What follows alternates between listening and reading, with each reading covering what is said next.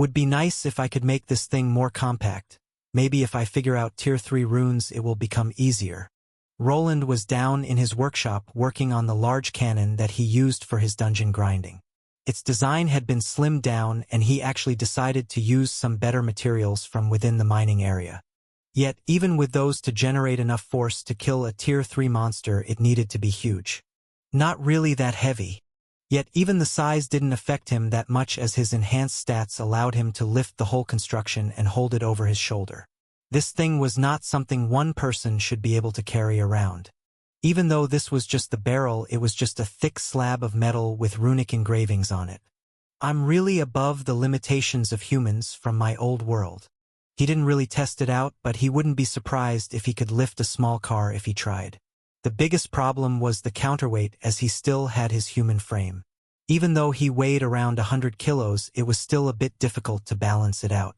If two people with the same strength stat came to blows, the one that was heavier would win. There were exceptions to that rule as there existed skills and magic to counter the weight problem. People could increase it or even their own density. There was gravitational magic that could be used for that, and it could also affect the opponent by shifting their center of gravity around.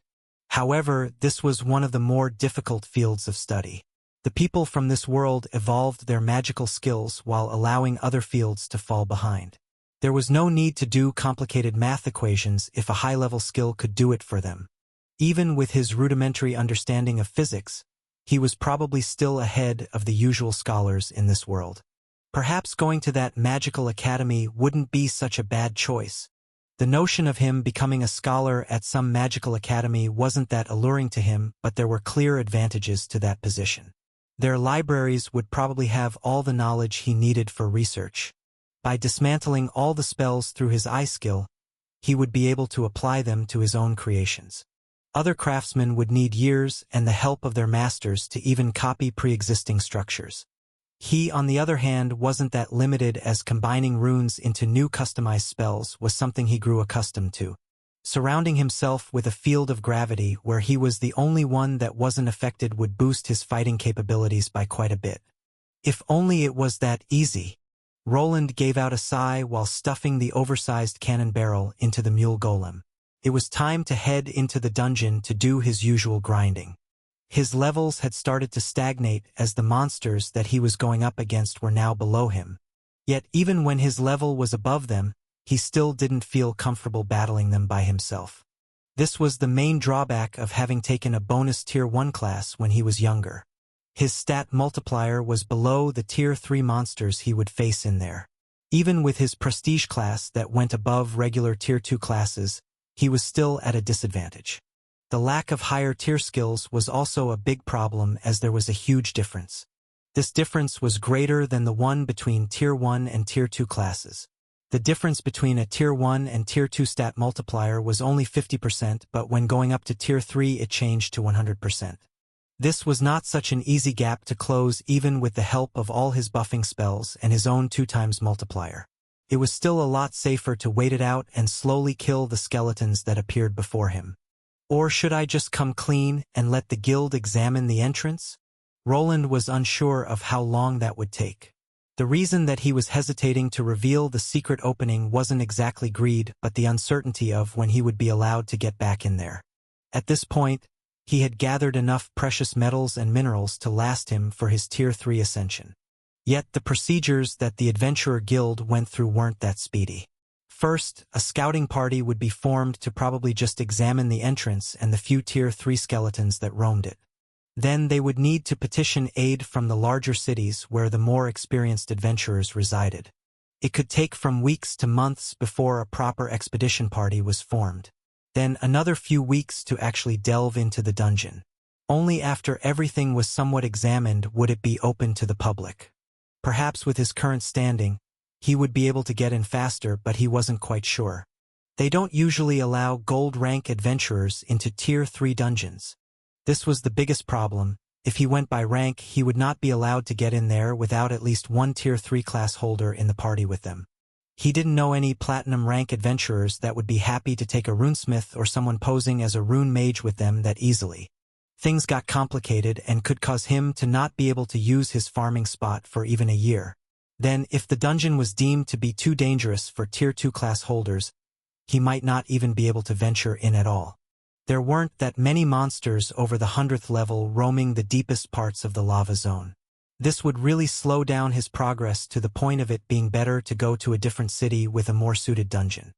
But I could also just craft instead of killing monsters. While deliberating on his decision, he headed upstairs. There he noticed two new faces that would probably become permanent members of his company. After discussing it with both Elodia and Bernier, both of them agreed to take them under their wing. The two had similar classes between each other, or at least the knowledge of what their skills should be. Tier 1 skills weren't that hard to unlock or to buy when it came to production classes like Scribe or crafting ones like Stonemason. "Hey, boss!" Bernier was the first one to notice Roland getting out of the workshop. The door opening had a characteristic sound to it. Not soon after, he also heard the voices of the two kids call out to him with quite an interesting sentence. "Good morning, boss. Did you teach them to do that?" Hee hee. Bernier just laughed while the two kids looked a bit ashamed. Marcy the girl stuttered a bit through the greeting and was quick to evade his gaze. Jorg, on the other hand, didn't seem to mind it. Perhaps due to his dwarven roots, it was more acceptable to call higher-tier craftsmen this way. "How long before you go? You'll at least eat supper, won't you?" "Supper? Yes, sure." Elodia peeked her head out of the kitchen. The night was closing in and the shop had been closed for half an hour now. Roland usually made his way towards the dungeon when the sun was going down. It would only take him a few hours to get there, and he wanted to be at the lava lake around midnight when most of the adventurers returned to the city. Soon 6 people were sitting around the table. Bernier with his wife along with Jorg was to his left, while Elodia and Marcy were to the right. He, on the other hand, was at the end of the table and in the seat that usually went to the head of the household. Roland wasn't sure if they were doing it on purpose, but the closest ones that were sitting to him would usually have a higher standing in the family. By the order they were sitting in, Elodia had the highest standing behind him and Bernier was to the left, which put him in second place. Finn was the only person from the trio that was missing. Due to him having a combat class of warrior, he didn't really fit between the production and crafting classes that everyone here had. Armand, along with Lobelia, would be responsible for his upbringing instead. The young man gravitated towards the muscle-brained idiot, which was somewhat concerning, but he had the strength to back up his attitude. Finn would at least need to respect that. There was still one use for him at this age. Bronze adventurers were still used by the guild for menial tasks. They made perfect delivery personnel or cleaning crews.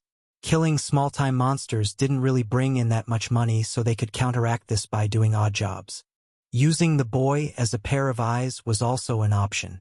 He could report back to him and act as an informant on how people treated his creations. It would give him a good idea of how well he was doing on the market. This job would be better served for one of the orphans that would probably not double-cross him, as he was considered part of their family through his relation to Elodia. Hope he won't turn to Idiot 2.0, though version 1.0 is already troublesome enough. After pushing the image of Finn turning into another muscle-bound bro, he looked towards the food.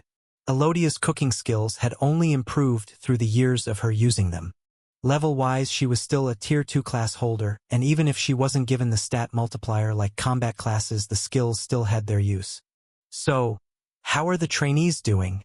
While putting some mashed potatoes on his plate, he posed a question to Elodia that seemed happy.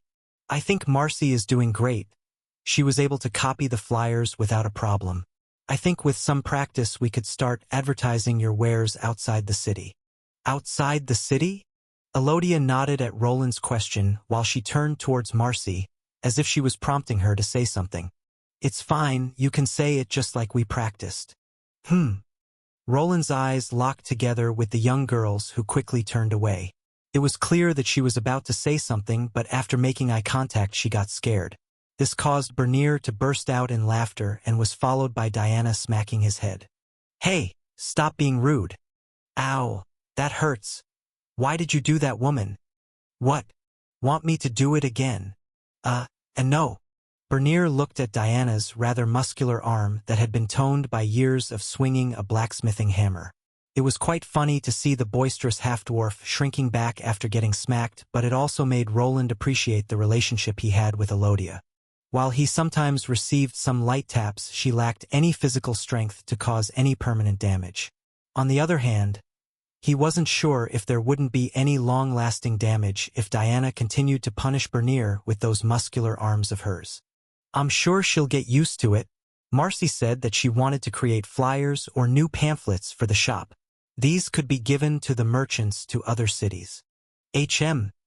Actually, that wouldn't be such a bad idea. See, I told you that he would like your idea. Elodia smiled at Marcy, who took a quick peek at Roland's face before turning back to her plate of food. In reality, Roland had already been deliberating on such a move. For this, he needed to create a catalog of his wares. It would be similar to what companies did in his old world when trying to entice business owners to buy items from them. The catalogs were usually quite vibrant and contained pictures of the merchandise. They had short descriptions of each item with a price next to them. It needed to be eye-catching and easy to read. If Marcy got her skill level up, she would probably be able to copy his writing that they then gave to merchants. Sure, but first I'll need to organize the stock and examine the market outside the city. I knew you'd say that, so I've come prepared. Elodia smiled once more while pointing to a large notebook that was sitting on the cupboard. What's that? Why don't you take a look? They were still eating, but they were not nobles. There was no real rule against talking or doing other things when around the dining table. Roland never really cared about such things, so people knew that he wouldn't mind either. After taking what looked to be a thick notebook, he examined it. Inside he could see drawings of some of his creations like the runic swords and even golems. A lot of work had gone into this, and it was clear that she had been going through this for a while. I decided to organize our wares by most useful to least useful. Just look at it before you go to bed. This is... How long did it take you to make this? I could have at least helped you with the pictures. You're already busy with your own workload. This is the least that I can do. Their eyes met and time seemed to stop. Roland was not really used to people doing things for him without him needing to ask them about it. This might have looked like something trivial, but to him it counted. Yet the moment between the two was short-lived, as the sound of sneezing followed soon after. Achoo! Hey, why did you do that, you oaf? Huh, what? Hey! Stop hitting me already. The one that released a loud sneeze was of course Bernier. He had been eating a bit too fast and his bushy beard tickled his nose. His wife was grinning wide while looking at the pair of Roland and Elodia, but now the romantic scene was ruined. Ah! I remembered something. Elodia went red in the face and quickly escaped to the kitchen area. She was not the type of person that liked showing affection outside of the bedroom or when the two were alone. This he didn't mind, as teasing her for it was always fun. Only after she had cooled down did she return with a bonus plate of roasted chicken legs that he was then forced to devour. Jorg had been also working hard. We might be able to replace the flooring or lay out the yard with bricks. Soon the conversation shifted towards the other child, the half-dwarf Jorg. There wasn't really much to talk about, as the young one had to go through some basic training first. Yet Bernier, his new master, brought up some issues that with his help they could alleviate. You want to teach him how to make bricks? We'll just need a proper furnace. The brick mixture shouldn't be hard to come by, we can use the one I'm familiar with. Before working with Roland, Bernier had gone through a lot of jobs. It wasn't hard for him to see bricklayers doing their work. In this world, they used special clay that hardened under heat to produce bricks. What Jorg would need to do was to prepare this clay mixture along with forming the bricks through a mold. Then, as always, there could be magical materials added to these mixtures to make the bricks even stronger. Does he think he can do it? Both Roland and Bernier looked towards the half-dwarven boy that quickly nodded. It was clear that the youth wanted to prove himself just as any other. With his class, he would have an easy time with preparing the mixture without much help. See, the boy is willing. Okay, you can go make that furnace and the molds, just try keeping everything clean. If you run out of space, you can use the workshop. See, I told you he would agree to it. Jorg tried hiding the sigh of relief after getting the news. Bernier had probably scared him into believing this to be a hard sales pitch to his new boss. Roland, on the other hand, didn't mind having a proper supply of bricks through which they could build better walls or even create a better path toward his workshop. Perhaps in the future, He could have a road leading through the entire forest that connects to the main road. This would surely attract the eyes of the richer folk. With most of the things being worked out between them, it was time to head into the dungeon once more. Yet what was supposed to be another uneventful expedition would be a bit different this time around. Let's go, boy. Woof! Just like many times before, Roland and Agni sped through the now open lake of fire. In just a few minutes they were right in the middle. Thanks to Roland's mapping system that allowed him to detect people along with monsters around here, they were in almost no danger of being discovered. Even if someone popped out now, Roland would know it and just go to the other side. His map would inform him about any potential onlookers. The devices that were dug into the ground didn't only enhance the map signal, they could actually record certain patterns. There was a limit to the memory space, so Roland set it up to take a snapshot of any individual that was in the area. After uploading this information into his armor or another mapping device in his workshop, he could see the movement pattern of monsters depicted as moving circles. Everything was color-coded as usual, so it was easy to tell where the monsters walked through and which were the adventurers. The dungeon monsters always had a set pattern that was only broken if a person appeared. Yet he was aiming more for the moving patterns of adventurers and used this information to get down the best timing of getting through this lake. Okay, Agni, it's your time to shine. Awoo! The ruby wolf's tail wagged around as he was waiting to sink his teeth into some monster flesh. The reward would be the high tier 2 monster mana crystal that now he was allowed to eat. Thus the duo of Runesmith and Wolf entered the passage that would soon guide them towards their usual grinding spot. Hey!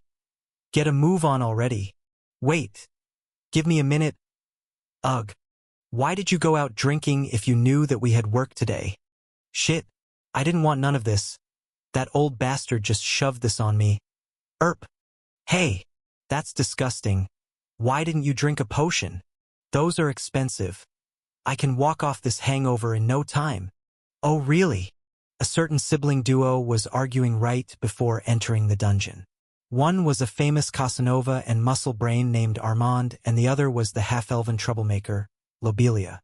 They were not alone, as their group had 3 more people, and all of them were high tier 2 class holders and gold-ranked adventurers.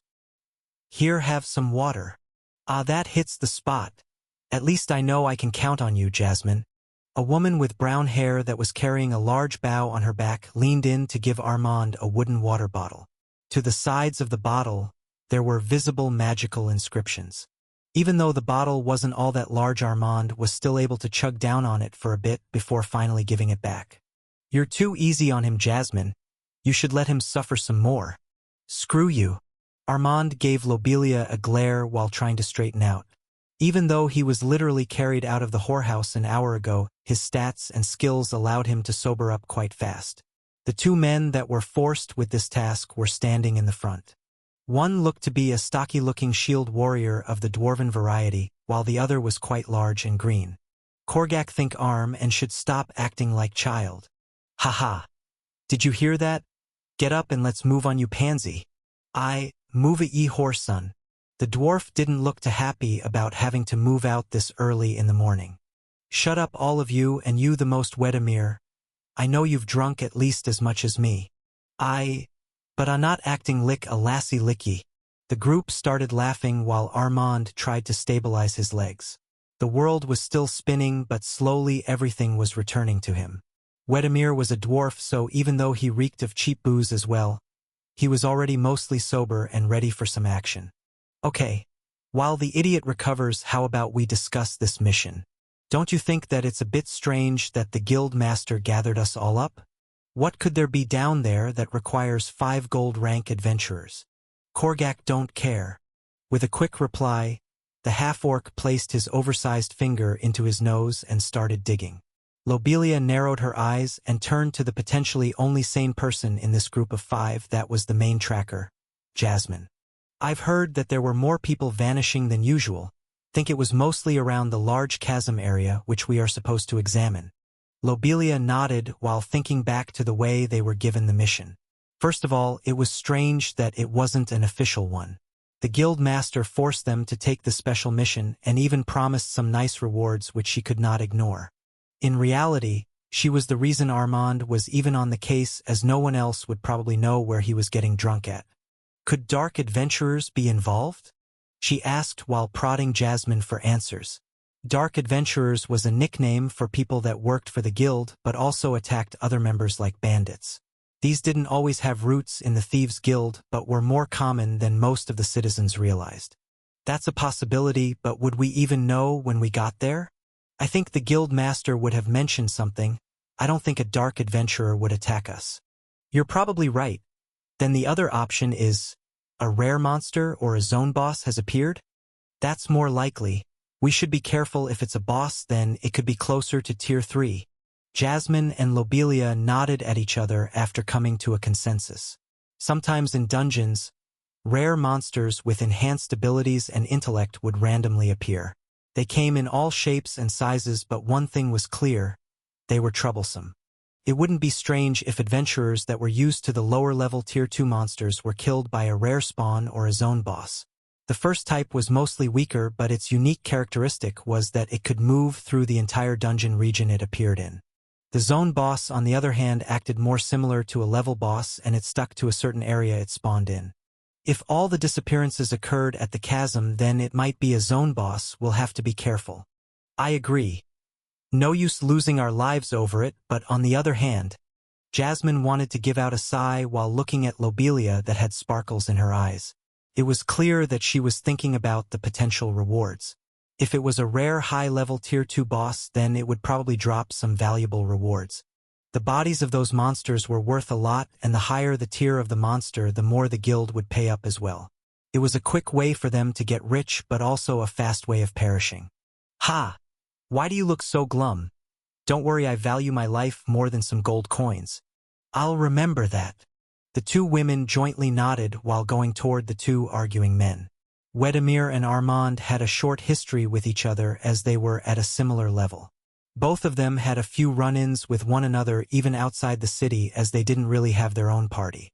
They were skillful and young, but this also brought along bravado that sometimes got them in trouble. Are you girls done bickering? Yeah. Stop shouting. Armand cracked his neck while leaning away from the tree. While he wasn't in the best condition, he knew that before they reached the lower levels, his recovery skills would kick in. Finally, the group of 5 descended towards the dungeon. It was early in the day, but even now some people were coming in and out through the entrance. Yet people of the races still usually followed the day and night cycle. Before midnight, most of them would return home to rest, which made the trek down into the lower levels a bit more troublesome. With fewer adventurers to clear out the monsters, the party of 5 had to contend with the trash mobs being everywhere. This sucks. Those Tier 1 mana stones won't even be enough for one night with Sweet Tanita. Armand grumbled while looking at the nail-sized mana stone that flew out of the defeated monster. Wasn't it Katarina last week? Ha, you're a woman. You wouldn't understand. Lobelia's brows furrowed while Armand shook his head side to side and shrugged. I don't even want to know. Let's just get this over with. The others nodded, and soon enough they were on the 10th level.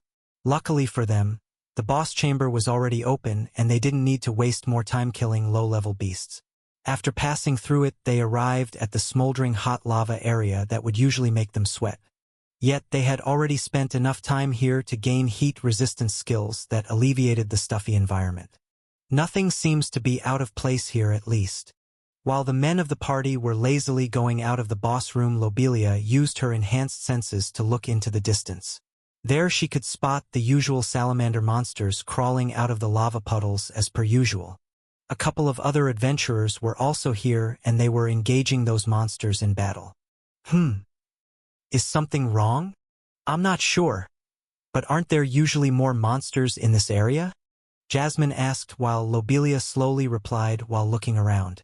Usually, at this time of the day, the monsters would have managed to respawn. It was somewhat of a cycle that the dungeon went through on a daily basis. Adventurers would arrive in the morning to kill a large portion of the beasts.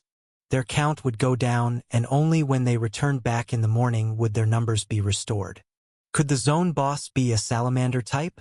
It could be able to summon the other monsters to its aid. If that is true, then we might need more people. Lobelia clicked her tongue in annoyance after making this realization. The group of 5 was more than enough to handle an upper tier 2 monster, but that was only if it was by itself. Some monsters were capable of using other dungeon creatures as their minions. They were sort of commander types that the other monsters needed to listen to. It could be troublesome if it possesses intelligence, but isn't the area it occupies strange? Wouldn't a salamander type be more suited for the lake? Hey, what are you two doing? We are going to leave you two behind. Before Lobelia could reply to Jasmine's question, she was hollered over by Armand, who was impatiently stomping towards their destination. The trip toward their destination wouldn't be that easy, and they might even have to camp out for the night. There were several safe spots for that occasion, and Korgak was stuck lugging a large backpack with a tent inside. Their trip continued, and while the men weren't too concerned about the diminished number of monsters, the two women were. The closer they got to their destination, the fewer of them appeared, and soon even the usual groups of adventurers were nowhere to be seen. I don't like this. It's too quiet. It is, isn't it? Armand asked while leaning up against a rocky wall. They were at the entrance of the underground mountain path. They were tasked with examining this location and needed to get through it. So you finally realized it? Do you think I'm stupid or something? Was that a rhetorical question? Lobelia watched as a large vein formed on Armand's forehead, but to her surprise, he didn't try to argue. At least in situations like this, he knew when to shut up and get it together. Wedemir, who would be the tank in any RPG adventure party, moved to the front while Korgak held together the backline to protect the vulnerable archers in the middle. Armand remained a bit in the front, but somewhere closer to the women of the group. While not many people went through this path, it wasn't supposed to be this empty. Sometimes slug or worm-type monsters crawled out from the mountain or the chasm to attack people. The parts from these could be used for potions and tinctures, so there was a reason to go through here besides evading the lava lake for large parties. They slowly made their way through the path. Lobelia, along with Jasmine, was sure to activate their tracking and detection skills, but to no avail. This is really strange. What is? The party stopped while Armand asked Jasmine a question after she spoke up. I can't feel any monsters. It's as if they are all dead. Is that a bad thing? That's one less problem for us. I don't know. Normally I should be able to feel the presence of faraway monsters. The dungeon should be swarming with them, but now I can't feel anything at all. Lobelia nodded, as she also wasn't picking up anything with her skills. While she wasn't as good of a tracker as Jasmine here, she didn't fall that much behind. There weren't that many ways of explaining the disappearance of monsters. Either they were moved somewhere or someone killed them and they weren't able to respawn. If it's a zone boss that can attract other monsters, then this might be troublesome.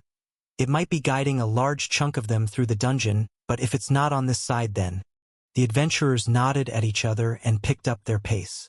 With the monsters missing from this area, there was only one explanation. They must have been moved by something, and if they weren't at the side they entered through, then they had to have moved to the other. This path was a one-way street that brought them to the other side of the lava lake, and that's where they were suspecting the boss would be. Yet, even when they were rushing, they still remained wary of their surroundings. Each of them was an experienced gold-rank adventurer. They had all gone through situations where things backfired on them. Even if it seemed that everything was all right, there was always a chance of an ambush waiting for them. Wait! There is something there, watch out! Aye! Jasmine was the first one to spot this oddity. A strange feeling washed over her when they passed through an unsuspecting part of this pathway. Thanks to her experience, she knew that this feeling was always followed by something. This time around, this something turned out to be a spear tip rushing through the rock wall. Luckily, Wedemir reacted fast enough to bounce it back with the help of his heavy shield. This wasn't all, as the blade of his halberd managed to sever the limb that was holding onto the spear. To everyone's surprise, it belonged to a creature that they had not expected to see here. Watch out! That's not a fiery skeleton. At first glance, it looked to be similar to the skeletal monsters on the upper levels, but the way it moved was different. The fire that was coming from its eye sockets also covered its hands to enhance the power of its weapon. The unexpected blazing skeleton wasn't their only problem. The bigger issue was that it was not the only one here. How are they coming through the walls? The party of 5 quickly found itself surrounded by a swarm of flaming skeletons. None of them could use high-level analyzing skills, but both Jasmine and Elodia had threat detection skills. Both of them knew that each one of these was a lower-level Tier 2 monster. It must be some kind of illusion spell. This might be the reason why I wasn't able to detect their presence. Jasmine shouted out while pulling the string of her bow. The quickly notched arrow made its way towards one of the skeletal enemies, but even though it was able to explode its head in one hit, the fallen monster was quickly replaced by another. "Shit, they got us," Armand shouted while preparing for battle. They were clearly outnumbered, and the limited space they could move in was detrimental to their victory. With weapons and fists raised, the group of 5 gave out a battle shout, and the battle for survival began. Where the hell did these bastards come from? Why are there so many of them? Armand shouted while punting one of the blazing skeletal monsters away. To his dismay, even though his opponent's body shattered from the powerful kick, it just collided with a wall made of bones. This barrier of walking skeletons slowly closed in on them in this confined space. "Just shut up and keep them away from the middle," Lobelia shouted while she and Jasmine continued firing arrows toward the monster's weak points. This was not as easy as with the flaming skeleton variants that roamed the upper levels. The lesser versions of these skeletons were quickly dispatched by just shattering their flaming heads. These blazing ones, on the other hand, were more varied. The weak point was still indicated by the flames, but these spread out from their rib cages and spread throughout their whole body. With Lobelia's keen eyesight, she could see where these flames were focusing from. This was the weak spot that needed to be struck to defeat them. If the weak point wasn't hit, then the monsters could still move even if their bodies were shattered. This was happening to the ones Korgak the half-orc was contending with. The large green man was just swinging a large two-handed battle axe around. Some of the monsters that were cleaved in half continued with their assault by crawling on the ground. He had to continuously crush their heads and chests with his feet to finally defeat them. "We can't just stay here, we need to push through. Can you do it?" Even though some of the skeletons could be tossed down into the chasm, it was also somewhere they would end up if this continued. Lobelia could only think of one possibility, and that was to use Armin's and Wedemir's strength to push the blazing skeletons aside while making a run for it. Both of them had skills that could temporarily enhance their power and speed. In theory, it could work as their enemies were still only lower Tier 2 monsters that were made up of bones.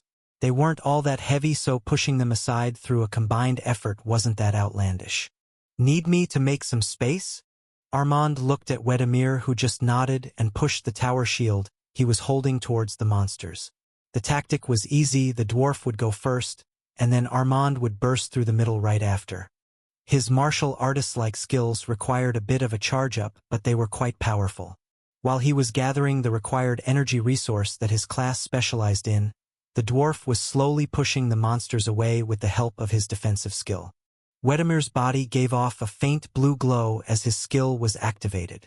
His steps became slower, but each time he took it, the ground started to crack.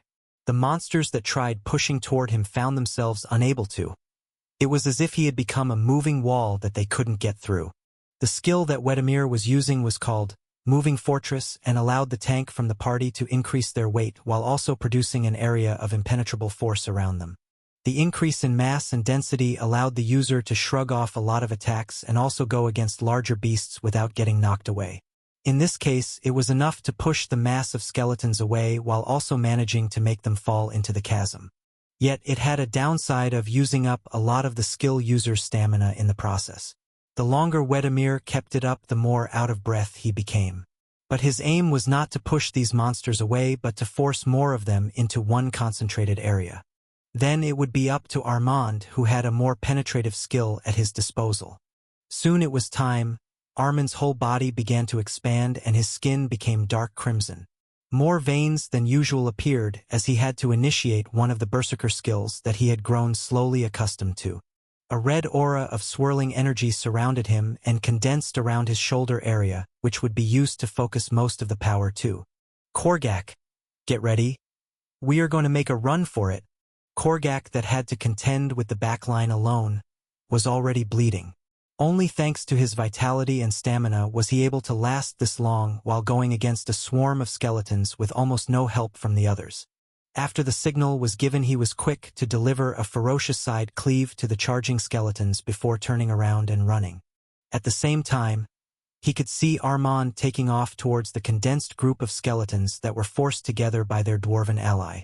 Armand's enlarged body was giving off steam along with a strange reddish aura.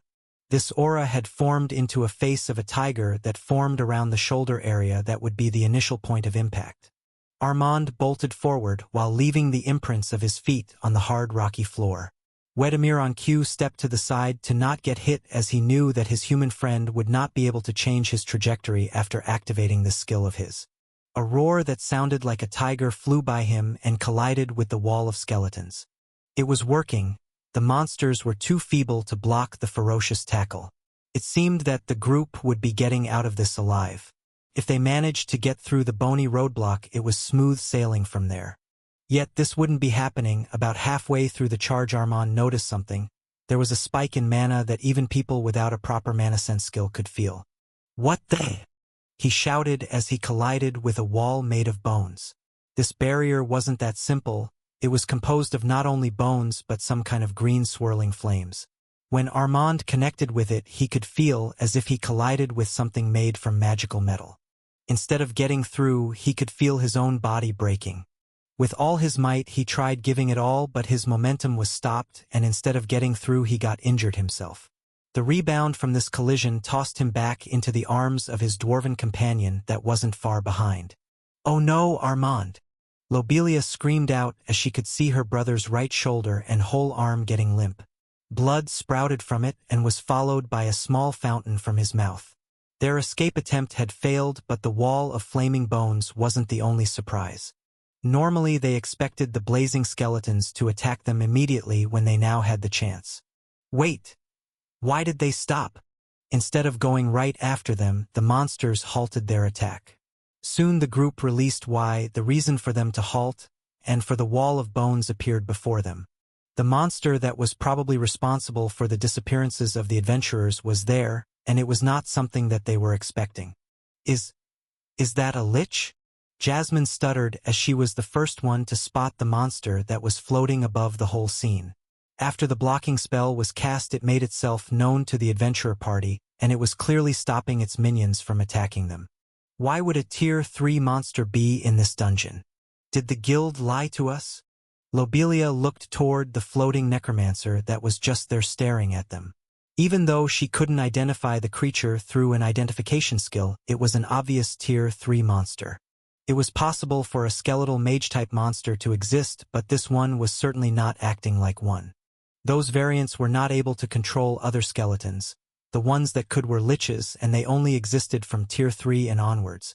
The strategy was always to get rid of the lich that was controlling the swarm of minions. They could multiply their ranks without an end and were considered more dangerous than most Tier 3 monsters of the same level. Damn! This doesn't look good. Armand gritted his teeth while slowly getting of the ground. While the enemies stopped moving, a different spectacle was taking place. Their master radiated a strange green flame that seeped into the destroyed minions. Soon the cracks that formed in their white bodies started mending themselves, and the small army was quickly restored. All the ground that they managed to take back had been taken away. "Should we try going the other way?" asked Jasmine while looking towards Korgak that was looking to the others for aid. "I don't think that thing will let us escape. You saw that wall of bones. We could be in big trouble here," Lobelia commented while glaring at the monster. Both sides were blocked, and running away was probably not an option. She expected the monster to put up another barrier if they went the other way. The small amount of space they had to move was the main problem here. The chasm was wide and also very deep. It was certain death if they fell down there. However, Lobelia remembered something from the past. There was a person that managed to get back alive from a fall here, and she knew him. Perhaps it was worth taking the plunge instead of contending with all of these monsters. Both options were really bad, either die from falling down or be devoured by undead creatures. If Wayland did it, then perhaps. She looked towards the darkness that was below. All of her instincts were telling her that it was a bad idea. Perhaps it was better to toss themselves against these monsters. Even with the Tier 3 monster there, one person might still make it out alive. To her surprise, when she was glancing down, another option presented itself to her. Her eyesight was one of the best here, and without it, Lobelia wouldn't be able to see it. Yet there it was, a light at the end of the tunnel. The monster they were against was also acting strange as it stopped in its tracks and was actually looking down into the chasm instead. "Everyone, you'll have to trust me on this one.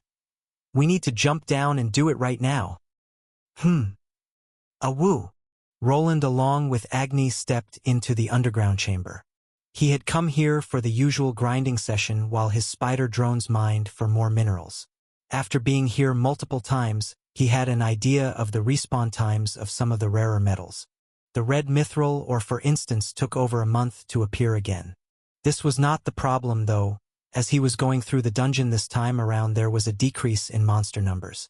This did not affect the sword dinosaur boss and the lesser monsters in the tunnels. However, it was affecting this place as there was not even a single salamander or a slug creature to be seen anywhere. The radar isn't picking up anything either. This entire area had been equipped with his map-enhancing equipment. The sensors were dug deep into the walls, and even people with enhanced mana senses wouldn't be able to tell that they were there. Roland was concerned that if this place was discovered, people could also find his runic equipment.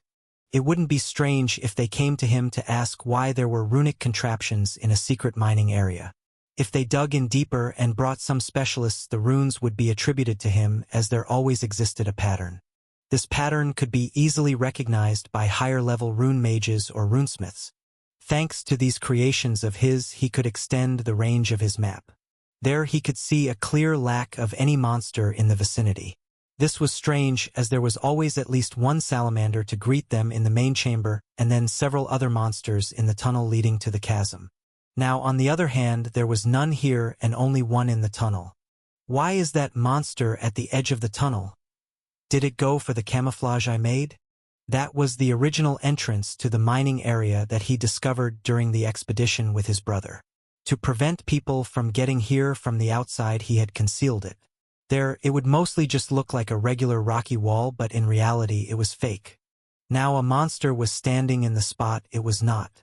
Roland gave out a sigh while ordering the golems to start mining. The number of the spider golems had also increased to 10, and some of them were also working on the wall leading to the other dungeon. While they got things ready here, he needed to see what that monster was up to there. If he had destroyed his camouflage, then it just increased the workload. "Let's go, Agni." Woof! To Agni, it wasn't a problem, as he never really had much to do after getting here. The monster respawned after a day and fell to his fangs quite easily. Now that the usual salamander was gone, he was itching for some action. The two went towards the corridor, and Roland kept an eye on his map for any potential problems. Even before getting in, he felt that something was off. The mine looked the same as always, but for some reason he wasn't feeling it. His hunch was a bullseye, as when he got to the end of the tunnel, the monster was not the type he expected it to be. Why is that thing here? There it was, a skeletal warrior with a flaming upper body and head. It was not something that should be able to spawn here, and there was also another problem. Thanks to his high analyzing skill, he could pierce through the truth. This monster was not an actual dungeon monster. The reanimated part in the name implied that this monster was raised from a corpse. This body probably belonged to one of the monsters in the dungeon. A summon skeleton spell was part of the necromancer repertoire. It could create a skeleton even from a monster's body. It did not require the skeleton inside to be from a humanoid. The magic would bend it into the required shape. This one's weapon was also made from bone, which implied even further that it had been created here. Woo! Agni was quick on the uptake, and more than this monster could ever hope to defeat. It took a moment for the skeleton to have its skull chopped into pieces and its ribcage smashed. The coast was clear, but what could have made this creature, and why was his whole cover gone? He took a step towards it, and the opening that he tried to hide from the outside was clearly revealed. The map-enhancing devices didn't show any more monsters, but this didn't mean that he could just relax. It was possible for the person who conjured this skeleton to be here. Perhaps some kind of necromancer was trying to make his mining spot his new lair? Did they come from outside and left the skeleton here to guard it? But a reanimated skeleton can't survive too long without the caster being near it. Wait, what if? Roland quickly looked in the direction of the mining chamber. There his spider drones were already working on the opening to his grind spot. In it, there was a lich monster that would in theory be able to create these types of tier 2 skeletons from the monster scattered here. Was it able to cast its spell from within its dungeon, or was it able to make it out here? Before he could examine the issue any further, he noticed that some smaller rocks and dust were falling. The source of the debris was from within the chasm, and when he looked up there was quite an interesting thing falling. Ha! With a quick step back, he watched the upper body part of a blazing skeleton falling down.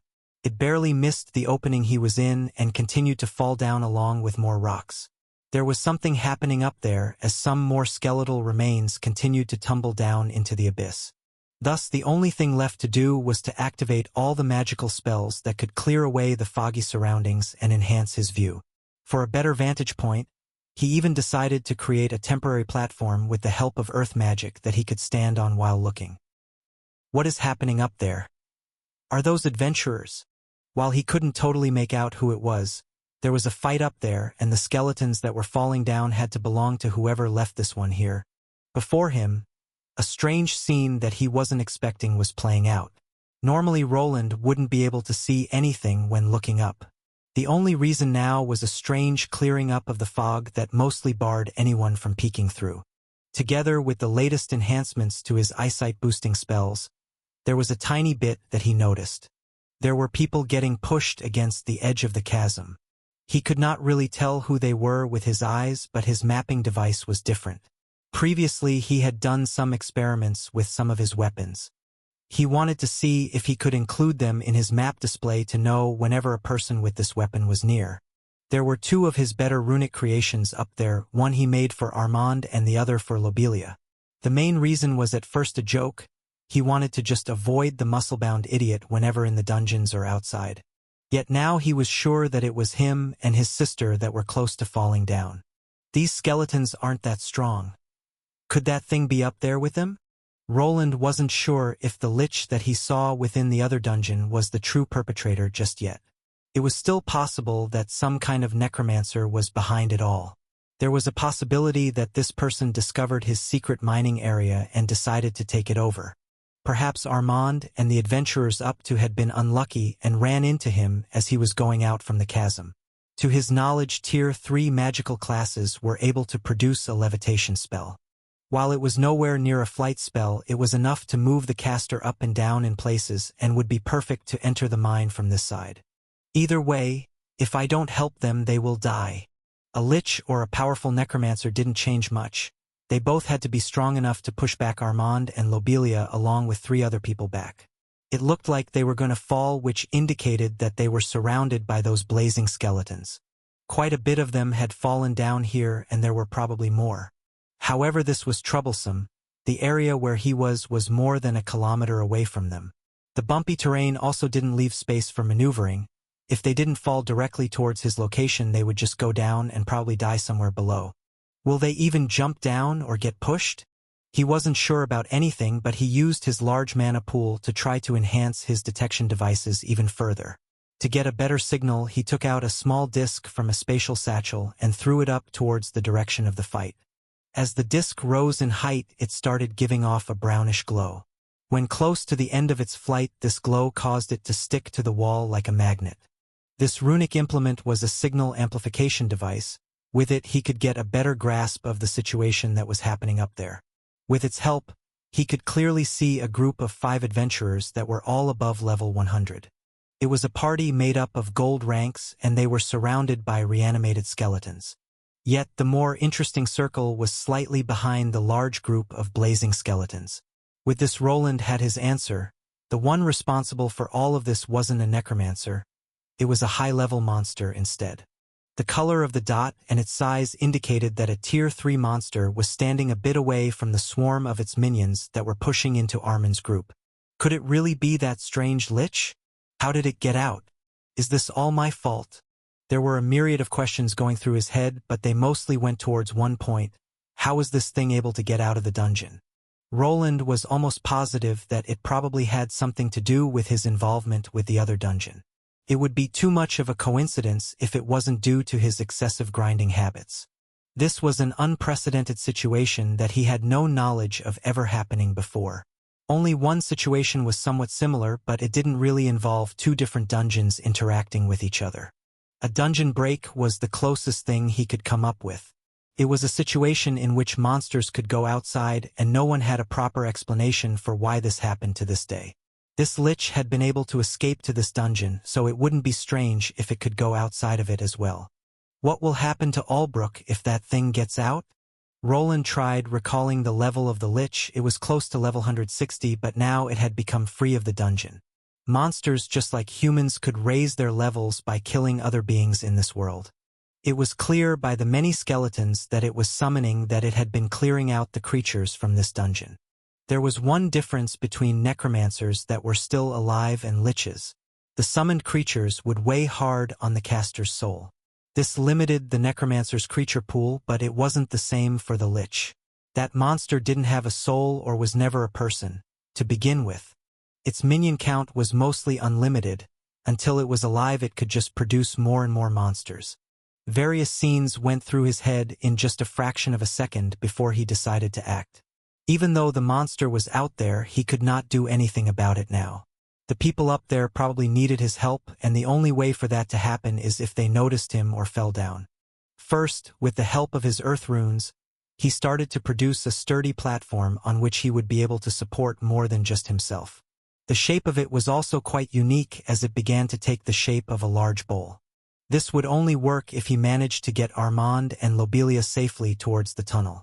The foundation was created, with somewhere for them to fall towards, but he also needed to make the party aware of his presence. For this he had two options: make himself visible through bright light or through loud sounds. The latter would be harder as to the nature of the walls here. They were from a strange rock that liked to absorb sound. Even if he produced a loud bang, the sound would probably not find its way into Lobelia's ears. The first option of making it bright was the next best thing. Probably the lich had done something to the fog that was usually blocking the view. Thanks to his mana sense, he could feel that some kind of spell had been cast. Perhaps during the lich's ascend up he had somehow removed it. This spell wouldn't last forever, as he could already see some dark mist coming back from the sides. Thus he threw a few more discs up towards a few locations. These were not as intricate as the previous one that magnified the signal. Instead, they just produced a bright blinking light. To top it all off, he fiddled with his runic programming to produce a bright spell which he shot up over his head. If this light show didn't produce the effect, then he wasn't sure what would. There was also a code inserted into the light.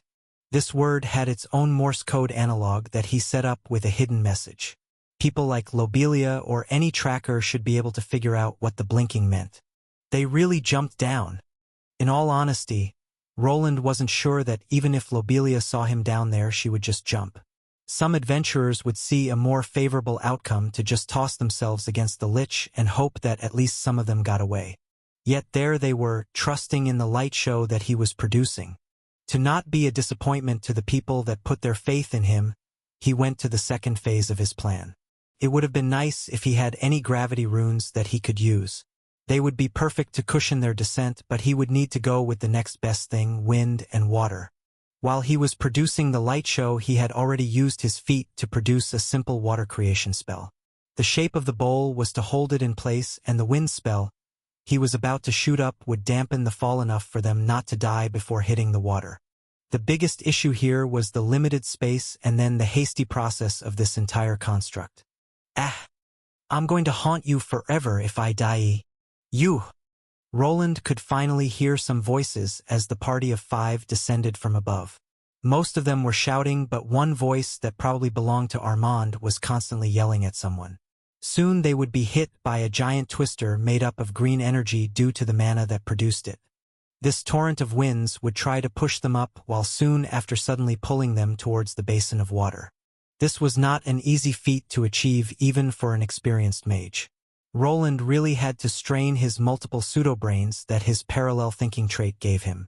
When straining all 3 that he had access to at the moment, he was somewhat able to guide the falling people down into the pool of water he created. Shit, it won't hold. Yet after the initial splash, the hastily produced platform couldn't hold and the group of 5 went through it.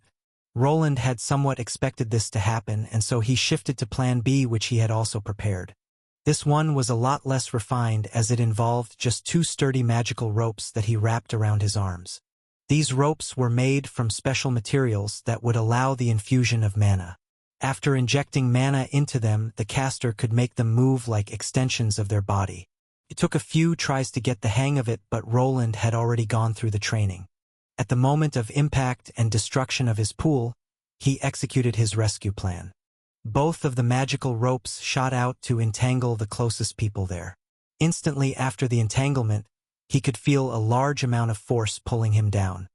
He had to quickly activate all of his strength buffing spells, as well as some that would make his footing stable. Along with these, he also felt a ruby tail wrapping itself around his waist as Agni attempted to aid him in this rescue endeavor. "Shit! We are alive! Haha! I'm alive! Will you shut up already? We aren't safe yet." The first one to call out was Armand, and he was quickly shot down by Lobelia. On one side he entangled Armand, Lobelia, and some dwarf that he had never seen before. On the other side, there was a large half-orc that he was familiar with, together with another woman adventurer that he somewhat recalled seeing at the guild once or twice. "Stop moving around so much," Roland called out to the people dangling on the ropes. It was already a miracle that his half-assed plan had worked. He actually expected some of them to tumble down. Luckily, the increase in strength thanks to his leveling spree allowed him to be able to support even 5 people with part of their gear intact. Some of their weapons had been tossed into the dark abyss below, but that wasn't that important. "Wayland, is that you? What the hell are you doing here? We'll talk later. I'll pull you up now." Instead of chatting, he started pulling everyone into the tunnel opening. Armand was quick to quiet down as he finally realized what kind of situation he was in. Slowly, the first person, that was Lobelia, managed to grab the ledge and pull herself up. Then it was Armand and the other woman that he recognized from the guild. Soon all of them were safe and hugging the ground under them. "Let's never do that again." Lobelia gave out a sigh while panting, beads of sweat dripping from her forehead. The decision she made was luckily the right one. During the scuffle up top, she had noticed the blinking lights and the hidden message behind them. It was just one word: jump. Normally she wouldn't have taken this gamble, but the image of Wayland popped into her head, which pushed her into going with her instincts and jumping. Wedemir slowly dusted himself off while glancing down towards the rest of the chasm. Even before the jump, he was forced to let go of his tower shield, which a large number of monsters was clinging to. Now he was only left with his halberd, while Korgak, on the other hand, was missing his axe. Korgak glad. The half-orc nodded towards Roland, that was standing there and also sweating.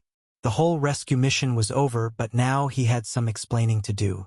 He was sure that the group would ask about the reason for him being here. While perhaps Armand and Lobelia would keep their mouths shut, the other 3 were different. Before they could work this out, however, they needed to make sure that they were truly safe. "Are you just going to be quiet, or will you explain yourself, Wayland? What are you doing here?" The one prying wasn't actually Armand. Instead, Lobelia quickly jumped off the ground and started shouting at him. She was clearly shaken by the near-death experience, so he decided not to get into a shouting match and first to calm things down. This is a secret area that I discovered." "A secret area?" There was no use lying about it now. For them to get out of here, he needed to guide them through the secret passages anyway. It was better to just come clean, but he still just could keep the other dungeon secret for the time being. Even if it was revealed, his connection to the Lich could probably not be proven. Nothing like this had happened before, so he was not actually sure if this wouldn't have happened eventually, even if he didn't come here. At least that was what he was trying to tell himself. If this was all his fault, then he was probably responsible for the deaths the Lich had caused. While he wasn't directly responsible for the Lich coming here, probably some fault was on his side. "Yes, you'll see it soon, but could you explain one thing to me? What happened up there? What's with all those skeletons?" Roland also wanted some answers. What was the Lich doing up there? There was still time to get out of the dungeon and seal it. After evacuating all the lower-ranked adventurers, they could procure platinum-rank adventurers. Together with gold and silver ranks, they would probably be able to kill the Lich that could only create lower-level Tier 2 monsters. Their numbers could be dwindled by their gold and silver ranks while the platinum went for the kill. The skeletons? Sure. Lobelia started explaining everything while the group of 5 started moving away from the tunnel entrance. Roland, on the other hand, peeked his head out towards the runic items that were left behind in the walls. With the signal enhancer there, he was still able to see the group of skeletons roaming the area before the chasm. What is it doing? Damn, we need to move. Huh? What's wrong? You were the one that wanted me to explain, Eve. That's not important, that thing, the Lich. It jumped down, it will be here soon. Huh? It jumped down. Yes, Liches have levitation spells. It will be able to get in here, now go. The whole party glanced at each other before quickly bolting towards the unlit tunnel. They were unwilling to fight a Tier 3 monster even if it was 6 against 1. The only realistic way out of this was to escape. Hey, wait up. Hey, is that thing really following us? And if it is, where are you taking us? What is this place? I'll explain later, you'll have to trust me. Trust you? Lobelia wanted to roll her eyes as she sprinted after the man dressed in full-body armor. To the side, she could see a ruby dire wolf running behind him, and behind her were the other 4 party members she came with. All of them were in a daze after almost dying from the fall into the chasm. For a moment they thought they were safe, but Wayland, who they discovered here, wasn't of the same mind. Hey, are you sure that we can trust him? Jasmine appeared next to Lobelia and quickly used a hidden skill for forwarding information. It was called Project Sound. Thanks to it, the user could project sounds to any desired location. It was mostly used by thieves or scout classes to sneak around and confuse sentries. However, it could also be used differently. By targeting someone's ear and turning down the sound volume, a person could communicate from a distance.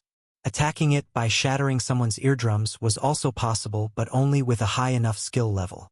Usually, there was not enough sound output for that, and pinpointing the right spot to his wasn't easy either. My sister trusts him, so I'll trust him too. Do you think he would have saved us if he meant us harm? The archer nodded, but Lobelia wasn't sure if that was enough to drop the suspicion. In reality, she already had a theory of what had happened there, and it was only confirmed after they arrived at a clearing. What they saw there was truly astonishing. All of them opened up their eyes to take in the view. What is this? Precious gems and metals? Ha! I knew you were hiding something. Armand shouted out while looking at the spider golems that were moving. The group was filled with adventurers, so they somewhat knew that this place was akin to a gold mine. Dungeons always restored their mineral pockets with time. To them, it wasn't that strange that Wayland had decided to keep this place to himself to keep the riches. If they were capable of doing the same, they would probably do the same. By Felmger's beard, is that crimson mithril? And that's... But this is... The only dwarf from the party stopped in his tracks while forgetting that they were being chased. To him, that was brought up around miners and blacksmiths. Something like this was a true treasure trove. While he did not specialize in it as a dwarf, he knew the true worth of a place like this. Brother Dunan was right. You were hiding something. Brother. Roland gave out an order to the spider golems to stop mining the moment he ran into the range of his skill. As he was planning, he implemented a relay system into his bots that would forward the order to all of them automatically. Thanks to this, he didn't have to go through all 10 of the golems one by one. Some of the golems retreated towards the hidden exit while 4 others moved in the direction of the tunnel they ran out. Thanks to the signal enhancer he left in the chasm, he could somewhat measure where the Lich was. At its current speed, it wouldn't take it long to arrive here, so he needed to have his golems block it from approaching them. While his plan was in motion, he could see all of the adventurers being astonished by this mining area. Probably all of them, with perhaps the half-orc excluded, knew about its worth. This area was already exposed, so it would probably be impossible to keep it a secret. This was even less likely after he heard the dwarven adventurer shout at him. He told me about ye, greedy bastard. What do ye think ye were doing, ere? This is not the time for arguing. We need to leave, but if you want to stay here and contend with that Lich by yourself, then be my guest. Wedemir wasn't amused, and Roland had a suspicion as to why. First of all, he did mention one of the union leaders by name. Dwarven adventurers treated their craftsmen a lot differently than their human counterparts. To them, the creation of weapons and armor that kept them safe was something to be praised. The dwarves in this world also had a delusion that for some reason all mining areas should belong to them. They would buy out each and everyone that they could get their hands on. The Union in particular had contracts in place that would force nobles to prioritize them over others if they so desired. Thus, from Wedemir's standpoint, Roland's attempt at hiding this mining area could have been akin to denying the dwarves their birthright. This was certainly problematic. The dwarf would probably go running to the Union bastards that disliked him. They, on the other hand, would see this as a chance of getting back at him. They would probably try to spin it as withholding information from the guild or the nobles that the mine really belonged to by law. Luckily, they didn't really have proof of him being here for long, so he could always deny that he was mining the place for many months. Wedemir is thick-headed, but I don't think even he wants to contend with a Tier 3 lich. But isn't this a dead end? I don't see any exit, Wayland. Give me a moment. Without giving an explanation, he quickly ran up to the wall with the hidden runic symbols. While the way they operated wasn't difficult, the way they were hidden was peculiar. Without his debugging skill guiding him through the process, it would take a higher-tier runesmith to even notice that there was a locking mechanism there. There really was an exit. Lobelia cheered out as she saw a bunch of runes lighting up when Roland touched the space above the door. Following the activation, a large door that was big enough to fit his large mule golem appeared. With it now being open, he ordered it to walk right back in through it. Luckily, he had not even begun unpacking, so it wasn't hard to just retreat. So that's how you've been able to do it. Not everyone here connected the dots when it came to this place. Lobelia, on the other hand, had realized that this had been discovered during the time the nobles visited this dungeon. This did bring up some questions, though. Was this actually discovered later by Roland, or did he have some kind of deal with the nobles? During that time, no reports were made by them, and the safe zone was supposed to have been destroyed when they were evacuating. This was not the time to ask about such things. They were still being chased by the monstrous lich. Roland confirmed this fact as he had been constantly monitoring the pathway leading to the chasm. It's here, move now. He pointed to the opening while taking out a few more items from his satchel. Even though he had gone down here without expecting any problems, there was still a contingency plan for if anything went wrong. First of all, 4 of the 10 drones that he had moved inside of the tunnel. These 4 specific ones had the best equipment suited for this job. It was a new model that integrated the new turret technology that he had been experimenting with. They had a technical name that Roland gave to each new iteration, but in short, he called them sentry golems. Their bodies were slightly larger and their mechanical limbs were also bulkier. On top, they had a large turret that could move in a wide area. It was not omnidirectional due to the bulkier form, but while aiming down limited spaces like that tunnel, it was the perfect monster killer.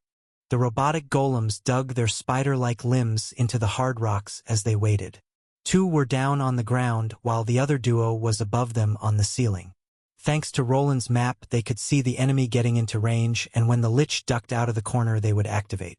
To supplement their escape, Roland had also laid out a few traps. While they were running away, he had been attaching explosives to the walls.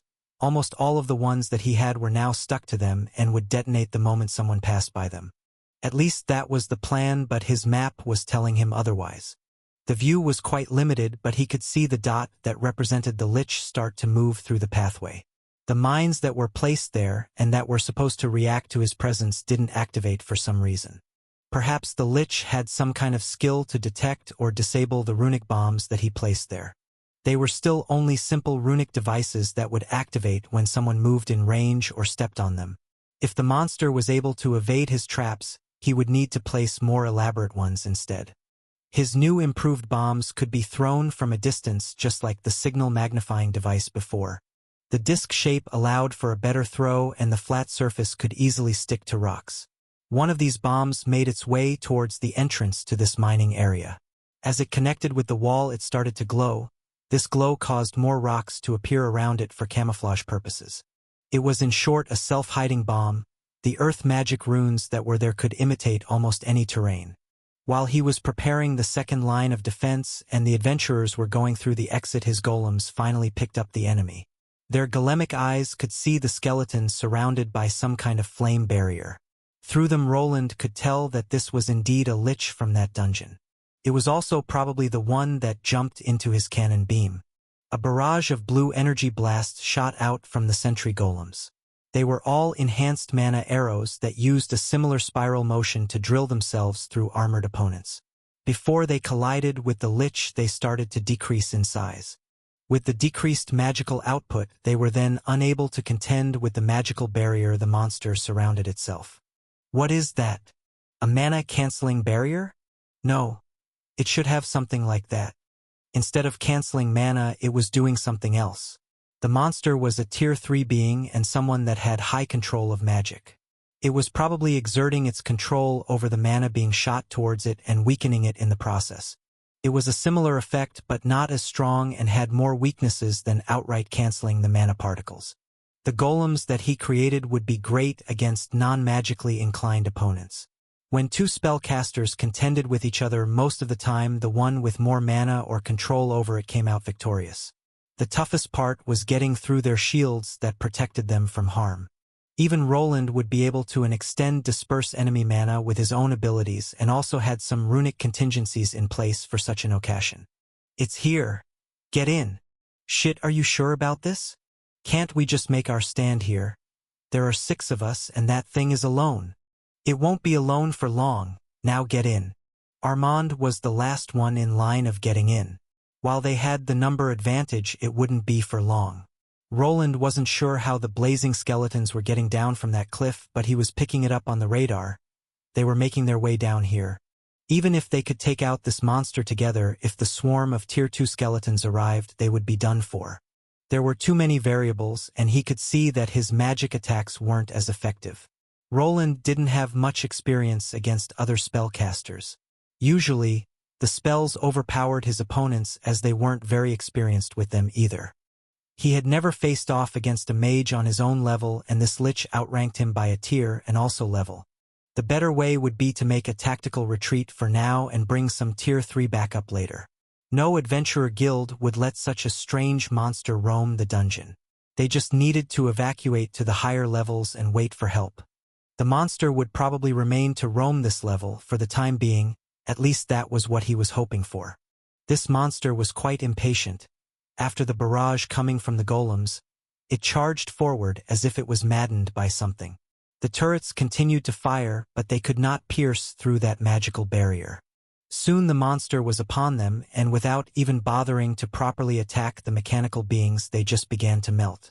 The monster's dark flames filled the entire area, quickly corroding through the golem system and disabling them in the process. This monster didn't stop and continued to speed up as if he was after something. That something was just around the corner and already shoving Armand into the tunnel that everyone was escaping into. Right as the angry glowing skeleton was charging through the entrance, Roland detonated the charges there. The explosion rocked the entire area and caused the rock from the ceiling to fall down. This measure was supposed to at least stall this angry-looking monster, but this lich had other plans. What the? Roland backed away as he saw a massive surge of green energy wash all over the place. It was as if some fluorescent water was being churned out from within this monster. Instead of water, it was just really thick magical energy that was used to stop the mine entrance from caving in. The blasts that he detonated didn't even manage to halt the monster's approach, and now it was time for his trump card. A beam of condensed energy traveled from a gem inside of his chest almost instantly. This was the weapon that served him well during his gold rank exam, and his current stats had been enhanced further. Yet to his dismay, when the beam collided with that green barrier, it just couldn't go through. This creature was well equipped in defending itself against magical attacks, and with everything that he threw at it, the monster swatted it back. Shit! Roland quickly ducked into the secret passage as it was closing. His last line of defense were the mining golems that tossed themselves on the monster. They had a self-detonating option, and while some started shooting mana bolts, the others attempted to grapple the monster's skeletal limbs. After getting a good grip, they would overload their runic battery and produce a large explosion. At least that was what they were supposed to do, but instead, they found themselves being pushed back by more green energy that took on a more flame-like consistency. Luckily, even though all of his creations were shoved to the side, they still bought him enough time. The monster's empty eye sockets burst forth with angry flames as it charged at him. This was the last he saw of it as the wall slammed shut before the being could make it inside. There he started backing away while frantically opening up the mule golem. Inside he found the improved mana cannon. Realistically speaking, this was the only thing that could save him now. If the monster made it inside, he would need to shoot it. However, as he was trying to connect the cables to his own armor, he noticed something. The monster had stopped in its tracks and the thumping on the wall began to decrease. This whole area was surrounded by thick rock that was somewhat resistant to magic. Even Roland needed many hours of drilling to get anywhere within this dungeon. This wasn't all. He felt that the moment the Lich started attacking this wall, some kind of safety spell was initiated. It seemed that he wouldn't need to use this cannon. The monster couldn't get towards this side, or at least not before they were long gone. Thus, after quickly getting up from the ground, he turned to the party of 5. "We need to go. It has been many days since it stepped foot in this strange location." The beings around it were weak, but it still wanted to spend some time examining them. It was a stroke of luck, but it found a hidden passage containing strange worm-like creatures. Their nesting ground was transformed into its lair, and the bodies that continuously respawned were turned into flaming skeletal minions. Yet what interested it more were the other beings that rarely came to this place. In contrast to the worms and other dungeon monsters the Lich encountered, they varied vastly. Some were large and some were small. Their skeletal structure was different, and some of the organs were also rarer than the others, which made the monster divide them into groups. A strange thing happened not soon after it left. Before, it wasn't aware of it, but after killing some of the dungeon creatures, it had become stronger. There was no prompt or system relaying the information, but the Lich certainly knew that it had leveled up. Slowly, as its forces grew, it was getting stronger. The feeling of making progress was intoxicating, so much that it even forgot about leaving this place for a moment. Its strengthening drive was interrupted on this faithful day. The strange bags of flesh began to appear less and less until a group of slightly stronger ones came close to its lair. Previously, it didn't even need to come out itself, as its large number of minions was enough. Yet this small group proved itself somewhat stronger, but not strong enough to escape. Then a peculiar thing happened. It could feel it. The minion that it left behind in the area it first appeared had been defeated. The link to its minions became weaker, but after it died, the last thing it saw flashed before its eyes. It was some strange wolf-like creature that it had never seen before, and behind it stood a strange armored being. At first, it only thought it was just a new variant for it to study, but it turned out to be much more. This armored being began giving out a unique mana signature that the Lich grew accustomed to. It was the same one as the beam of mana that collided with it. Could this be the source of it all? Could that armored thing be the one that gave it freedom? It was momentarily stunned as it just continued to focus its mana sense down into the chasm. A light show ensued soon after, and the 5 creatures its minions were contending with did something strange. They jumped down. Did they give up on their lives? It didn't seem so, as they had managed to survive. This was a chance for the Lich. It needed to find who that person was. It descended down the hole it had previously come out of with the help of the lesser levitation spell. Slowly but surely it arrived at the tunnel, and there it could feel the mana pattern it had grown accustomed to. A strange feeling went through its empty head. The answers that it was looking for could be around the corner. There was a problem. The armored being that was using the strange mana pattern was moving away. Was it aware of its presence and decided to flee? The Lich grew angry. How could the thing that awoke it deny it? Why would it be unwilling to give it the answers it desired? It wanted to know what this world was, and no one would stand in its way of discovering the truth. Without hesitating anymore, it stepped forward. Quickly it would capture the one that set it free to examine it thoroughly. Its approach was met by the blue arachnids from before. Their form was slightly different, but the spells they produced were similar to the ones it knew. With how much it had studied the mana pattern, it was quite easy to disperse the particles before they collided with its own shield made of corrupt energy. The Lich wanted to stop and examine these spider golems, but there was a bigger prize before him. Why should he settle for these empty shells if their creator wasn't far away from them? It continued to charge while absorbing all the magical explosions that didn't cause a single point of health to drop. Finally, It arrived at the mining area to only be confronted by a large energy blast.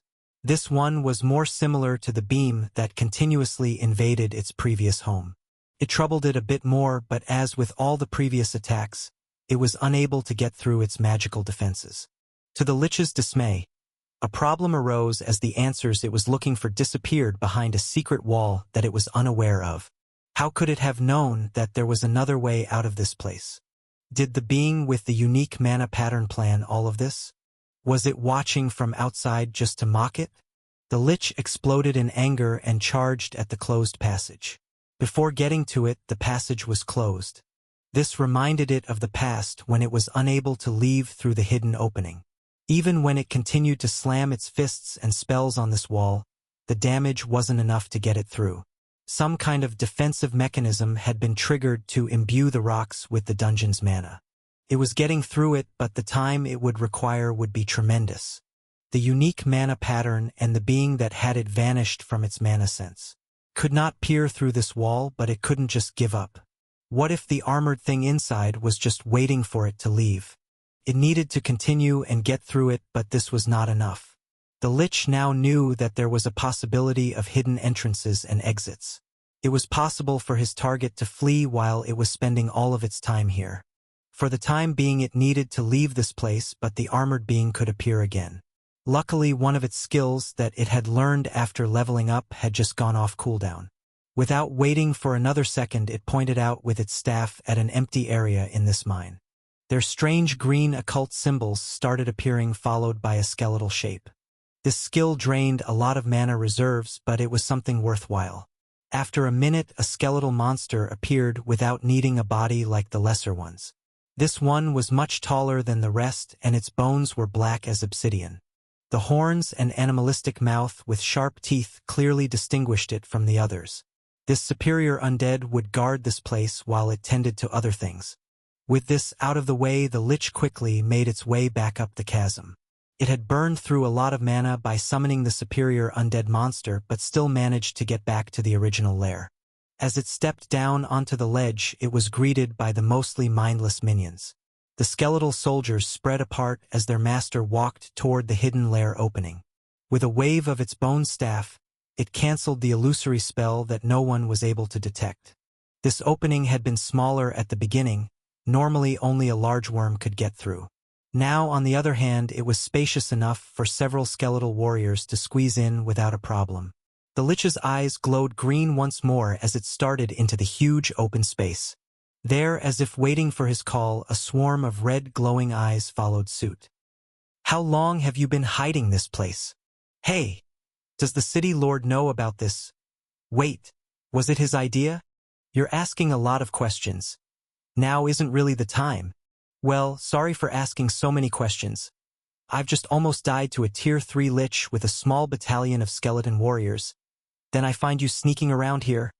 I bet he had something to do why it. Wedamir.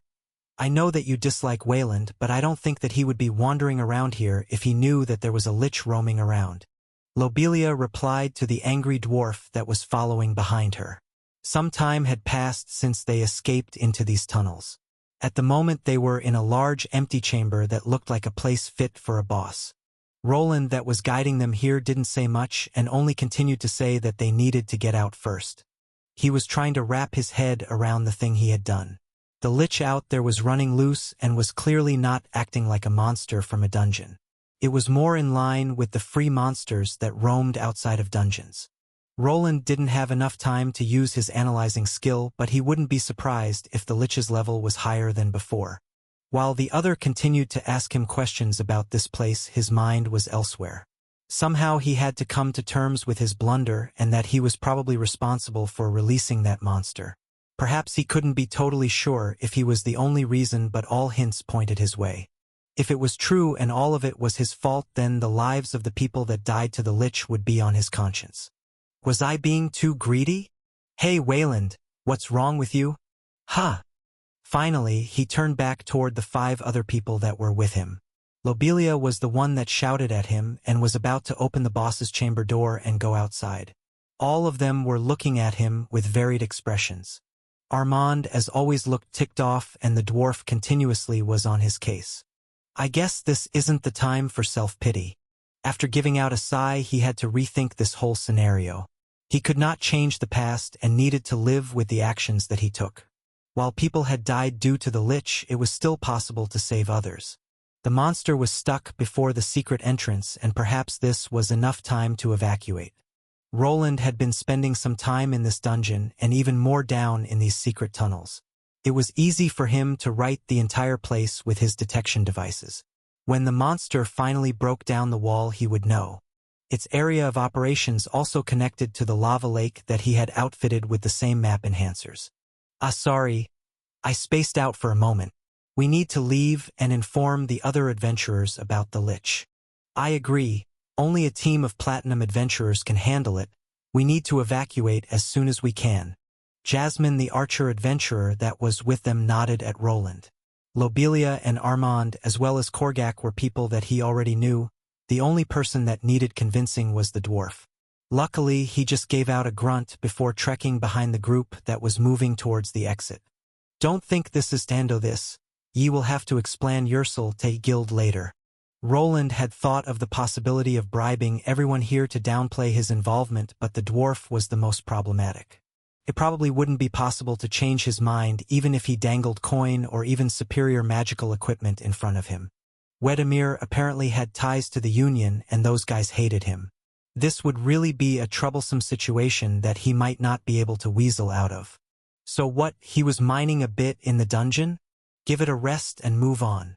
At least Lobelia was on his side as she delivered a small nudge with her foot to Wedemir's behind.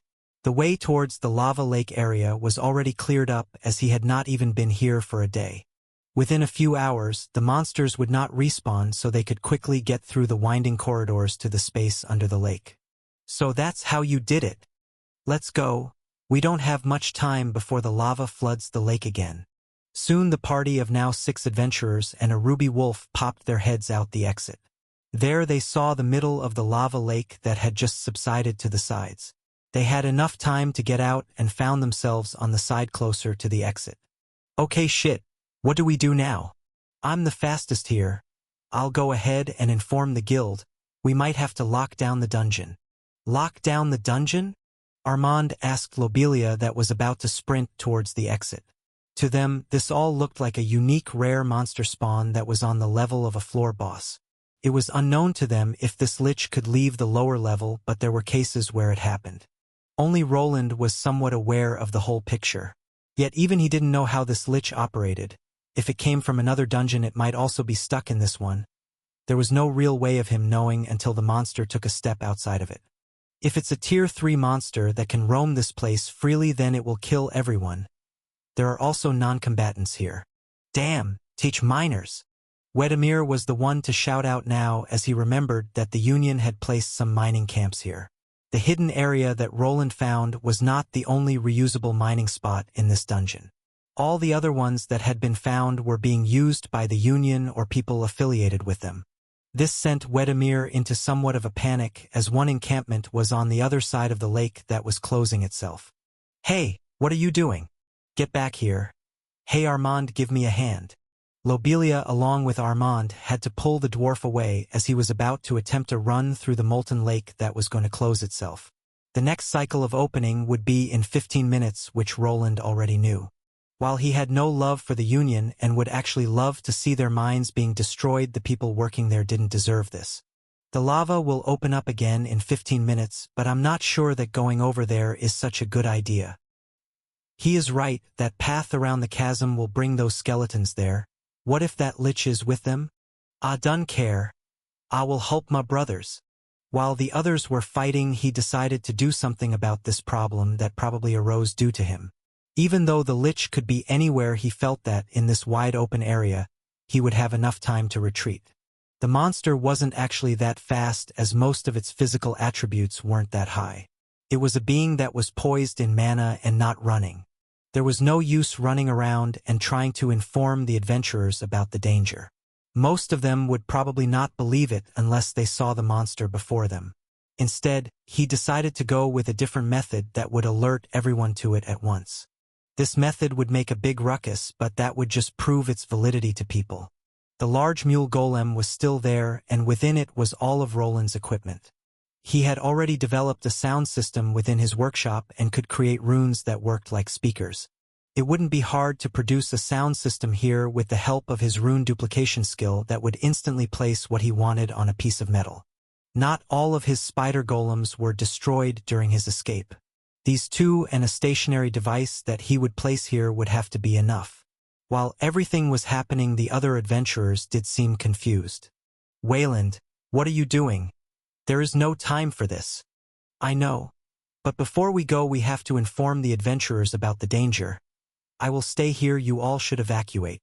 The others looked at Roland, who continued to fiddle around with magical equipment. He pulled out metal parts that somehow connected to each other, and even the golems that they saw before started to be modified. What he was doing was a mystery to them, as they thought that the best thing to do was to get out of here. The other adventurers that roamed this dungeon had to take care of themselves. This was their life, and they had to be ready for everything. "How will you do that? Come on, let's go!" Lobelia shouted, but instead of Roland replaying, he took out another strange-looking device that he moved towards his mouth. "Testing. 1, 2, 3. This is a message from the Adventurers Guild. Please evacuate the dungeon. A high-level Tier 3 lich has been spotted in the lava region. If you see it, do not engage and move to the higher levels in an orderly fashion. I repeat, a Tier 3 lich has been..." What is that? Is that some kind of golem? A group of 5 adventurers spotted a blue spider creature quickly moving around the area. It was quite a bit away from them, but the loud message that was running on repeat could be easily heard by them. This quintet of adventurers had just arrived in the lower region and was now unsure of what to do. If they believed in the words that were being played, then the best way of surviving was to go to the higher levels or even inside. "Hey! Did that thing say that it's unknown if the monster can go to the upper levels? Is something like that even possible? I think there was something like this a few years back. A high-level orc monster appeared in a low-level dungeon and went on a killing spree. Maybe we should go?" The party looked at each other. They were not in any danger of starving anytime soon. There was no reason for them to put themselves in any danger. There was a possibility of this being some kind of ruse. Perhaps a rare monster did appear, and whoever sent out this golem was trying to keep people away while they killed it. However, this was a far-fetched theory, as quite a few adventurers knew to who these spider drones belonged. Wayland the runesmith was close to being a household name in the city, and this mechanical contraption even had his logo on it. If this was some kind of scheme to get people out of the dungeon, then it was very sloppy. A punishment from the guild would be in order for attempting to evacuate people under false pretenses. Should we just wait for now? It could be some kind of prank. It could be a costly prank. But hey, someone is coming. The tracker from the group pointed toward a woman that was running their way. She was quite fast and also someone they recognized. Gold rank adventurers were on the rarer side, and ones that had cute faces were even rarer. It was Lobelia that was charging forward, and right before passing the party of 5 she shouted out, "What are you idiots doing? Didn't you hear the announcement? Get out of here now, and when you see other adventurers, tell them to leave the dungeon." She zoomed past the stupefied group that instantly started backing away. It was one thing to listen to a disembodied voice, and another if a gold rank adventurer said the same thing. A Tier 3 lich was loose in this dungeon, and everyone knew what that could mean. An unlimited army of undead skeletons could be swarming this way soon. Thus all of them quickly turned back to the boss room they came from and booked it after the half-elven girl. "Please evacuate the dungeon." "Are you finished, Wayland?" "Yeah. But you could have left with Lobelia already." "Ha! I'd get an earful from Elodia if she found out that I left you here all to yourself." "I see, thanks." Roland wasn't sure how to react to the smiling Armand that had remained with him. To alleviate some of the damage he did by releasing the lich into the dungeon, he remained by the lava pool. There he quickly jerry-rigged a speaker system that would send out an evacuation notice on a loop. It was quite loud, so it drew in the close-by monsters that his self-proclaimed brother-in-law dispatched for him. Only the 2 men and Agni were left here. Lobelia had taken it upon herself to run towards the guild to inform it. The guild master was the only tier 3 class holder that they could count on to defeat the Lich.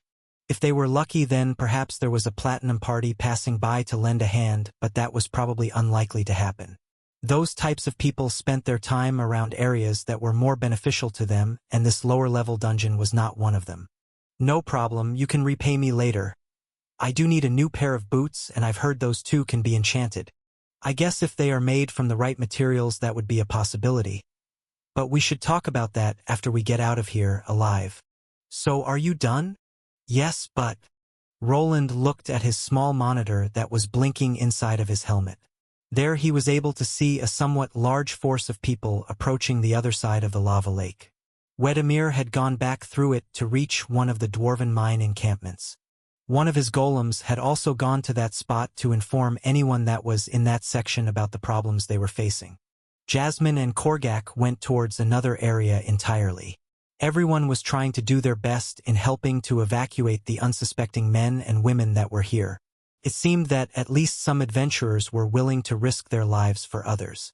None of them actually tried to escape to the top without having a proper reason. In reality, he could do the same, but due to the fact that this was somewhat his fault, he felt that he needed to stay here. You should probably go where Korgak and that girl went. They might need your help. What about you? Armand answered while seeming a bit confused. There wasn't really much left to do here, and the skeletons might soon arrive. There was also a possibility of the Lich appearing on either side of the lava lake. Roland's plan was to remain here and help with the evacuation effort. He was on the stronger side, with his level probably being the highest down in these dungeons.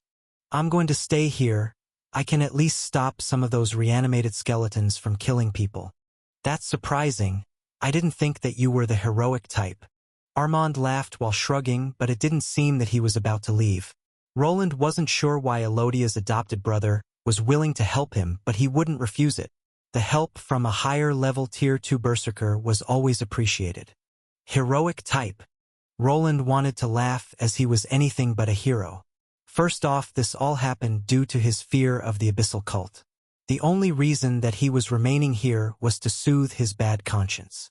It wouldn't be hard to just run and leave everything in the hands of the Adventurers Guild.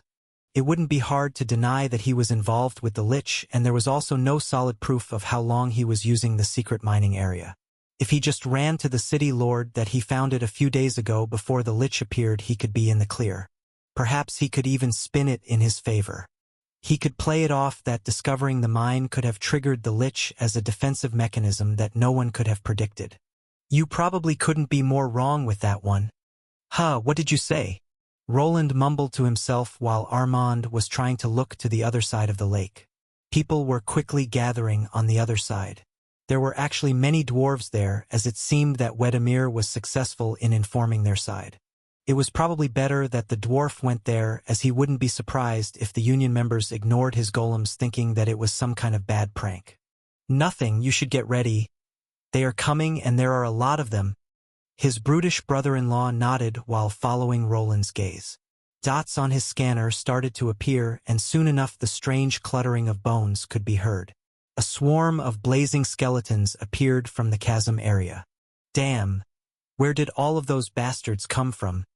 There weren't that many of them before.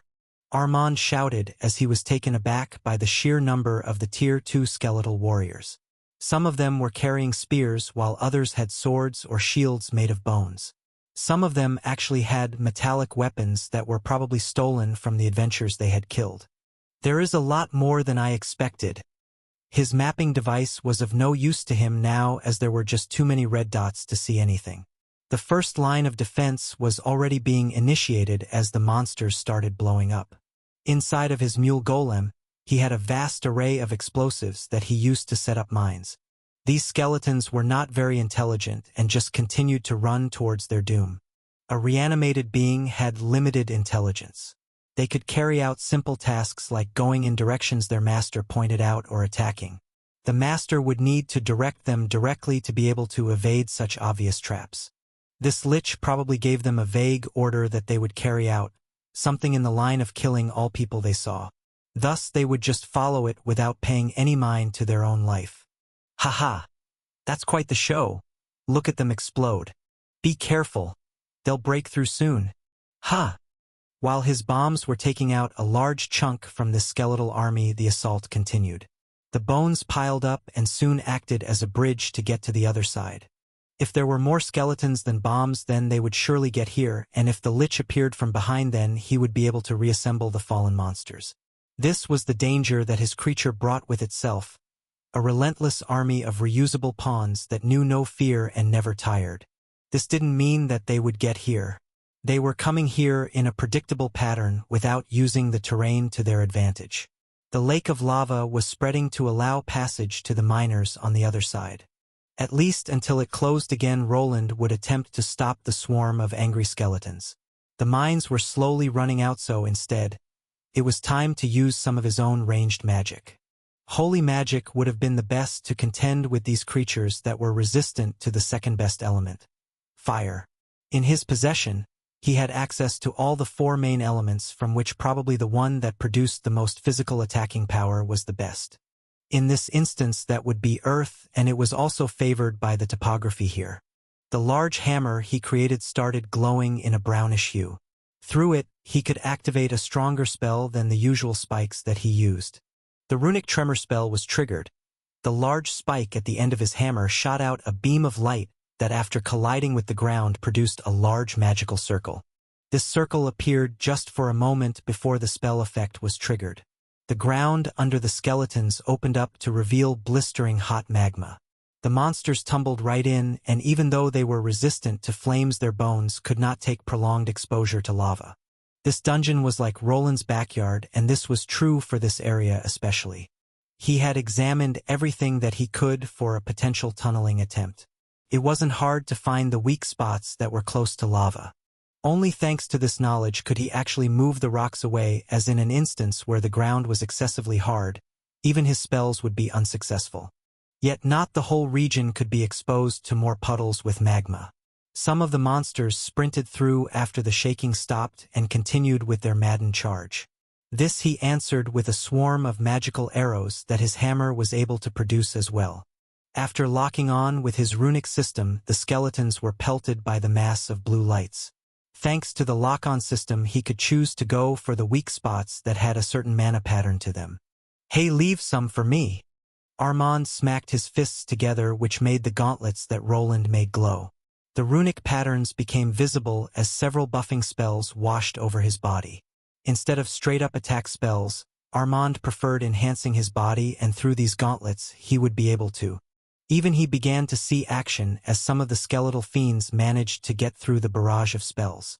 With just a few smacks, they exploded into chunks of bone or flew into the exposed lava puddles that Armand tossed them into. While the battle raged, the people on the other side started reaching this side of the lake. They could see what was happening and without looking made their way towards the exit to the upper levels. "Ha! Not even one thank you?" Roland looked towards Armand, who had smacked away two skeletal soldiers. He was purposely taking the fight to another location. Slowly they were guiding the monsters away from the lake while the miners and lower-level adventurers escaped. It wasn't hard, as these mindless drones had only eyes for the closest living beings to them. After a few smacks, they were tossing themselves at him and Armand without any regard for their life. "You can charge them for your services after we get out." "Hey, that's a good idea. The guild should reward us handsomely for this overtime." In a sense, Armand was still on a mission. This wasn't really in the contract, but could be used as an excuse to get more money out of the guild. It seemed that everything was going well.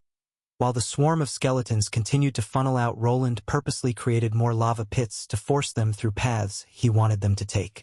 Their number was concerning, but they were managing to hold out while the others evacuated. What's that? Skeletons, they are coming. Run! To his dismay, another small army appeared. They came from the other side and reached the lake before it started to close. The miners and workers were still carrying a lot of their equipment, which made them slower. Without the ability to bring animals down into this dungeon or large carts, they were left carrying everything in large spatial bags.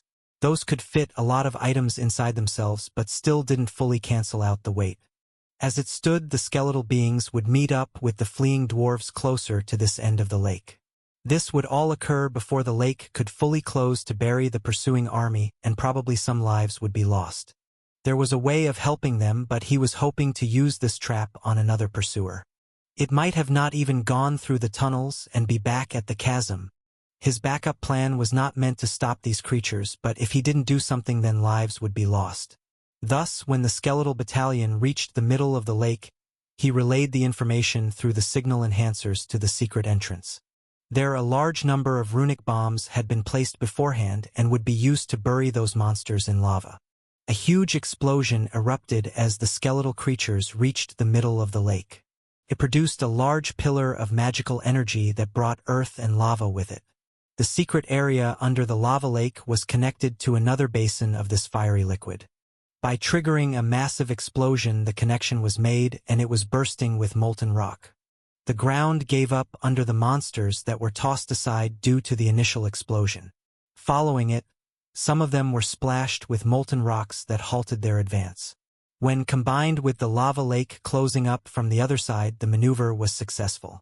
Given this time, the fleeing dwarves would make it to safety while the undead creatures would be buried under lava. It did seem like this was over, even though the assault continued from this side. Roland was already preparing to retreat. Some guards from the dwarven camp even started to help. Wedemir was among them, and after spotting Roland in the distance, he seemed troubled. Yet this was far from over, as even after everyone had gone through the lake that had closed, a strange occurrence was sighted. The middle of the lake started rising up as if a large round object was trying to pierce through the heavy magma. Roland instantly knew what was happening and was quick to retreat. The only hope of stalling this further was inside of his mule golem. "We made it, laddies!" Everyone cheered as they watched the lava swallow up the swarm of skeletons. This group of people had come from the mining camp in the mine. Everyone had somewhat expected this line of work to be dangerous, but they never envisioned themselves fleeing from a small army of skeletons. Luckily, a massive eruption of some sort that exploded in the middle of the lake saved them all, and now their pursuers were gone. They naturally questioned the strange explosion, but they couldn't really stop. While the enemies from the rear were gone, another large group of them was coming from another side. This area had also become flooded with magma, which was proving to be a stopgap for the monsters. There they also noticed two humans that were keeping the monsters at bay. One was swinging a large hammer around to produce various spells, and the other just crushed the skeletal heads with his fists. Wedemir, who reported the monster attack, had gone over to offer some help, and it seemed that everything was going well. However, just when everything was going well, a strange phenomenon started. "Shit! Get these people out of here. Make them toss all of their equipment away and run if you want to live. Ye can't expect us to Jewist. Just do it." Roland grabbed Wedemir by the collar while shouting. There was no time left, as the lich was here, and while the others couldn't see it yet, it was there. The multiple explosives were supposed to stop it, or at least keep it from progressing, as the underground would flood with lava. His plan was to set off the explosion while the lich was inside the secret chamber below the lake, but he had to detonate it prematurely to save the miners. Now the creature was slowly lifting itself up from the underground. This was presented to everyone through a strange red sphere rising out from the ground. Roland knew that inside of it was the lich, and the circular shape was just the mana shield it was producing. It was coupled with the levitating spell to make it look like some kind of large bubble. There was no time to lose. Roland only had one weapon capable of contending with a Tier 3 monster of this caliber. This was the large cannon that produced the mana drill spells he used for farming experience. At this moment, it was inside of his mule golem that he quickly sprinted towards. "Common, open up." He already sent the order to his golem to turn around and open the large latch, but this model wasn't really built for speed. In his hurry, he had to actually tear it open to get to the equipment he needed. There was no time to actually attach this cannon to a stable base or to the battery unit that used the mining area Elikans crystals. Luckily, he had updated this cannon to be used with other attachments. It was still an experimental model that could go together with this slightly upgraded runic suit of armor. The cannon already came with thick cables that would carry the required energy. What he needed to do was connect them to his armor.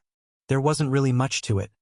There weren't any latches, just a flat surface at the end of the cable that would stick to his metallic armor through magic. It was quite similar to magnetism, which didn't suck up that much MP. Thanks to this solution, the cables almost guided themselves towards the entry point that he included on this improved armor. Small blue sparks flew as he attached the last one to his neck. The other ones were tightly connected to his back and chest without getting in the way of him holding it up on his shoulder. The small turret that he had on the other shoulder that previously continued to shoot at the skeletons had to be turned off.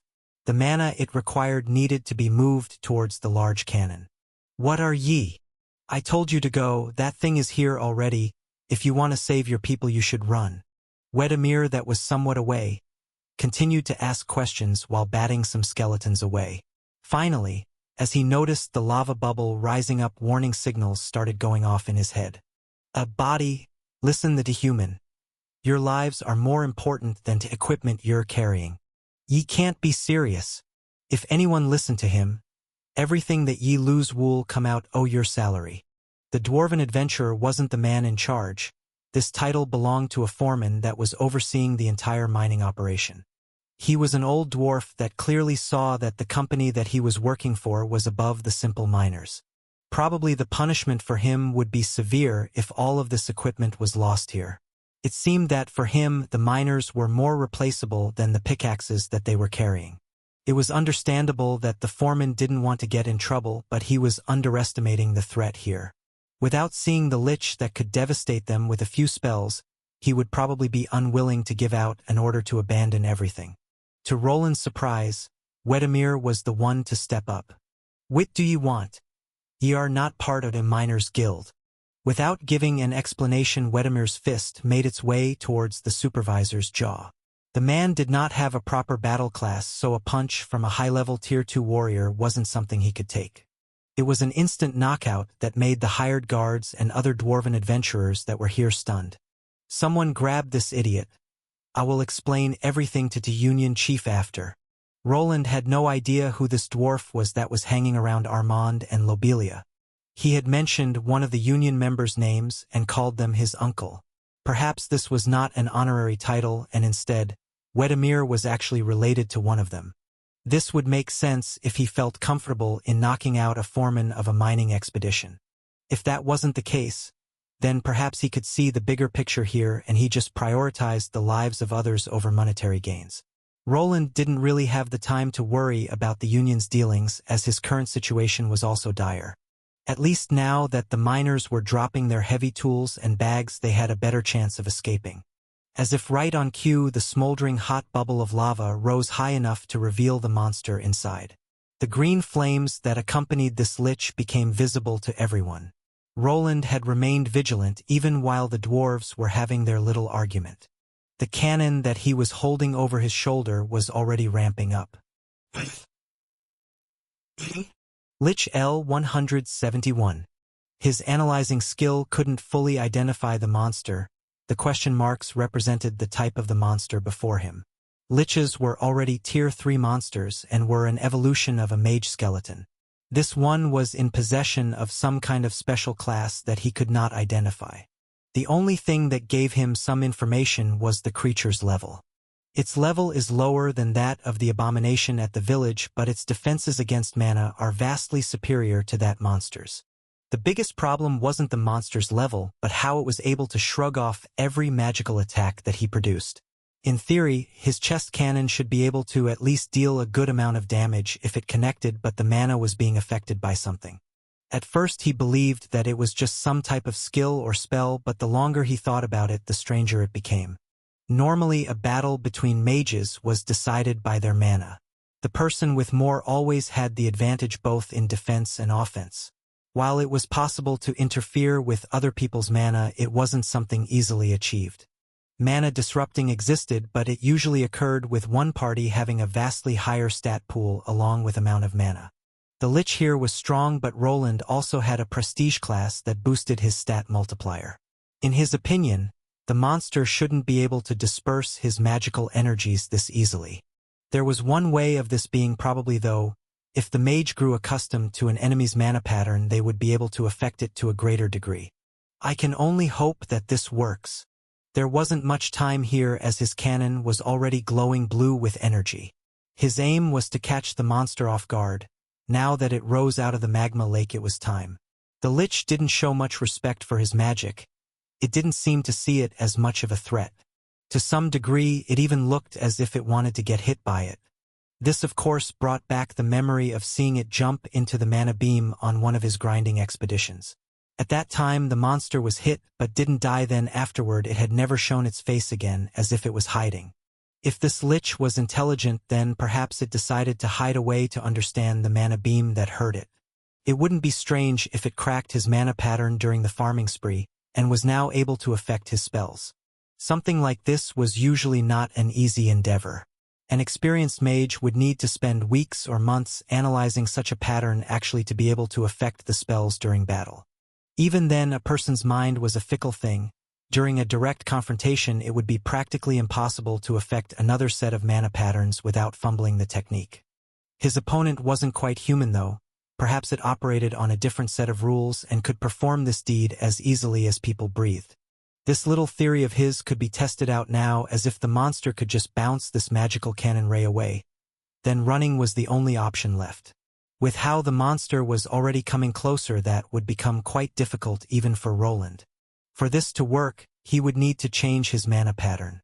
Something like this was easier said than done. A magic user could not just change his natural mana signature that easily.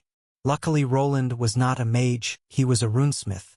Runes were able to change everything within a spell if the crafter knew the components. After so many years of testing, Roland had become quite the expert. Recently, he had started tapping into holy runes and was also attempting to change the mana wavelengths. This research brought in a few new discoveries through which he was now able to scramble his own mana fingerprint. Everything was ready, and he injected all that he had into the weapon that he was holding over his shoulder. The runic machine that looked like a tank cannon started releasing sparks of mana.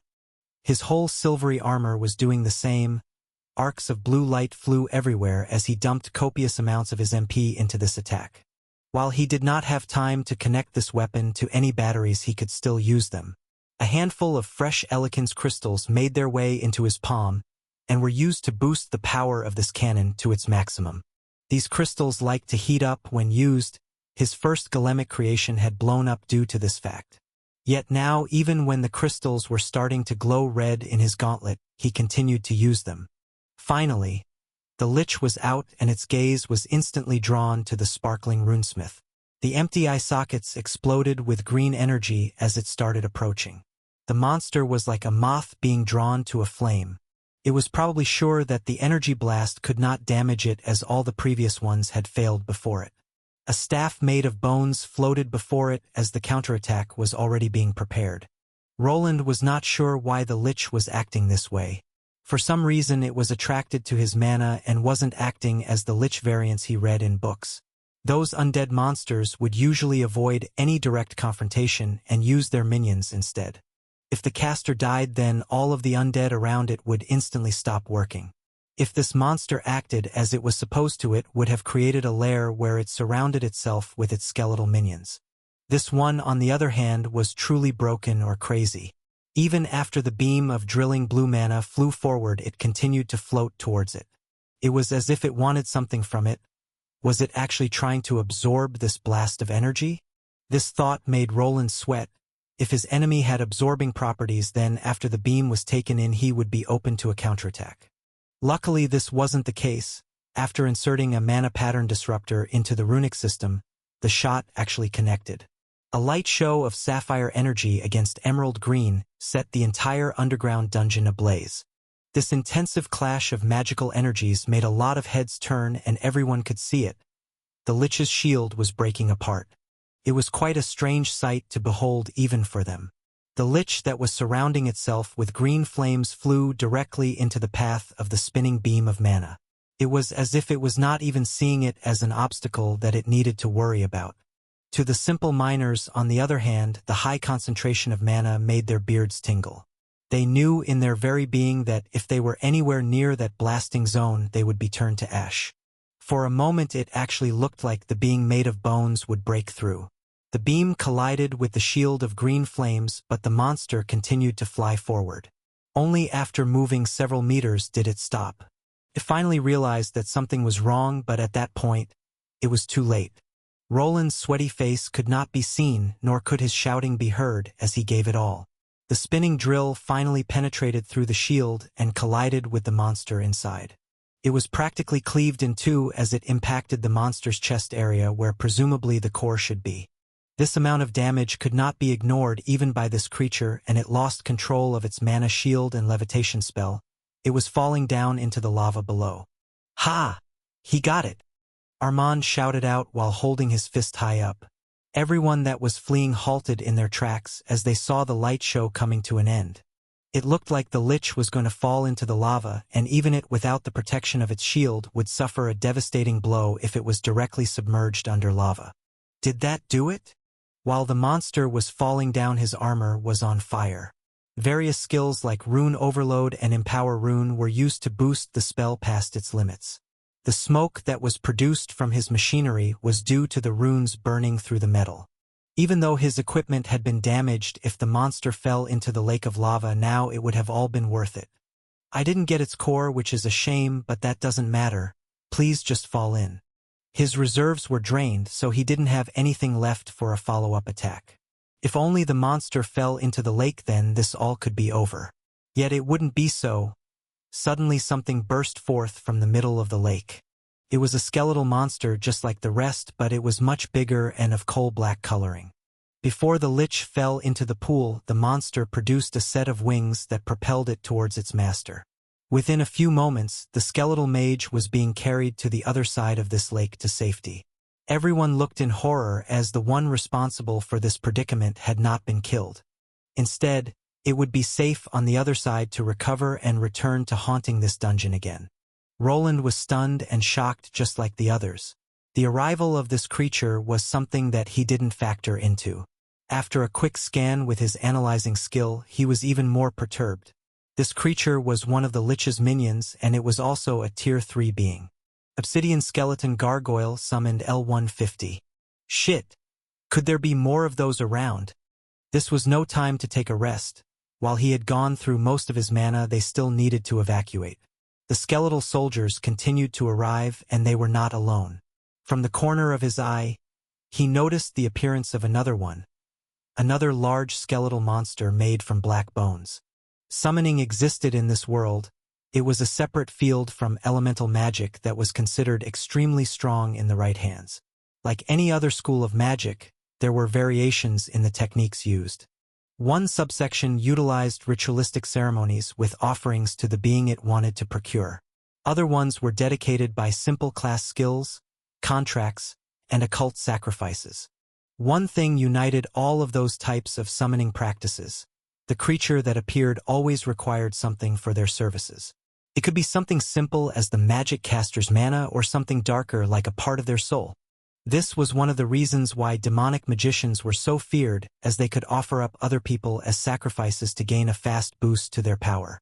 Demons weren't very particular about who they were getting their part of the deal from. If a demon summoner rounded up a village of people and performed the desired ritual, the monster would oblige. A contract between the summoned creature and the summoner would be formed. After, the contractor just needed their mana to jolt their contracted being over to this world. A lot of things depended on the type of contract. The summoned creature could constantly siphon mana from its user while it was on this side, or just take a bulk cut at the beginning. The first type could potentially put the contracted being into an almost permanent summoning. The caster just needed to have enough mana regeneration to offset the amount being used. It was somewhat similar to the buffing runes that Roland used in his armor, which took a fixed amount of mana. Thus he asked himself this question: what was the type of summoning that the Lich was using? Did it offer up the flesh of the monsters and people it killed to get it here, or was it just offering it mana? Did the black-bone skeletons have a time limit, or did the Lich need to spend his own magic to prolong the stay here? There are always rare summoning skills that don't cost anything and are on a timer. That one was the worst-case scenario. A person could just use a timed skill to summon monsters with almost no penalties. Most of the time such skills had a limit on the creatures that were summoned. The high-tier undead summon had flown away with its master, but it wasn't the only one there. Just as those two vanished into the horizon, another one appeared before them. Hey Wayland, stop spacing out. Think we might need some of that magic over here. Roland had to turn his head towards Armand that was shouting. While the injured Lich made his escape, another problem arose. The army of lower-level Tier 2 skeletons continued to attack, but they were getting dispatched by the adventurers and guards that made it safely from the other side. Normally this would be a great chance to set up a barrier while the miners fled. To everyone's surprise, not one but two strange-looking undead appeared before them. The one in the front was a lot larger than the rest. Just like the obsidian gargoyle that escaped with the Lich, the two had charred black bones. Obsidian Skeleton Beast Soldier summoned L150. Obsidian Skeleton High Mage summoned L150. He could see their names and levels. It seemed that their levels were all uniform. This was probably the limit of the skill their master was using. The Beast Soldier's body was around 4 meters tall. It had long limbs and claw-like hands with a skeletal structure similar to that of a gorilla. The head looked similar to that of a stag with sharper teeth than usual. The other one wasn't much bigger than the other regular blazing skeletons. Its face was similar to the other one as the antlers were poking out of the pitch-black robe it was wearing. In its right hand, it was holding a staff that radiated green flames just like the ones its master flung around. It was clear that the larger one was the close-quarters combatant while the mage would be delivering support spells from the back.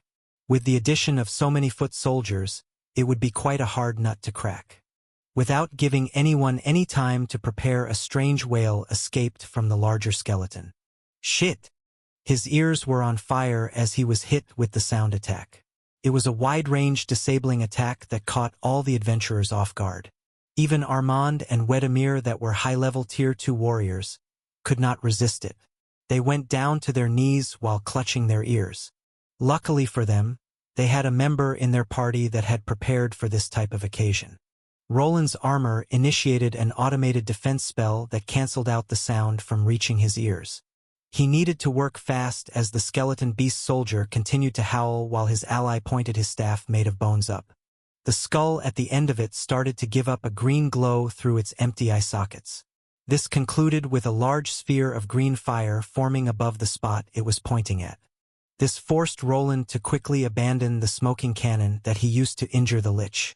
Instead, he grabbed his own elongated kite shield. It had the length of a regular tower shield but was narrower at the bottom. With it in his hand, he jumped towards his allies that were holding their heads together. Even when trying, they were not able to shake off the stunning effect. When he arrived before them, there was not much time. The only reason he was able to activate the shield's defensive spells was due to it being a runic item. The skeletal mage was still forced to chant out the spell that looked like a giant ball of green flames. Without help from others, mages like these could not utilize grand spells to their full potential. Yet during times of war, there was no greater weapon than a battalion of mages flinging powerful destructive spells. Finally, the ball of green flames was flung forward by the monster. It collided with multiple layers of shields that Roland set up in a hurry. The first one shattered almost instantly, and the second one took only half a second to burst as well. Only when the spell arrived at the last one did it stop in its tracks before exploding. Even when his spells managed to block most of the damage, he could feel his health dropping. Armand and Wedemir that were behind him tumbled away but were mostly fine, but this was not the end. The skeletal mage raised his staff up again and was already preparing to cast another spell. His ally, on the other hand, was luckily out of breath, and the stunning effect of his shout wore off. "We need to retreat. You don't have to tell me twice." "Aye." The three men were of the same mind. There was no way of them winning this, and the miners had been evacuating for a while. After dropping their tools earlier, they had made some space between the main skeletal forces. Only a few adventurers had stayed behind as they thought that handling the lower Tier 2 skeleton soldiers wouldn't be that hard. No one expected two Tier 3 monsters to quickly appear out of the blue. The monster is clearly a Tier 3, but the spell it used was somewhat on the weaker side. Roland came to this conclusion after standing up. Normally, he shouldn't be able to take something like that with this little prep. He expected the last magical spell to burst before activating his armor's defensive mechanism to ride the shockwave. Instead, his shield was able to last through it by just burning copious amounts of mana instead. This was probably a limit of the high mage class that this monster had. The spells weren't quite at the tier 3 level. Perhaps the initial level of 150 and his own raised stats put him somewhat around these two creatures' level. Yet he was just one man and didn't think he could handle both of them alone. Not even if Agni or the adventurers helped out, it wouldn't change much. Escaping was still the most sensible conclusion, and for that, he at least needed to shake these two off. Hey! Keep them back from me for a second. Ha! Wedemir was startled as Roland threw the shield at him. Even though the two obsidian undead were the main problem, there was still a swarm of the blazing skeletons to tackle. After a quick glance towards Armand that nodded to the dwarf, the two put themselves between the charging monsters while Roland looked up. This area was vast, but they were still underground. The ceiling above them was filled with stalactites formed from hard rock. Normally no one would be stupid enough to attempt blowing up the ceiling, but all of them were in a life-and-death situation. There was a nice row of pointy rocks right above the black skeletal mage. The other larger monster was keeping a close watch on the caster. It seemed as if these two were ordered to stick together. The large one would perhaps stun and bat away any people trying to get close to the mage, while it used the wide area spells to kill everyone around them.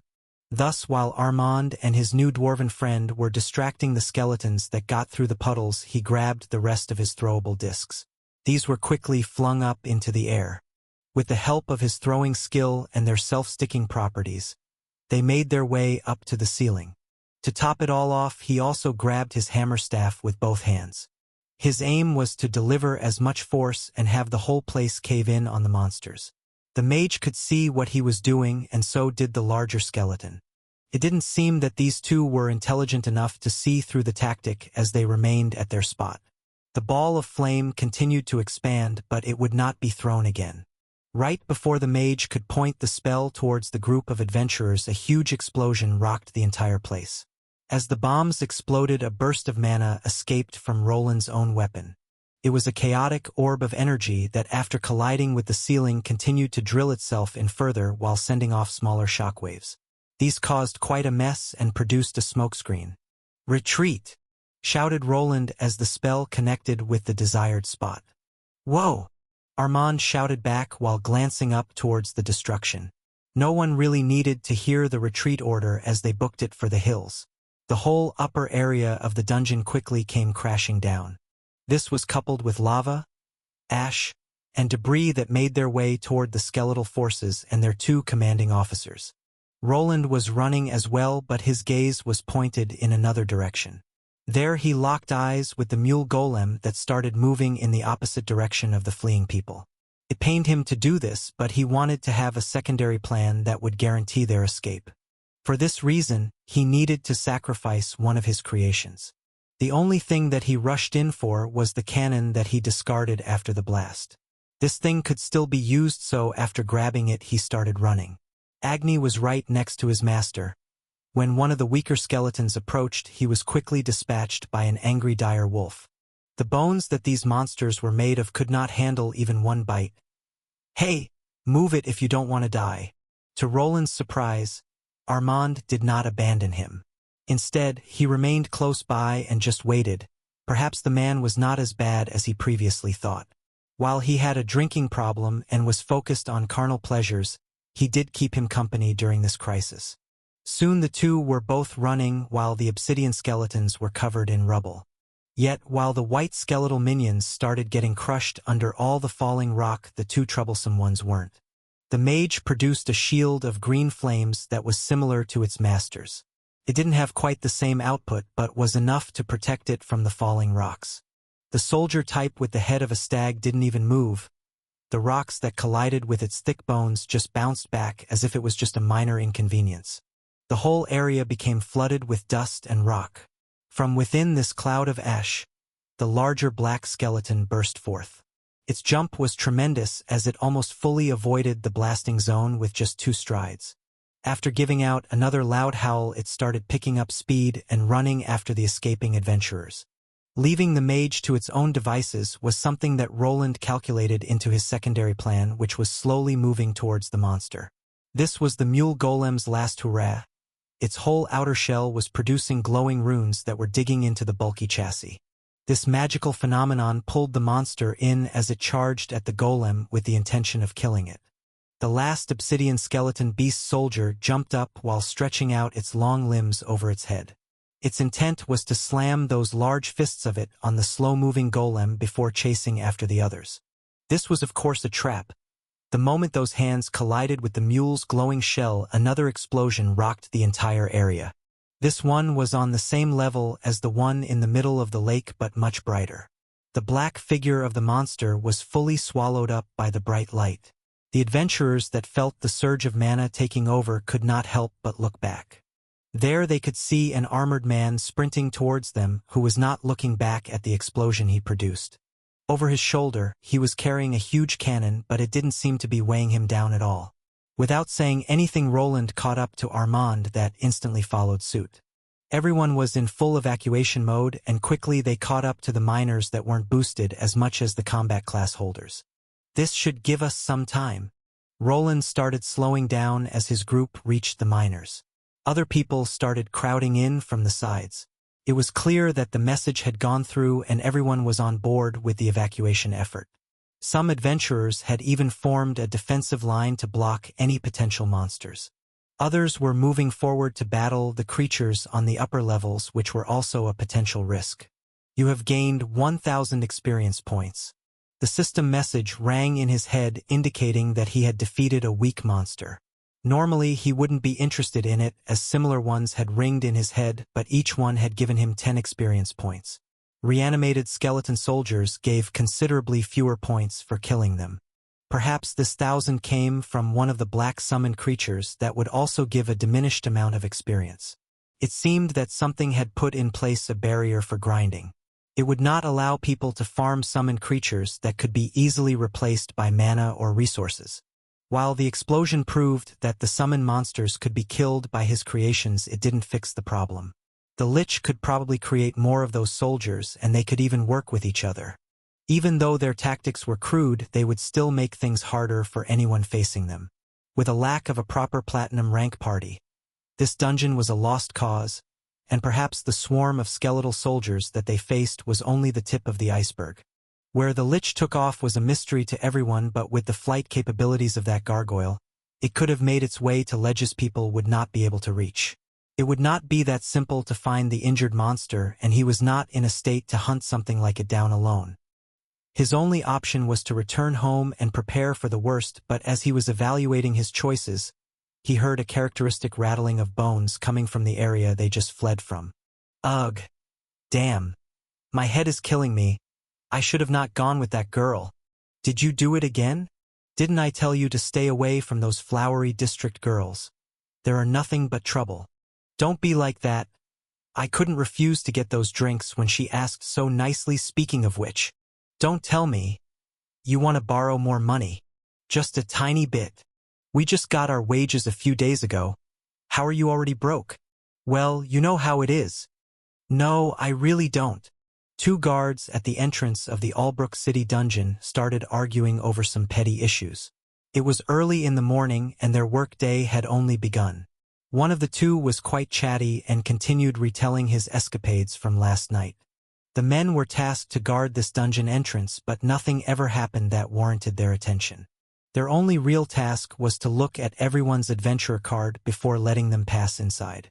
While sometimes some young men tried to sneak in without one, it wouldn't really affect them. If someone died to the monsters on the inside, then it was their fault. They were only there to minimize the damage if they spotted something. Just like any other day, this one was turning out to be a snooze fest. Both of them didn't even look at the cards correctly while continuing to chat. Suddenly, however, they heard someone shouting from within the entrance. Make way! It was an elven woman that was running quite fast. The two guards had a knack for spotting beauties, and this gold-rank elf was quickly becoming one of the fan favorites. The first thing that they spotted was that she was quite sweaty. It dawned on them that she had to have been running for a while. What could have caused a gold-rank adventurer to be like this? Even in the lower levels, there weren't that many monsters that reached over level 100. Something had to be wrong. Hey, watch it! A few of the steel-rank adventurers quickly ducked to the side, while some almost tumbled down the stairs as the golden-haired woman ran past them. She did not say anything as she just zigzagged between people that were trying to clock in for their morning grind. Everyone was left annoyed, and some even said a few chosen words at the runaway woman. The two guards wanted to ask what was wrong, but it wasn't really in their job description. Probably someone had died down in the dungeon and a rescue party needed to be formed. Something like this happened on a weekly basis. There were large numbers of bronze and steel rank adventurers never returning. People sometimes forgot that the monsters inside could easily overwhelm them if they didn't pay attention. The upper levels weren't as vast as the lower ones, but it was also easy to get lost. After maps were made, the death toll decreased, but some newbies continued to die without seeing worth in spending money on pricey help items. What's up with her? Beats me, you know those gold ranks? They really want to reach that next rank. That's true. The guards laughed, as in most cases the in-between ranks were the most dangerous. Many adventurers would put themselves in danger while trying to gain those higher-tier rewards. A lot of steel and gold ranks had fallen due to pushing themselves too hard and too soon. Yet, after the young woman vanished into the horizon, a peculiar thing happened.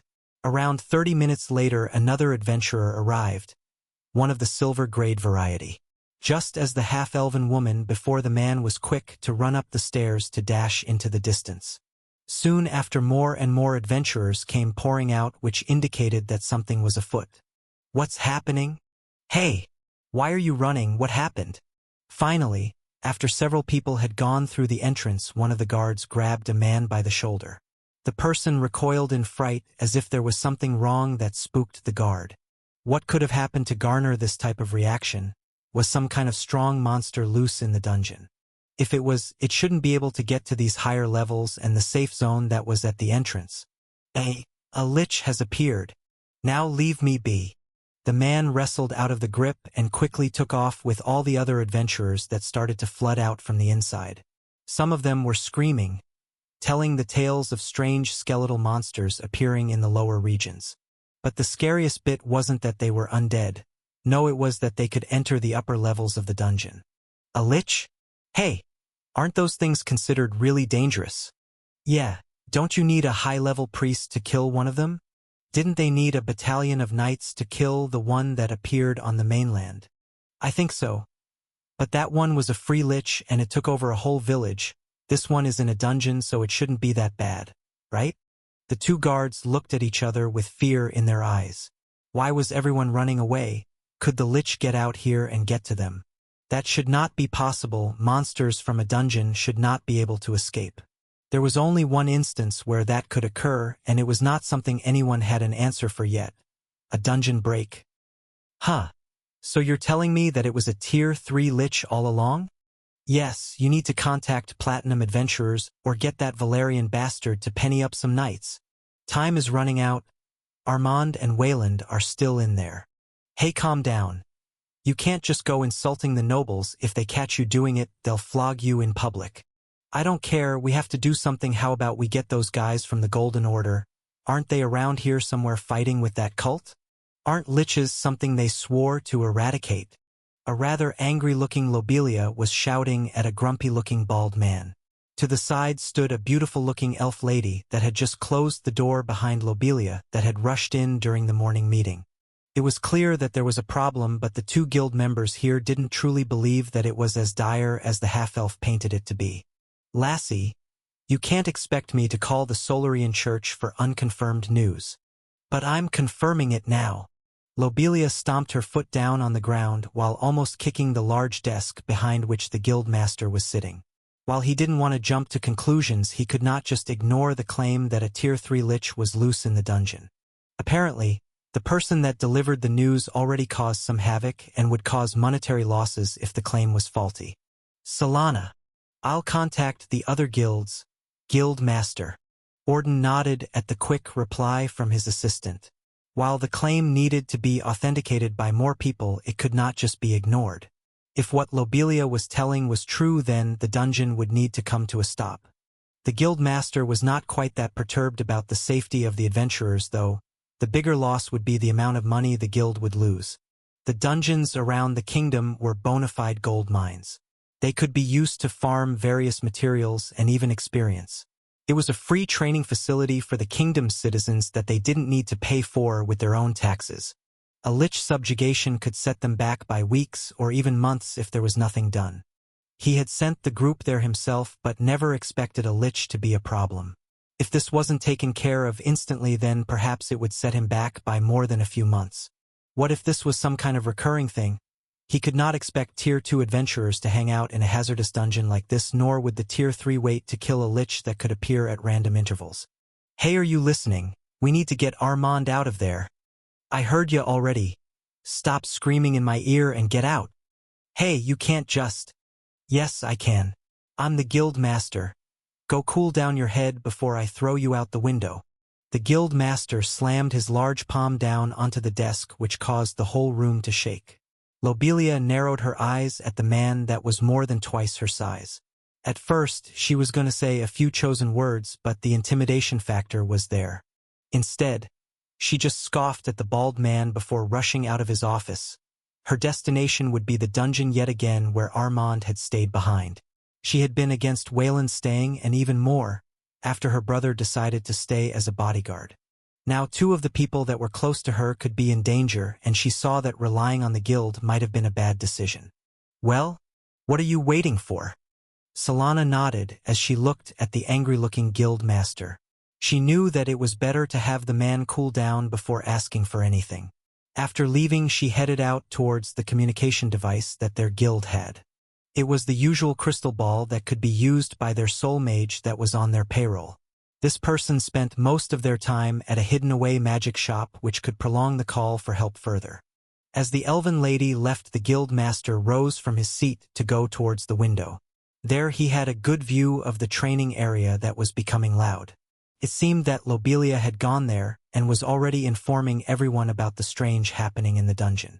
A Tier 3 lich, huh? While listening to the commotion, the large man looked to the nearby wall where a large axe was pinned to. This weapon seemed to bring back some old memories that the man wanted to be left forgotten. However, with a crisis at hand, his palm started reaching for this relic of the past. Let's not get hasty. There is still time. How about I let the young ones take care of it? After stopping himself, he moved towards his own personal communication crystal ball. This one was a bit different and didn't require a separate mage to dial the number he required. I should probably give that noble brat a heads up first. He is responsible for this city. It will be interesting how he handles it.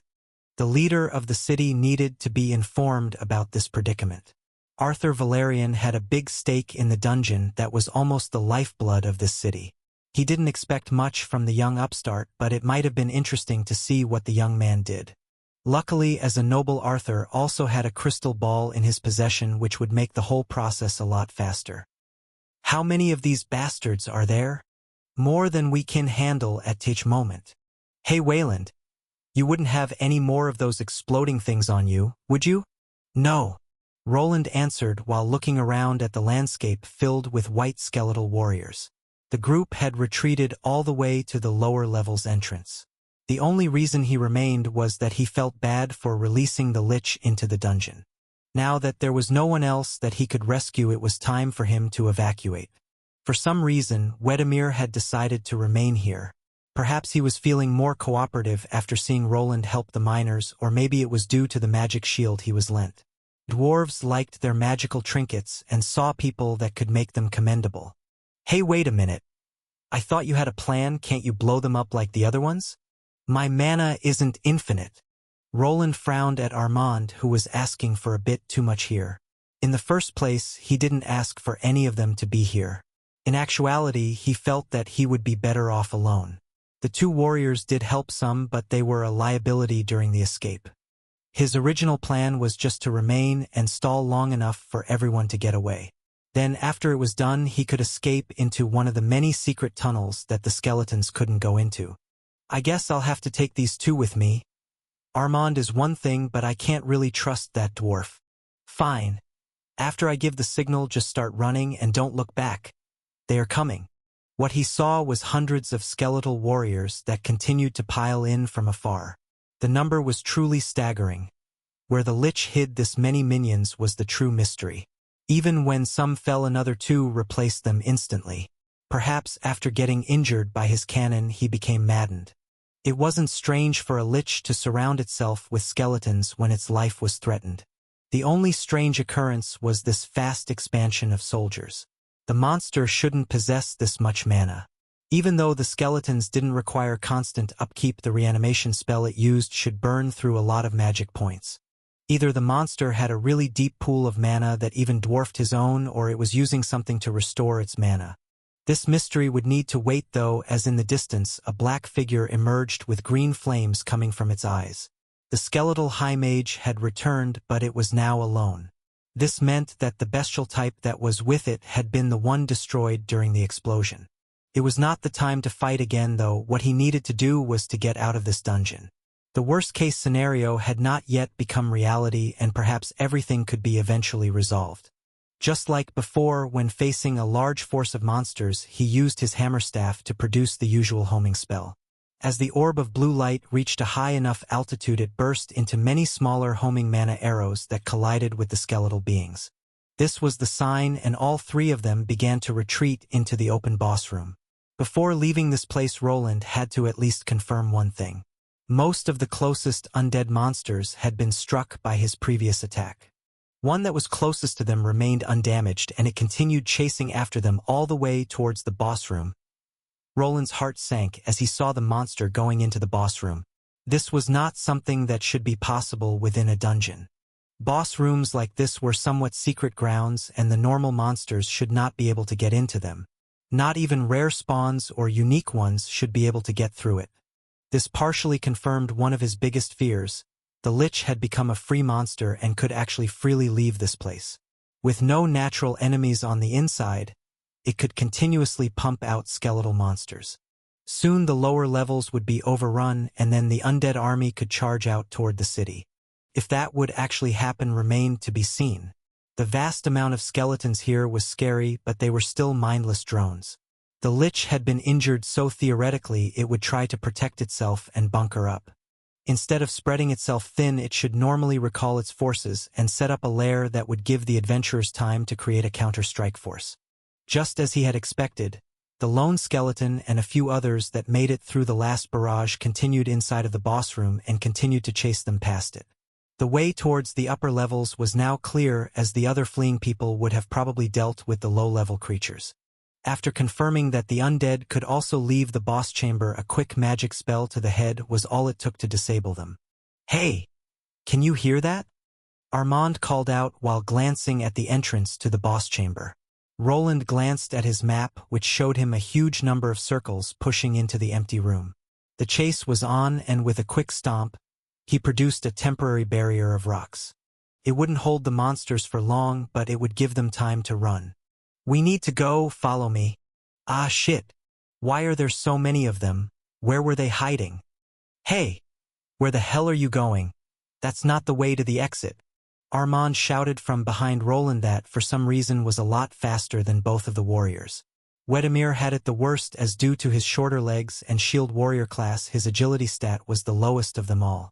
All of them had already left the boss chamber, and even though not many monsters remained from the front, there was a swarm of angry skeletons following after them. The upper levels were akin to a maze with many winding corridors that weren't that great for running. From time to time, they would encounter a monster waiting for them, which slowed down their escape. When looking back at the two people behind, his mouth started to angle a bit down. If he was alone, then it wouldn't have been a problem, but Wedemir was falling behind. There was a lot more dungeon to go through, and some sections were filled with traps.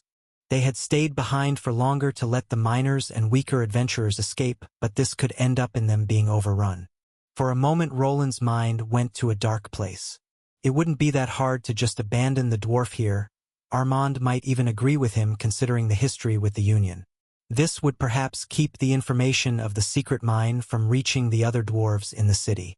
Jasmine, the other adventurer that he didn't know, would probably report it to the guildmaster, but that person might still be on his side. It wouldn't even be that hard to do it. One well-placed spell could cause the dwarf to trip and be quickly overrun by skeleton soldiers. Armand, who didn't have a mana sense or any detection abilities related to it, would not be able to tell that it was Roland. To him, it would look like an unfortunate trap being activated. Then, even if he figured it out, the possibility of Armand taking his side in the whole debacle wasn't that low. Where he was leading them to was a detour to one of the secret passages. It went through a section of the dungeon that wasn't that easy to get through. It wouldn't be that hard to cause a commotion where the dwarf lost his footing and wasn't able to follow them. However, he hesitated. It wasn't really in him to go through something like this. This thought of committing murder quickly faded away. Getting rid of others that weren't involved just to save his own skin wasn't something he was able to do. Enough people had already died in the dungeon due to the lich being loose.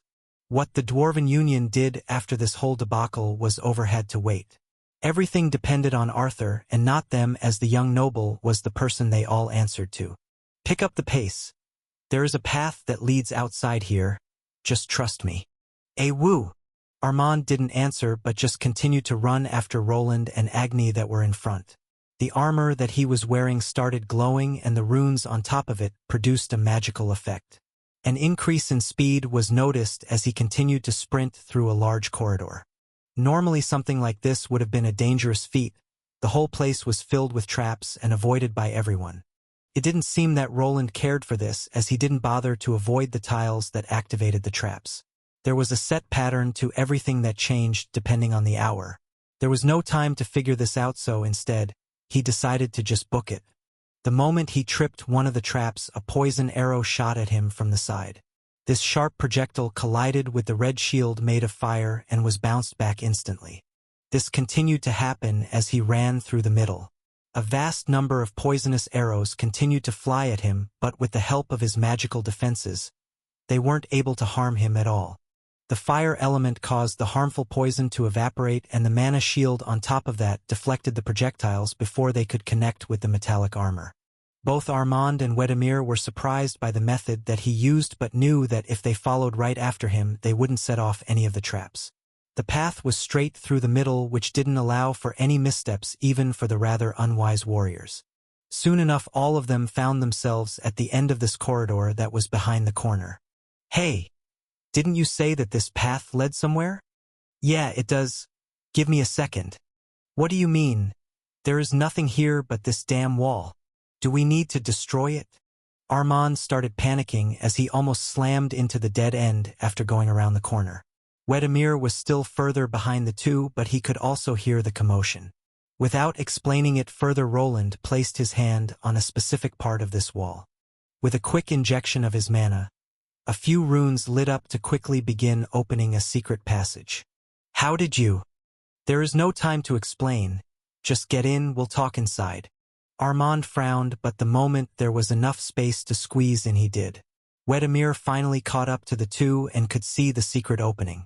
It was clear that he wanted to ask what this was all about, but decided to duck in as well. Roland, on the other hand, remained outside for a moment. While the wide dwarf was trying to squeeze through the tight opening, he held out his large hammer. This time he didn't just aim it at the swarm of skeletons running toward them. Instead, he moved it over his head to wind up. Quickly after, he slammed it down on the ground to produce a destructive shockwave. This shockwave carried an earth-based spell that turned the even ground into a rocky mess of spikes. Even though the skeletons didn't have any flesh to feel pain from the spikes, they were a lot lighter. The shift in the tunnel caused most of the ones at the front to tumble forward, and it quickly cascaded into almost all of them falling over. With a couple of other smacks now to the walls on the side, Roland produced another earthquake that would create another safety barrier before ducking into the safe room behind. When on the inside, he quickly activated the locking mechanism that slowly closed the secret door after them. Perhaps this was a bit of an overkill against the lower-level skeletons, but there was always a possibility of one of the obsidian ones popping up out of the woodworks. Phew. That was close. But where are we and why is it so dark here? Roland's helmet had a function to see in the dark, so he never really bothered with light spells. Skills like this also existed in the world, but they were usually given to assassination and tracking classes. Armand probably had a few enhanced senses as a martial arts class holder, but it was always better to see. Is that better? Woof! Wah! To alleviate this problem, Agni's forehead gem, which looked more like a horn now, started glowing. It was a bright enough source of light to reveal everything, but it also turned the scenery red. They were now in a cramped corridor that led towards a circular staircase that would bring them to a higher level. It was one of the many hidden corridors that he discovered thanks to his debugging skill. If we take that passage, we'll end up on the 5th floor. Let's go. So we are just going to ignore the fact that you... Hey, wait up! Armand looked at Agni, who followed behind Roland. While he could start explaining everything, this wasn't the right moment. The other two didn't really need to know about his passage detection abilities, and luckily they didn't prod further. This was a bit surprising, as he expected Wedemir to press him further like the time he discovered the secret mining area. The walk up the long winding stairs was quite stuffy, and no one muttered a word. Everyone knew that the situation was dire, and they were already thinking about the next move after reaching the 5th floor. There wasn't much to this secret corridor. No hidden traps nor any treasures. It was just a narrow passageway that brought them to their destination a lot faster. Another dead end? The moment Armand asked Roland was already looking for the opening mechanism. It didn't take even a second for it to begin opening after the question was placed. Soon the quartet was outside and in another empty passageway. Thanks to the mapping device in his helmet and his memory, Roland knew well off the fastest way of reaching the higher floors. Is this really the 5th floor? Yes, it is. If we follow this path back, we'll end up at the main fork. There, if you head north, you should be able to reach the main way towards the 4th floor. Roland explained this fact while having a slight agenda. In reality, he knew of another passage that would allow him to get out faster. The problem was Wedemir, that he at least didn't want to see the secret passageway towards his underground workshop. If word reached that he had built a tunnel towards it without asking for permission, he would be in a lot of trouble. The risk was taken to reach Tier 3 faster, but now it would bite him back on his behind. Humph! Air! Lucky Wedemir did have other plans and first handed the runic shield back that was lent to him. Roland grabbed it and together with his hammerstaff now had a more complete set of weaponry to contend with any skeletal warriors.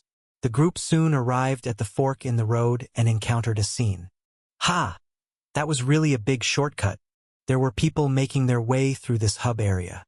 Some of them were adventurers that had retreated a lot earlier than they did. Meeting them up here presented how much of a cheat the hidden pathway was. This one secret of his would probably come out to light after he already guided the adventurers through not one but two of them. It wouldn't be strange of the guild to launch a full investigation into the matter after either Jasmine or Wedemir spoke of it. Hey, where are you going? That's not the exit. Tich miner's wool come through air? I will hold air for Thame. Ye can juist lia me air. That's fine with me, but I'm not staying here for another minute. Wayland, let's just go. Armand just shrugged, as he was clearly not interested in staying here. There was no real reason after Lobelia had already made a run for it previously. Without considering it for too long, Roland decided to do that. Just take care and be careful. Aye. Wedemir replied to Roland's words with a forced nod, but it was still unknown what the dwarf would do with the knowledge he gained. It was not the time to worry about that yet. There were more pressing issues at hand. The skeletons could clearly run past the boss room, which made it possible for them to leave the whole dungeon. With their leader injured by his cannon, it was impossible to determine what the lich would do. Normally, the creature was supposed to barricade itself in a safe location where it surrounded itself by its minions. This lich, on the other hand, was reacting like an angry child to the attack. It was throwing all of its minions at the problem at hand and perhaps hoping that something would stick. How deadly of an attack this would be depended on the number of skeletal soldiers it had produced, and as it stood now the number was vast. Do you have any other shortcuts, Wayland? As a matter of fact, follow me. Soon both of them separated from the dwarf and made their way to the top. While this was happening in the underground area that was covered by lava, another scene was playing out. It didn't understand what had happened. The lich replayed the scene in its bony head. The source of the mana, the beam of light, was there, and it should have been able to control that power. It had observed that energy pattern many times and even taken a direct hit to get rid of the pesky voice in its head. There should not be a problem to bounce or disperse that beam of light. Even less after its level had risen as much as it has. Yet when it attempted to affect the mana as it did before, there arose a problem. Some kind of interference appeared, and the mana pattern it was used in shifted slightly. This was enough to take it off guard and take a massive blow that almost cost it the new life that it had gained. Luckily, one of its minions was close behind it. The Lich was quick to order it to act and was quickly evacuated from that location. While it was interested in the being that set it free, it was still more interested in surviving. This instinct had been ingrained in its very being and would activate whenever death was near. Now its body was being quickly reformed with the help of the ever-respawning worms. During the escape, it ordered 2 of its special undead to contend with the armored being, but one of them ended up dead. These obsidian ones had a special connection with it, and each time one perished the Lich would know. Now after its plan had failed and its life was in danger, it had to think it through. Its life was far more important than the armored one, but it couldn't just let it escape. There were also other interesting beings out there. They looked similar to the one it was after, but they had their differences. Their behavior was strange. Sometimes they would endanger themselves to save weaker members of their group. On other occasions, they would use them as decoys while trying to escape. The way they acted was quite a mystery which the Lich wanted to figure out. One thing was clear. One of its powerful undead soldiers had died, and the small army it created wasn't enough. If this continued, perhaps stronger creatures would appear and would try to kill it. For such an occasion, it needed to be prepared. 2 choices presented themselves to the monster. Should it bunker up in this cavern where it was somewhat safe, or should it do something more drastic? Right on cue, the same gargoyle minion that saved it appeared. It was given a secondary task and had returned with a few large crystals in both its hands. These were some strange minerals that it came across when it was chasing after the armored one. Inside of them resided a vast amount of mana, and it would attempt to harness it. Its body had recovered enough for it to grasp one of the glowing minerals. The Lich had a vast quantity of mana inside of itself, but even it had a limit. After getting blasted and using a recovery skill, it was now almost drained. To create an army worth its level, it needed some help, and this would be the weapon that it needed. While this would help it produce more soldiers, the real reason it was able to get this far was a bit deeper inside this cavern it found. When entering further, a large open area with lava flowing from the sides appeared. There, in the middle of this large area, a strange being that the Lich decided to use was. This creature was quite strange. It covered half of this cavern, and its body was tremendous. Yet even with the help of those dimensions, it couldn't do anything. It just sat there and produced eggs that within a few hours turned into the earth-traveling worms. The production never stopped, and each time the egg hatched, a skeletal soldier could be created from it. The number of these fleshy containers vastly outpaced the mana the Lich had. Now, with the mana mineral it had grabbed from the secret mining area, it would finally be able to use all of this biomass, and with it, the creatures on the upper levels would know its wrath. Can't believe that we are already on the first floor. That saved us several hours of walking. Armand was looking at the path leading towards the exit. While they didn't get here faster than Lobelia, they weren't that far behind. With the shortcuts, Roland had always minimized the trip into the larger dungeon area, even when lugging the mule golem with him. You'll have to show me how to open those tunnels when this all blows over. What are you going to do now? I need to get back to my workshop. Elodia and the kids should be there. We need to prepare for the worst possible scenario. Worst possible scenario? What do you mean, isn't it over? We just need to wait for a team of platinum ranks to arrive and take back the dungeon. Haha, this will be quite of a payoff. I bet they will need a lot of gold ranks to handle these weak skeletons. Armand smiled while nodding to himself. To him, this looked like a chance to earn it big. With the Lich loose in the dungeon, it was an opportunity. They would certainly be tasked by the guild with taking out the creature, but as a gold rank, he didn't need to worry about facing any dangerous monsters. That would be all up to the platinum ranks that were all tier 3 class holders. There won't be time for a platinum party to show up. What do you mean?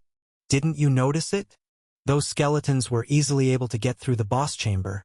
Have you ever seen monsters from a lower level going through one of these? Now that you mention it, Roland could see the cogs turning in Armand's brain, and him finally realizing that there was a bigger problem at hand. Wait, but doesn't that mean? Yes. This will probably turn into a dungeon break. Hold on. A dungeon break? Here off all places? Armand and every other adventurer knew what a dungeon break was, but it was not something that just happened. It was hard to even see one of those happening during a person's whole adventurer career, and now one was upon them. This was even less likely when new dungeons like this were involved, which was a hard pill to swallow. We need to get to the city and warn the others. Damn. I need to get home to the kids. Wait, what about the rest? Aren't some of them at your place? Armand started panicking the moment the scenario changed. The swarm of skeletons that was in the dungeon could emerge from within and turn their sights on the city. Depending on how many of them there were and also the Tier 3 variants, it could potentially be a bloodbath. The biggest problem was the lack of Tier 3 and above class holders that lived here. Roland knew of the existence of one Tier 3 class holder in the whole city. This was the guild master, who was of an unknown level and could potentially be able to defeat the Lich in a fair battle. Then there was also an unconfirmed one, the guild master of the Thieves' Guild. However, that person was a big mystery and no one truly knew the extent of their power or their real gender. Thief classes were masters of disguise, so it was almost impossible to tell when a Tier 3 class holder wanted to hide. A person like that couldn't really be trusted with anything, and it wouldn't be strange if they just bunkered up in the underground for everything to blow over. Perhaps if the monsters made it far into the city and affected their bottom line, then there was a possibility that they would act. These were the only permanent members in the city, with sometimes platinum rank adventurers passing by. Normally, the city lord would at least have one powerful knight that was at this level. Arthur Valerian didn't gain enough favor with anyone of that prestige to swear their allegiance to him yet. As it stood now, Roland was probably the strongest member of that faction that he wasn't really a true member of. He was just working together to make money, but after this blunder, he would really need those connections to not get thrown in prison. As I said, I'll take care of Elodia. She's probably still at the shop, and as long as those higher-tier skeletons don't leave the dungeon, it shouldn't be that much of a problem. All right, I'll leave her to you, and I hope you are right. Leave getting in touch with the guild to me. Thank you. Armand and Roland nodded at each other before parting ways. Normally Roland would use the secret tunnel toward his dungeon, but for the time being, he needed more information. When going up the stairs, word had already reached the guards and people were evacuating. Just as he had expected, a large part of the adventurers just remained outside to wait and examine the situation. They differed vastly in ranks and ranged from newbies that weren't even level 10 to people close to level 100. The latter were quite rare, so if the early level Tier 2 monsters actually burst through the entrance, it wouldn't be strange if some of them died. This wouldn't do. He needed to inform the guards about the potential dungeon break. Armand would inform the guild of this new finding while he needed to get everyone's attention. I never liked public presentations. Roland thought back to his past life and the weird period of life that was high school. Even to this day, he never understood why they forced the students to perform annoying presentations to each other.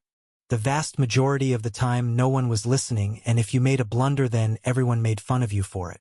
Now that he was an adult, the uneasiness didn't really go away, as he didn't really have that much experience with them. Can I have everyone's attention? His voice was magnified by a quick rune alteration in his helmet. The adventurers outside were taken by surprise. No one expected a loud, booming voice to suddenly spring forth from the armored man. Some had already taken a peek at him, as his getup was quite characteristic, and now he had their attention. The situation in the dungeon is direr than the guild had expected. It is believed that a dungeon break is going to take place. What did you say? A dungeon break? Are you crazy? There must be something wrong with your information. Who told you this? Please calm down and let me explain. You expect us to be calm? Who the hell are you anyway? Isn't that the runesmith? Why would he be speaking for the guild? He should go back to the workshop. Yeah, go back to making swords and leave the adventuring to the pros. Who would believe this nonsense? The people that were listening from afar didn't give him the chance to explain. The moment he claimed that there was a dungeon break waiting to happen, they didn't believe him. This was a hard pill to swallow for people who only heard distant rumors of breaks transpiring in the distant past. They all were more inclined to think that he was lying to vacate the premises or to do something unsavory when they panicked. Hey, will you idiots calm down? Mr. Wayland is not a liar. That's right. What if he is telling the truth? Let him speak and just shut up. To his surprise, a group of 4 young adventurers stepped forward. 2 girls and 2 young men with familiar faces. It was the same group that he saved from a trap and also his first real customers after he opened his shop. With them staring down at the others, he was finally able to speak. Thank you, as I was saying. A Tier 3 Lich has appeared in the dungeon. It is able to create Tier 2 ranked skeleton soldiers that range from level 50 to 60.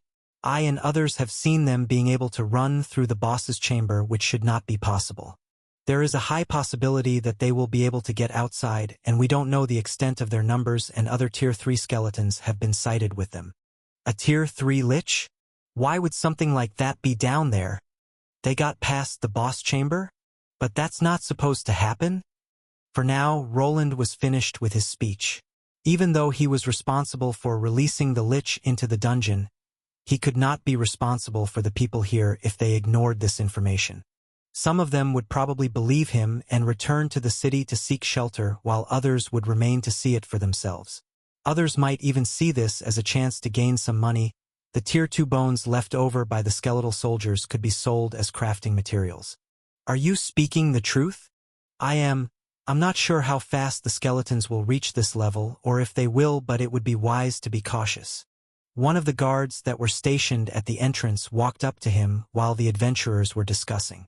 The man's face went quickly pale as he was required to stay here and guard the entrance. If monsters actually started pouring out, he and the few sentries that were placed here would be required to act. If they didn't, then they could be sent to prison for desertion. Don't worry. The guild should have been informed, and so should Lord Arthur. I don't think he would blame you if you retreated in these circumstances. Roland took a glance at the soldier before him. His level wasn't high at all, it wasn't over 50, which would put him below a skeletal monster. Besides these 2 guards here, there was a small camp set up around here. There were perhaps 20 soldiers here, with the captain being the only person over Tier 1. With the current lack of resources, Arthur was just unable to place more forces outside the city. This was mostly due to the fact that there wasn't really anything worth protecting here. What happened inside of the dungeon was outside their grasp, and every adventurer still needed to go to the guild to sell the resources they gathered. The only thing between the dungeon and the city were peddlers that sold some necessities, like potions and travel food for people that forgot to bring them from the city. These were created from large wagons that returned to the safety of the city if it got too late. Thus, the evacuation effort could go smoothly if only everyone believed in the information that he gave. Thanks to the small party of young adventurers, it seemed that at least some people were backing off. That is all. Decide for yourselves if you want to stay here, but be warned. These creatures should not be handled by anyone below the silver rank. Roland was through with his quick speech. When looking at the group of 4, he just nodded as a sign of gratitude. The one that went by the name Rudy smiled back as if being glad that he could be of some use. Now it was time for him to return home, and so he quickly activated his stat boosters and took off. It was quite a surprise to see the speed he was capable of, and only made the whole thing seem more serious. What level is that guy? If even he is afraid of those monsters, then perhaps we should really go back to the city. Not long after the armored man was gone, a large chunk of adventurers started backing off. More and more of the people remaining in the dungeon came pouring out, which only fueled their worries. It was clear that this was too much for a single Lich sighting. There must have been more to it. A dungeon break wasn't that outlandish anymore. Mary, is this true? My lord, I see that you spoke to the guild master already. Yes, he said something about a Lich being sighted in the dungeon. He didn't really explain himself and said that the guild would handle it, but can they? He really requested quite the sum. Arthur Valerian had a big frown on his face. The whole conversation went by too quickly. It seemed that the guild master from the Adventurers Guild didn't like him too much. There wasn't much info besides a Lich appearing out of nowhere. In reality, this would fall into the guild's jurisdiction, but as the city lord had to sponsor at least part of the job. If the dungeon remained closed off and adventurers were unable to farm for materials, the city would lose a lot of taxable income. In reality, Arthur's position was in far more danger than that of the guild master. Even if the dungeon was destroyed, Orden could just leave and find work elsewhere while the city he was running slowly died. The only way to speed up the process would be to place a large bounty on the Lich's head. This reward was of course provided by the guild, but to get things rolling faster, a noble normally added some wealth to attract powerful Tier 3 adventures. Those experts would not just leave their cozy homes and travel all the way to the middle of nowhere for nothing. My apologies, my lord, but I have not been able to find anything substantial. Mary the maid bowed in shame as she was unable to deliver the required information to her lord. She had been tasked with running the intelligence-gathering agency, and there were even plans of expanding, but with how little budget she had, things were hard. As the news dropped in the city, she was informed by one of her guild contacts, but it wasn't anything new. It's not your fault if you had some proper attendants under you. Then this would have never happened, but that doesn't matter now. If a lich has appeared, then it must be dealt with haste. I agree, my lord. If it festers for too long, it will affect our bottom line, but hiring Tier 3 adventures won't be that easy. I know, but I must. My lord. Arthur raised his hand as he heard a beeping sound.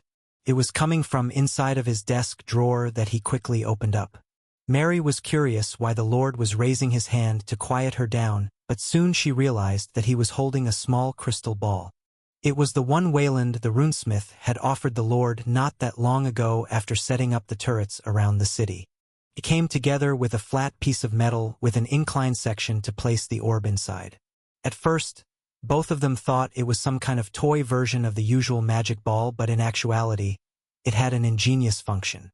Instead of seeing the person on the other side, only a short text message would be sent through it. The buttons that were on the plate had pre-programmed texts that Arthur could send towards Wayland if he ever needed him. It was mainly a device to inform him about a meeting, with a function that toggled through the times of the day. In the end, something like "meeting tomorrow afternoon" would be sent without the need of sending a letter and letting anyone know of this ever happening. Now, on the other hand, the device was beeping and flashing without him activating it. There was a small pocket for mana fluid for such an occasion, but a secondary battery needed to be attached for the message to get through. Just as he was instructed, Arthur brought out what was supposed to be a runic battery and placed it on the designated spot on the plate. After a little clicking sound, the orb began glowing brighter and text started to quickly appear. What is it, my lord? This is. Mary was surprised by Arthur's behavior and wanted to peek over his shoulder. It took a few seconds for him to rapidly raise himself from his seat, his hand slamming hard on the desk where he placed the magical orb on. This can be. How can there be a dungeon break in this city? Am I really this unlucky? Dungeon break. Mary was even more stunned. Was there really a dungeon break happening as they spoke? If it was, then it would certainly bring everyone's attention to this area, but for all the wrong reasons. Would you like to test this runic dagger before making a purchase? We also offer a second one at a 5% discount if you buy two. If you find the runic enchantment to not be satisfactory, we can also offer a different one. Do you wish to see our enchantment catalog? A discount? 5%, that would be… what's a catalog? Elodia smiled at the man that was looking at the bladed weapon section of the store. They had various dagger variations and short swords in stock for the scout types that this man here was. A person could even order a custom rune engraving with a spell they wanted for a higher price instead of buying the standardized weapons with the usual spells on them. You can see the catalog there. It has pictures and explanations of all the spells and prices. She pointed the adventurer towards a large book. It was attached to a large stand that couldn't be moved. When flipping through the pages, the man could see various colorful depictions of spells with detailed information. There were even some damage numbers depending on the spell. For instance, the easiest sharpness spell could be enhanced with a chilling effect. It explained that the flame-based creatures in the dungeon would succumb to this type of runic enchantment a lot easier than to others. There were a few other common combinations that went well with each other besides these. The prices aren't that bad, the man commented after going through what he could get. Compared to the dwarven stores, the prices here were slightly lowered. The quality of the magic was on another level, while the weapons in themselves weren't that far behind. Wait, I can have my own weapon enchanted. That's right, sir, you'll just have to leave it for a few days. Our runesmith will enchant them with the spell that you desire, but if the weapon is of bad quality, he might deny the request. The man nodded while thinking over this proposition. When going by the catalog, this would be the cheapest option for them all. It seemed that the craftsman needed to analyze the weapon first before deciding. Not every item was meant for enchanting. He needed to bring over a weapon made from at least deep steel. I'll have to think about it. Take your time, sir. Our runesmith will be accepting new items in a week.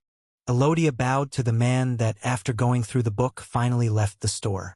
This catalog was an idea brought up by the store owner along with the pictures. It was a simple idea, but she could already see the power of visualization. The adventurers were inclined to buy more after going through the flashy drawings and good prices. She wasn't sure why, but if they listed something with a price that ended with 99 or 95, the item sold better. It was as if the price dropped by a whole gold coin while it only decreased by a single silver coin. Not that many customers today. After looking out through the window, she gave out a sigh. Today had been a slow day for some reason. But thanks to this, she could check up on the new store worker that had been doing her own task. How is it going, Marcy? I'm finished with one. In a smaller side room, Marcy, the new scribe worker, was sitting at a small desk. On it, there was ink and various quills with which she could practice her craft. As a scribe, she could write a lot faster than a regular person, as well as copy down what had been put to paper. Her task was to duplicate some flyers Roland had created with his own superior drawing skill that a scribe could also procure. It was different to a painter's painting skill, which was focused on canvas paintings and multiple colors. Let me see. Well done. The lines are a lot better this time around. Did your skill level up? Hee hee. The girl nodded with a smile on her face, which caused Elodia to brighten up as well. Ever since she got the orphans to work here, the place felt a lot warmer. Marcy spent a lot of time with her in the shop, which made time pass faster. Then Jorg was inside of the crafting compound going through some tasks that Bernier gave him. Even Finn showed up from time to time as he was working as a delivery boy during his trial for the guild. Everything is moving forward. I'm sure all the kids will be able to find jobs. Things seem to be going well, with more of the children working. The weight on her shoulders started to decrease. Money was not a problem anymore, and within the next few years, all of the kids would be able to start their journey into adulthood. While she didn't think that she would ever stop worrying, everyone would at least have a brighter future waiting for them, and that had always been her main goal. The shortage of customers brought her outside. The weather was nice, and the green grass was surrounding them from all sides. With the inclusion of Jorg, the idea of developing a stone pathway had been brought up. This would be a long-term project, but would also allow the child to level up his class rather fast. Everything was in the process of measuring, but perhaps in a few weeks, the young half-dwarf could start his first long-term project. HM? Is that Roland? She whispered in a faint voice, as she knew Roland didn't want to have his real name spoken out. A runaway noble from a militaristic family was what she had fallen for. It sounded like a romance novel that she once read when she was younger. Before she knew it, their paths had intertwined with each other. Thus, the surprise on her face was quite visible. The man that everyone knew as Wayland the runesmith was charging down the road at full speed. Behind him was a large wolf covered in red rubies that was having a hard time keeping up, which was apparent by how much his tongue was sticking out and flopping around. Why is he back so soon? He usually is out for an entire week. Elodia wondered, as this was the usual time that he disappeared down into the dungeon. While she didn't want to ask too many questions about his work, it was clear that he was bringing back various precious metals and minerals down from the mine. To her knowledge, he had discovered a hidden mine that he was mining from, but besides that, there wasn't really much else. Could someone have discovered the secret mining area? Could the Dwarven Union be up to no good once again? What's wrong? She blurted out right at the moment the armored man appeared before her. His speed was so tremendous that his feet dug into the ground as he tried to brake. He ended up right before her with a cloud of dirt being thrown everywhere. The hired adventurer guard that was there jumped out with their sword drawn. It's fine, please put that down. A bodyguard like this had always been taken from the guild whenever Roland went out for the mining expeditions. Together with various golems and protective turrets everywhere, the whole place was rather safe. We have a situation. First off, close the store, then meet me on the inside and bring Bernier along.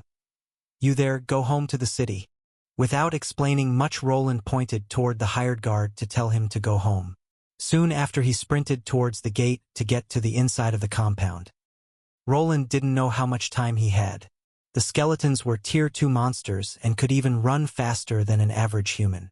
They would surely make it to the top levels and continue to chase after their targets if not stopped by their leader, the Lich. He did not know if it was even possible for that monster to pull back his forces after giving the initial order.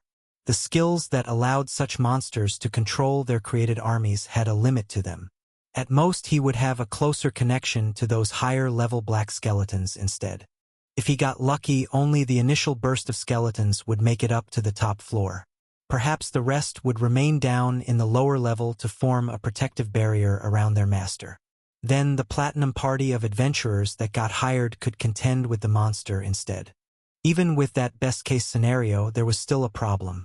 His house wasn't that far away from the dungeon, and if the skeletons burst through the exit, then it was in danger. The forest that somewhat disguised his property could potentially confuse the mindless monsters, but it could also give them a chance to get closer. His main line of defense was the large magical turrets and the large walls around his land.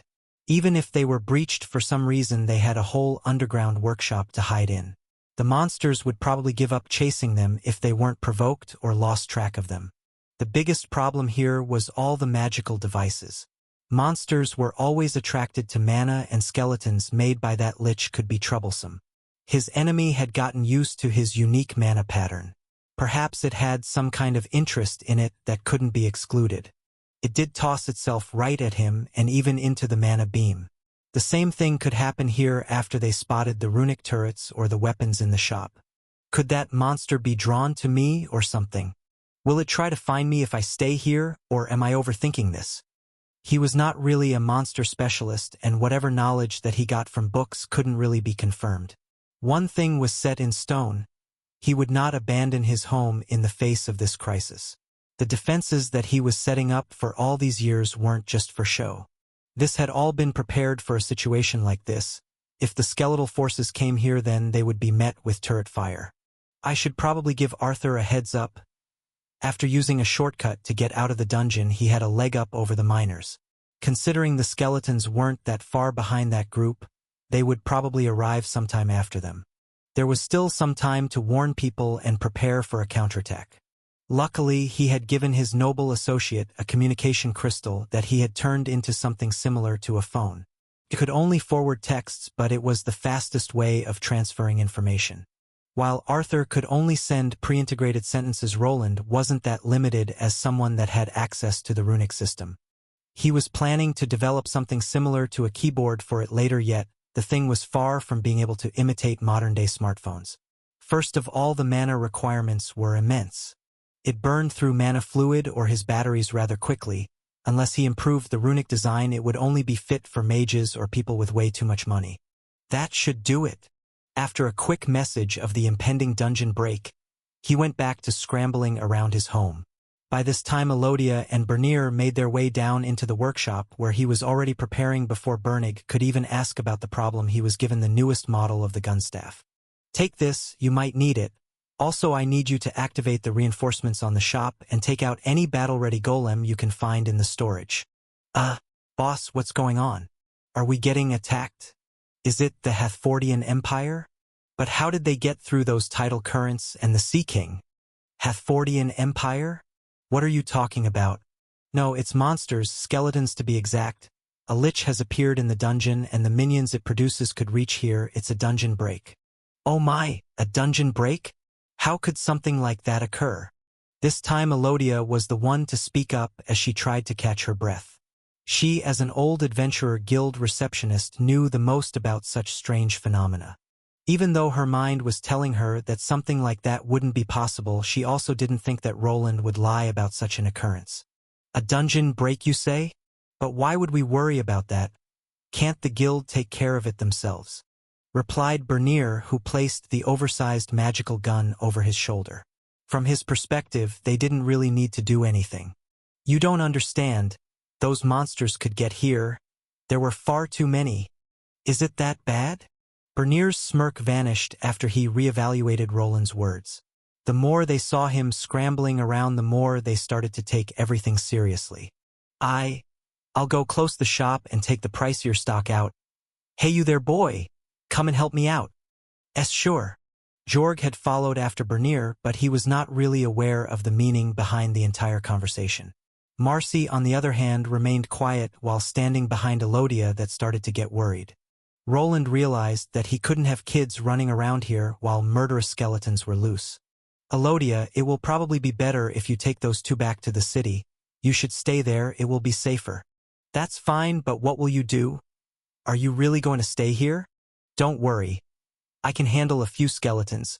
They shouldn't be able to get over the walls, but you have to understand that you will be safer in the city.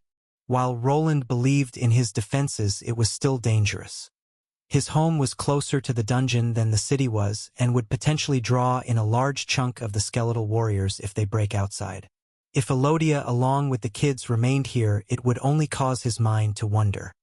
He needed to focus on defending his livelihood. Armand along with Lobelia should have arrived back at the city and would be more than enough to protect them. She looked back to Marcy that was behind her. The small 10-year-old girl didn't really know what was happening, but the serious expressions on their faces made her tense up. Elodia grasped the child's hand and finally gave in to the request without arguing. It was clear that the child needed to be brought to safety first. Diana was also around. With her help, Bernier was able to quickly finish barricading the doors and placing some reinforcements on the windows. These already had metallic bars to prevent people from coming in but were further blocked by already fitting window covers. On the outside, the confused adventurer finally left for the city after being informed about the dungeon break. The whole compound was surrounded by a large wall and barbed wire above it that could be electrified. The skeletons didn't have flesh, but they were not resistant to magical energies either. It all depended on their numbers, but Roland was somewhat confident in being able to protect his property. Don't worry, boss. I'll get them all to safety, but you have my gratitude. Now go, I'll be fine. After some time passed, the whole area inside was occupied by spider drones. Bernier, Diana, Elodia, and the two children had all gathered together. All of them were on their way to the city where Roland hoped for everyone to seek shelter. He did not believe that the monsters would be able to storm the city. There were far too many adventurers living there, and if one of the Tier 3 monsters appeared, the guildmaster should be able to contend with it. It was more dangerous to remain here in an enclosed space that could be easily sieged by the monsters. He was the only one that needed to remain to monitor the runic turrets and order his mechanized company of spider drones into battle. Without others around him, he would be able to focus on the task at hand. Woo! Yes, you too, Agni. Get Elodia to safety. Keep her and the little ones safe. That's your mission, do you understand? Woof! The wolf looked a bit concerned but nodded as he understood the meaning of those words. Soon the group of 5 was delving back into the forest area while he continued to watch. Perhaps he was alone, but he would not let any monster touch the property he had been working so many years on. All of them should be in the city now. How much time do I have before the shit hits the fan? Roland had gone through the compound to check if everything was in order. His whole house had been turned into a fortress throughout the years of development. He had created the defensive structures with the cultists in mind, but angry skeletal monsters weren't that far removed from the equation. In a sense, it would be a good test run if ever the time arose that he needed to face one of those cultist monstrosities. At the moment he was making his way through his secret tunnel, his aim wasn't to fight or set up any traps but to gather intelligence. While this was the longest one, it was not the only secret corridor he dug out. Another one that led out to safety had been created as well. If all failed and he was overrun by the monsters, there was a way for him to get out. This was of course something that he would only do in the worst-case scenario. His escape would be accompanied by some fireworks that would probably take out even a cult abomination. However, his home would be gone, and it was his last ace in the hole that he wouldn't play lightly. At least they aren't able to detect these secret passages, and they do have that defensive mechanism the Lich triggered. Roland had arrived at the wall leading toward the dungeon. When descending to the secret area, he had dug through it and made a person-sized hole. Now only a fist-sized opening remained that allowed him to glance towards the inside. There he saw the usual room he visited to start his journey to the mining area. He would not be going in there or digging up the path again. Instead, he just needed to stay here to magnify the signal with the help of his suit. During his many trips down, he had continued to search for the best path. While performing that task, he placed many of his runic mapping devices everywhere. With their help, he could follow the monster on the inside and come up with the right paths to avoid confronting them or the adventurers. Thanks to that solution, he had remained unseen by the adventurers. There was always a possibility of an adventurer selling information about his whereabouts to the Thieves' Guild. Roland was still a somewhat high-profile person in the city. Someone could want that data to predict his movements. His pedantic nature pushed him to be secretive after all the trouble he had been through. Now that the mine was discovered, this process would help him in denying some facts. No one had seen him wandering the lower regions, and the guards rarely saw him going through the main entrance. Even the large golem that was used to carry all the loot had not been inspected by anyone. I should probably stop worrying about that. What's done is done. After giving out a sigh, he turned his eyes to the mapping device. There was an option to enlarge the minimap to encompass the entire visor, which he decided to use. There was actually a possibility to show the map in a 3D-like render, but then it became a bit harder to read. The easier way was to divide the dungeon levels by numbers and just go through them one by one. As always, the field was flat and presented to him. The first thing he noticed was the lack of humans or other people of the races. Only the monsters remained, and they were close to the exit. At the moment they were at the 3rd floor level, while the last of the people were at the 1st. It seems that the miners and adventurers have successfully been evacuated. Now can they stop them from going outside? The people outside the dungeon had one advantage over the monster wave. There was only one exit to which all of the corridors connected. They only needed one spot to defend, and if they managed to stop the skeletons, then it would be over. The only problem was that everyone was taken off guard and not enough defensive measures were taken. Will Arthur be able to gather enough guards? Are there enough adventurers at a high enough level, and will they take this seriously enough? Roland was worried that either there won't be enough manpower to stop the skeletal soldiers from bursting out, or that they won't be able to gather the required forces. The vast majority of the adventurers were still only steel and bronze. The only useful help would come from the silver ones, while the others might just get in the way and then be used to create more forces. I really should have placed more of them. Roland never expected a full-fledged dungeon break to take place. If he knew there was so much danger, then he would have mapped out the entire dungeon area and placed runic batteries everywhere. As it was now, he could not monitor all of the passages or know what was happening in the lower level. Without a proper connection, he would need to get in range with his armor to be able to connect to the limited web of detecting devices. From the spot he was in now, he could at most detect down to the beginning of the 4th level. It didn't look good. The wave of skeletons continued to pour forth, and it didn't look like it was stopping. It boggled his mind. Where did the Lich hide this number of skeleton soldiers without being noticed? There were too many of them to have been created from actual adventurer drops. Judging by the bone weapons that most of them carried in the lower levels, they had been created from monster remains instead. However, even though the dungeon was vast, not every monster could be turned into a skeleton. The lava golems could not, as the caster required the corpse to be made up of some type of flesh. Did that Lich find a spawn point or some kind of trap? There were traps that, when activated, could force a person to fight against a larger group of monsters like the troglodytes. In the lower levels, such places rarely existed but could have been somehow found by the Lich. Roland was unsure when the monster escaped. It could have even been a month or two before this whole debacle started. For the time being, he remained here to watch over the situation. While he felt somewhat responsible for this predicament, it wasn't like he could control what others would do when reacting to the threat.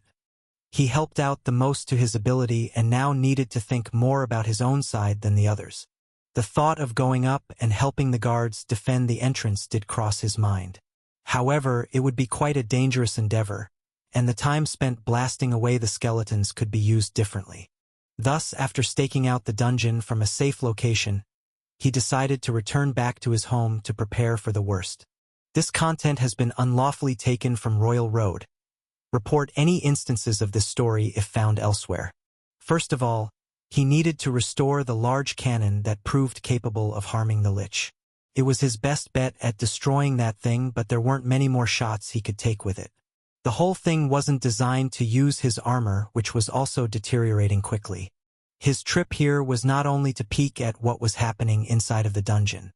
He had also used up the last bit of runic wire along with a large quantity of smaller runic batteries. With them, he had placed several detection devices inside of this tunnel at the ceiling area. The tunnel he created didn't stray away from the main road that much. The soil was quite hard in some places, which forced him to produce this tunnel in a somewhat fixed way.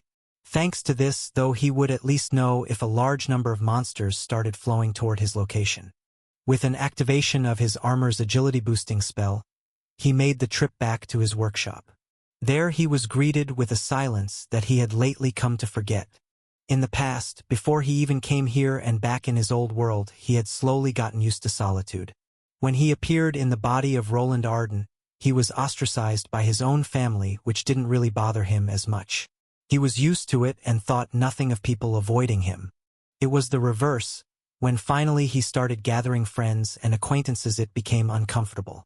At first, he didn't know how to handle the attention he was getting.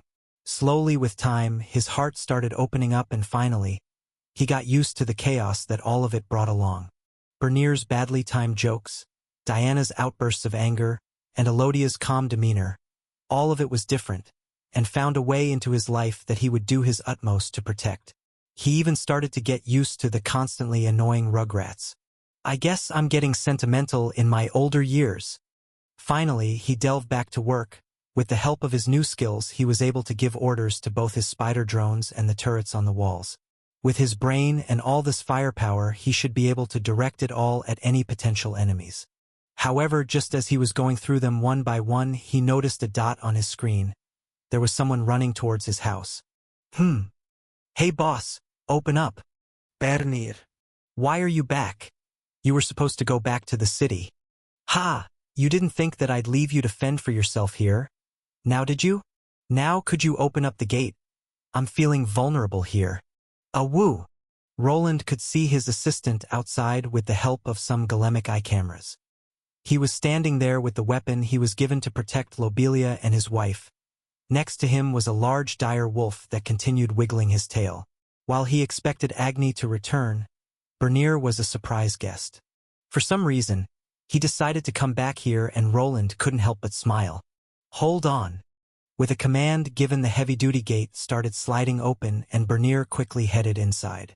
He was met by a metal cage that also had one separate exit through which he needed to get through. Only people that were registered to the magical device with their mana pattern could get through. It was similar to a thumbprint scanner and worked by injecting a tiny bit of mana into the door handle. Worf! Stop it, Agni. There is no time for this. The moment the gate opened up, Agni charged at his owner and headbutted him right to the chest. Lately, the roughhousing between the two had increased, but Roland didn't really mind, as this felt as if he was just tapped by a regular-sized dog. The more problematic thing was all the licking to his helmet that Agni attempted soon after. After wrestling the pooch down, he finally turned to Bernier, who had closed the secondary entrance behind him. How was it? What was the city? How did it look? Are the soldiers heading to the dungeon? Were there any adventurers preparing? It was really troublesome for me to get back. But you know me, not even my wifey can stop me. Roland wasn't sure what happened back in the city, but Bernier had probably run away while forcing Diana to stay back. He couldn't imagine the wife being fine with her husband going back to endanger his life. However, people in this world were a lot more heroic, so perhaps she was also fine with him protecting their livelihood. The whole workshop was filled with the items they had made. Bernier had also built up his own little workplace that turned into a full-fledged smithy. In a way, they had a stake in all of this. If this workplace collapsed for one reason or another, they would lose a lot of money. All that hard work they had spent would go up in flames if his home was destroyed. They had kind of threw in a lot of eggs into this basket that needed to be safeguarded. All right, but if things get too dangerous, just run and don't look back. I'm not stupid. I don't really have a death wish, even more now. For a moment, Bernier seemed to be in deep thought, but Roland didn't really want to prod. Even though his assistant wasn't in possession of a combat class, he didn't really need to. There were multiple weapons that he could use and a lot of runic batteries or even cables that connected to the compound's power source. Then they also had a stash of eloquence crystals that could be used with other types of weaponry. I also really wanted to try that thing you made. Ah, that one. Are you sure you can handle it? Last time you fell over and almost blew a hole through the entire testing chamber? Don't worry, boss. I've been working out. Bernier flexed his biceps, which were rather large. While he was not a warrior thanks to having a Tier 2 smithing class, his strength and stamina ranking was high. He would probably be fine in using the heavy piece of equipment that they were testing for such an occasion. Thus, while the half-dwarf descended into the workshop, Roland continued to monitor the surroundings. The thickest part of his walls was at the main gate. It was quite a similar setup as at a castle gate with a narrow walkway going up. There he could stand along with Agni to look out into the distance. Though the entire place was rigged with sensors and active turrets which could be set to auto-fire. For the time being, they were set to only aim at monsters, but targeting humans was of course an option. It was quite a boring display. Time continued to tick, but no monsters were appearing. Soon enough he started hearing footsteps from the back, which were accompanied by a clunking sound. He didn't really need to look back to know that it was Bernier with the oversized prototype strapped to his body. The contraption was quite clunky and hard to move with, but was simple. First of all, there was a large battery pack strapped to Bernier's back. This was the power source that could both use the crystals they had stored and the runic batteries. The rest was just a set of cables that connected to a control rod in the front. It kind of looked as if he was carrying a flamethrower with fuel in the back, but the magical weapon could do much more than that. The simplistic design would allow even someone like Bernier to produce magical spells, but came at a risk. The cables weren't made with the best materials and would overheat. Thus he needed to wear a thick flame-resistant suit under it to not get burned. In all honesty, Roland didn't expect this thing to be of use if they weren't going against monsters and defending. Bernier would be a sitting duck if one of them made it close enough to pounce. Luckily, the enemies didn't possess many ranged units that could potentially put an arrow through his cranium. This didn't have to remain constant, though, as creating skeletal archers was always a possibility. Let's see. While Bernier was trying to get used to the heavy equipment, Roland decided to take a look at his map. Some time had passed since his return from the underground tunnel, and it looked like the monsters were about to reach the top floor. Soon he would know if they actually were able to leave that space and if they chose to head here. Normally, undead went towards where more living creatures lived. This would point them towards the large city that was radiating it along with the ambient mana everyone was producing. This would mean that his small workshop should only attract a smaller number, but he wasn't that sure if this would be the case. The Lich had a strange attraction to him, or perhaps more to his mana pattern. Here they come. Get ready, Bernier, they will be crossing through the dungeon entrance any second. No idea if the soldiers will be able to hold them for long. I'm ready, boss, but could I ask you for a favor? Ah, sure. What is it? Could you scratch my back? I can't really reach it with all this on. While a certain runesmith was deliberating if he should make a back scratcher for his assistant, things at the dungeon were starting to move along. Everyone that could have been evacuated was now outside, and the guards were keeping others from going in. This, of course, didn't go well with the adventurers that depended on the income that this underground monster mine provided for them. How long is this going to take? You can't expect us to just stand here. That's right. Do you know how much it costs to get a meal in this city? Yeah. What will you do about the loss of coin? Please settle down. This was ordered by the city lord and also the adventure guild master. No one is to go in. The adventurers were somewhat disgruntled. The vast majority of them lived from a daily grind in the dungeon. The more adventurers appeared in the city, the less they could get for the monster materials they excavated. Unless a person reached a silver grade, they would have to be really careful about their expenses, and living in inns didn't come cheap. Then there was a problem with the addictive nature of this bunch that the Thieves Guild knew how to exploit. Milking the adventurers by getting them addicted to gambling and the red light district was a big reason the underground guilds survived. It was a gray area with which even the nobles were fine with. As long as they didn't need to see the debauchery, they would look past it, as the monetary gains were tremendous. This left some of the less successful adventurers with some debt or needs that they just needed to satisfy. Even one day of not working could set them back tremendously or be a cause for them to be injured by the loan sharks. Those types weren't that forgiving and would probably not wait for the dungeon problem to be alleviated. This is dumb. Just let me sign a paper and go in. We're not afraid of some stupid skeletons. Yeah, that's right, let us through. A group of angry steel rank adventurers started pushing forward. To them this was not a problem. If they ran into strong monsters they could just retreat. The loss of money was too big of a problem and they were always willing to put their lives in danger to progress. There weren't that many guards here to block the way down, so they didn't see a problem in pushing their way forward. What do you think you are doing? Get out of the way. In reality, the guards didn't really care if the adventurers went down and got themselves killed. The only reason they were here was that they were given a direct order by the new city lord. Even though Arthur Valerian was just a noble in name, it was one that could not be ignored. The guards were still only commoners that had a very small chance of becoming higher-tier soldiers and perhaps knights if they proved themselves to a noble lord that could make that a possibility. Even the man that was in the city could potentially raise them up to this position, but no one seriously believed in that. Some would even scoff at the idea of being a knight of such a bastard, as it would be a true dead end. Rudy, shouldn't we go? You heard what Mr. Wayland said. Yeah, but it's hard to believe. We should wait and see first. The group of young adventurers that Roland had a run-in with and also sold runic equipment to had remained in place. They were away from the entrance and the group of people that were trying to get it. Their curiosity got to them as they had a hard time believing that the dungeon monsters could go out the exit. To them it was natural for the dungeon creatures to back off whenever they reached a safe location. It was a truth of this world. I'm not that great at running. Myron has a point. Maybe we should back away further. It shouldn't be a problem. With those guys in the front, even if the monsters come out, they will act as a distraction.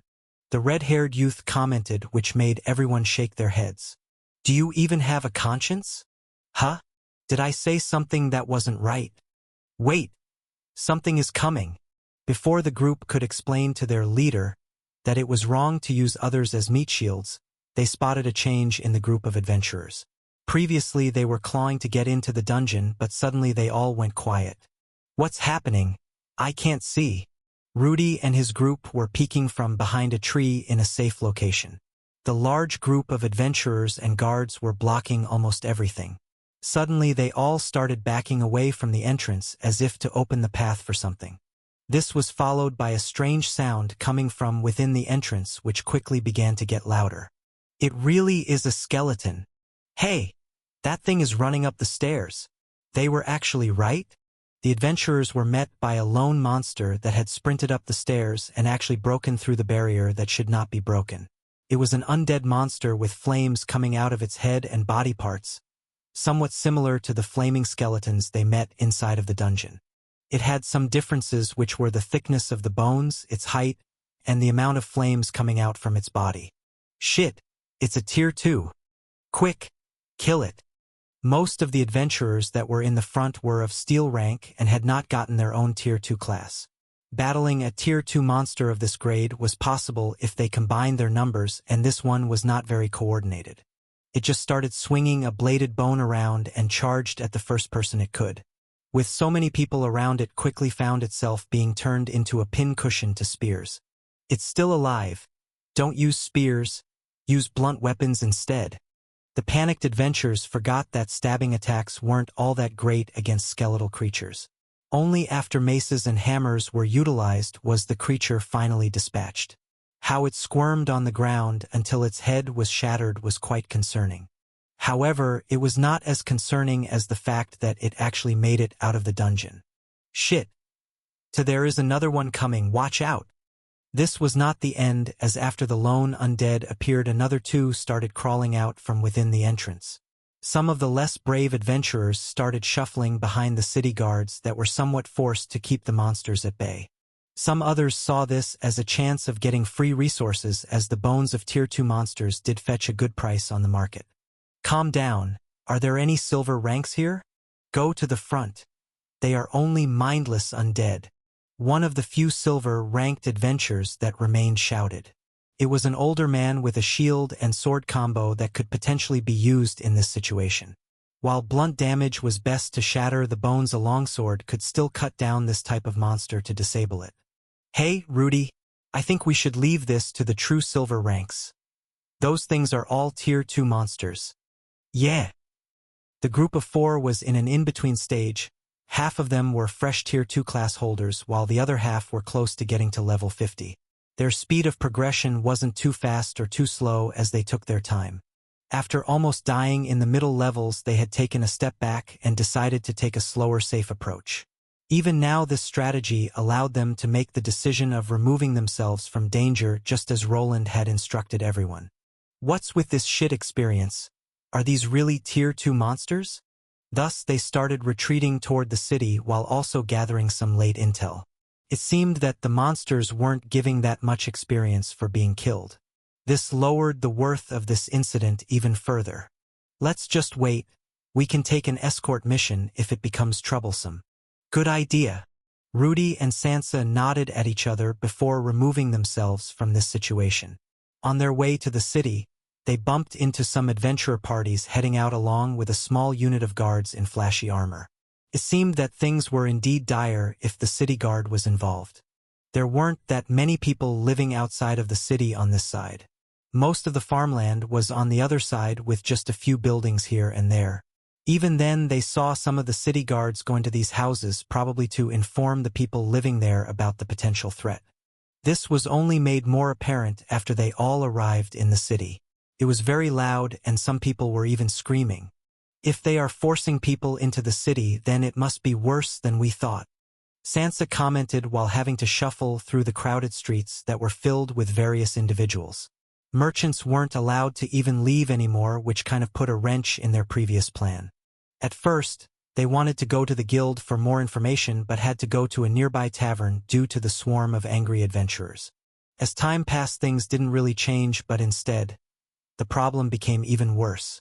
More people were forced into the city and had to remain there while the city gates were closed. It was clear that this dungeon break wasn't that simple if they chose to barricade the citizens behind the freshly built-up walls.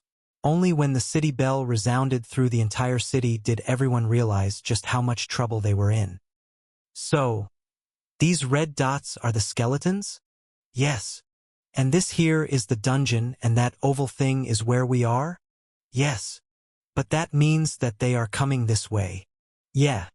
They are, and they will be here in a few minutes, so you should get ready. Aye.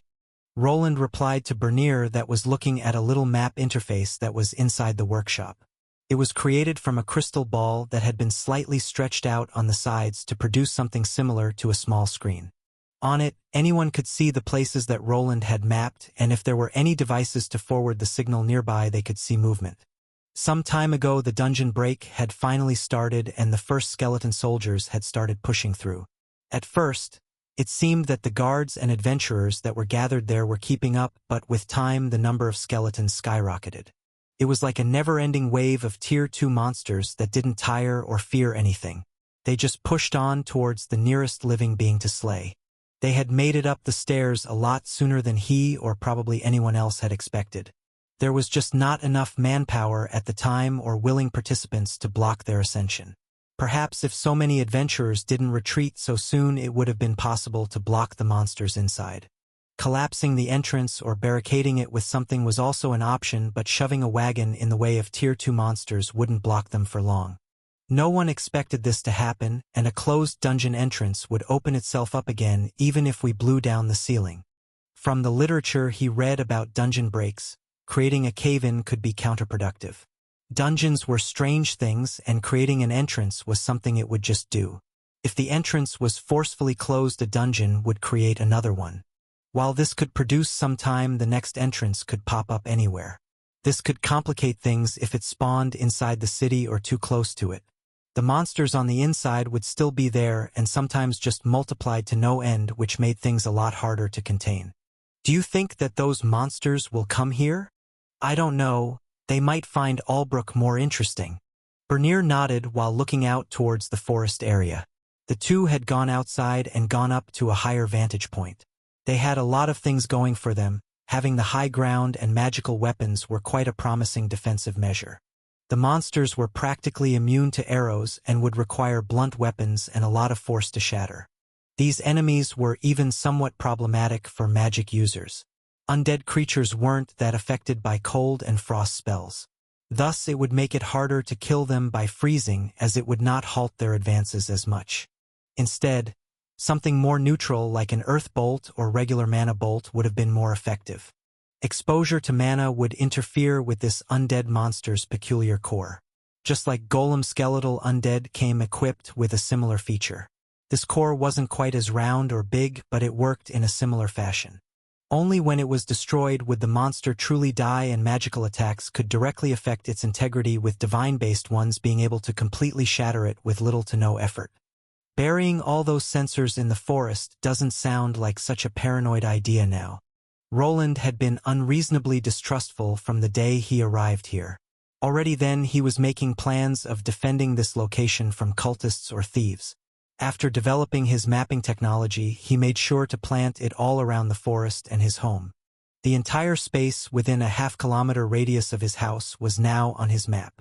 It took some digging and a lot of money, but thanks to this he could see the first skeleton soldier appearing. Bernier was not aware of this, as he just stood there while squinting his eyes to potentially discover a monster between the bushes. Roland, on the other hand, was tracing the walking path of the monster that was moving fast but without any sense of direction. It even ran around in a circle before deciding to go in a straight line. These creatures seem to only charge forward. It seems to be evading the trees and then just charging forward in a straight line. It was not the only one there, as more dots started to appear, and finally one of them bumped into the road leading towards his compound. It was just a regular dirt path, a bit wider than usual, with most of the branches taken to the side to make it easier for his customers to arrive. This apparently was enough to make the monster that found it follow it, and finally one of them arrived at his doorstep. "Boss. I see it, calm down. There is only one now, let the turrets handle it." The flames within the monster's eye socket made it stand out instantly. Even Bernier finally noticed that it was there as it jolted forward. It did slow down for a moment after arriving at the open area, but the moment it discovered his home and the people that were looking at it, the monster charged. Its angry rush was quickly halted by a blue bolt of energy that collided with its chest. The whole place was surrounded by turrets, which were now on high alert and would instantly shoot whenever they identified a monster. Their power was at around the second tier of a lower-level magician, and quite enough to take out a skeletal minion. "Ha! That's it. Awoo!" Bernier gave out a sigh of relief as he saw the charging monster be blown back by the energy bolt. Then, as it tried to stand up, it was just pelted 2 more times until it was fully dead. It seemed that around 2 or 3 shots were all it took to get this undead to stop, but this didn't mean they were in the clear. The turret's cannon shut down the firing mechanism but was now smoking. There was a short cooling period that this weapon needed to go through, so depending on how many unwanted guests they got, it could get spicy. "Get ready. More of them are coming." "Woof. But not you, Agni. Stay behind the wall for now." "Woo." It seemed that the path paved by his customers and somewhat by Bernier had become a gathering point for the undead. Perhaps they had some senses after all and could tell that it led somewhere. The map was slowly becoming covered in red dots, and all of them were in a conga line toward his home. For the time being he would leave it to the turrets, as they were the main line of defense. If they became overrun, then his golems and also Agni, that was looking sad, would finally join the fight. It started out slow, 1 or 2 skeletal fiends at a time. The turrets didn't have a problem aiming at the undead creatures that just rushed without any fret for their own lives. They were like guiding missiles aiming for the closest living being or magical object in the vicinity. In this case, it was one of his turrets that didn't even need to move to shoot at the charging blazing skeleton. Each time one of them was dead, he was given a very minimal amount of experience points. This was quite annoying, as otherwise killing the vast quantity of these creatures would help him achieve Tier 3 a lot faster. However, he would need to worry about that after he took care of the problem before him. There was one main road leading from the dungeon to the city. Roland had already witnessed the monsters following even smaller paths like the one to his house. Probably the majority of these monsters would end up at the city gates, while a smaller number was funneled towards his side instead. Hey boss. What is it? Did they sneak around the back? No, it's a message from the missus. Roland turned towards Bernier, who for the time being had gone down from the walls. Instead, he went to the workshop to look at the map there. While the mini-map in his armor was similar, it was a much smaller screen. It was a lot easier to look through the larger one that was down in the workshop. Besides it, there were the usual communication crystal balls. One of them he had lent to Elodia a few weeks before. It came equipped with a few battery packs and had a speed dial connection to his workshop. Bring it over then. I can use it without the support items. Bernier was quick to move with the crystal ball over. Normally anyone that wanted to use these items and wasn't a mage needed to use specialized runic devices. However, Roland was the one that made this one and had the required mana to run it. As soon as the blinking ball made it into his hand, he injected some mana into it. The surface started shining brightly before calming down and showing a close-up of Elodia's nose. You don't need to lean so closely to it. Ah! He smiled slightly under his helmet as he saw her jolt away to make her face fully visible. The crystal ball that was in the orphanage was hidden away in a sturdy cupboard. Thus, after opening it, Elodia usually just leaned down really closely without realizing that it would mess up the image. There was a solution for this. If he implemented a golemic eye, it could function as a webcam. Crystal balls came equipped with this feature as a default, so no one really bothered to change the design. Perhaps it was a quality of life upgrade, but it would still be hard to sell it to people that were used to the old technology. I see that you are safe. Are you all at your house? Yes. Lobelia is with us. For a moment he could hear some sounds coming from behind Elodia, which made it hard to hear. Elodia wasn't the only person in the room, as the orphans were there. The young kids had never really had the chance to play with a magic device like this. Thus they continued to ask questions with eyes wide open. Hey, is that Uncle Wayland? Is it? Why is he wearing that funny helmet? That's enough. Everyone out of the room. Boo! He could hear Lobelia's voice squabbling with some of the orphans. Luckily, within a few minutes, they were able to clear out the room and he could finally talk to her in private. How is it? Did they lock down the city? Yes, they did. They sounded the warning bell and aren't letting people leave the city. Lobelia was outside. The soldiers are forcing people to go back to their homes and the rest are at the square. What is the guild doing about it? Are they organizing something? There was an announcement from the city lord. They are going to form a militia, and Armand decided to join it. It seemed that Lobelia was the only combatant left in the orphanage. Armand, as always, probably saw it as a chance to show off. However, he wasn't that stupid. He must have been convinced that Elodia and the kids would be safe in the orphanage, otherwise he would have stayed with them. He did? That's like him. What of the outside? Did they spot any undead? Yes, but they had managed to dispatch them before they got to the gates. They are reassuring everyone that this won't take long. But what about you? Are you safe? I'm fine. Though I didn't expect Bernier to show up. Diana must be livid. She was. But she managed to calm down, but she understands. Roland nodded as he knew that Bernier's and Diana's success and livelihood were tied to his workshop. If it was overrun by undead creatures, then it would take a while to recover. Don't worry, the skeletons are relatively weak. There won't be a problem, the runic turrets will be enough. Elodia nodded, but he wasn't sure if she believed him. In reality, he wasn't sure how this predicament would play itself out. The monsters weren't that strong, but there were a lot of them. Then there were the superior undead that were quite troublesome. If one of them showed up at his doorstep, then it would get spicy. Are you sure? Wouldn't it be better if you come back to the city? I'm sure, yo. We can rebuild everything later. There is no reason to put yourself in danger. No reason, huh? Roland knew that if he just went back to the city, then everything would probably be fine. Everything would probably work out in one way or another.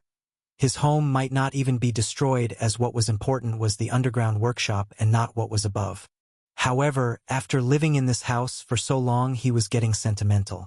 He could not stomach just letting this place be destroyed. There was another reason as well. He was tired of constantly running away. This was a chance for him to finally fight back and not run away like the two last times. At the moment, he had amassed enough knowledge and experience to stem the tide. I can't do that and stop worrying. I'm not going to put my life in danger. Me and Bernier are just going to stay here for a few days until the city lord calls for a platinum party to take care of the lich. It won't be a problem. But I'll be fine. Just trust me.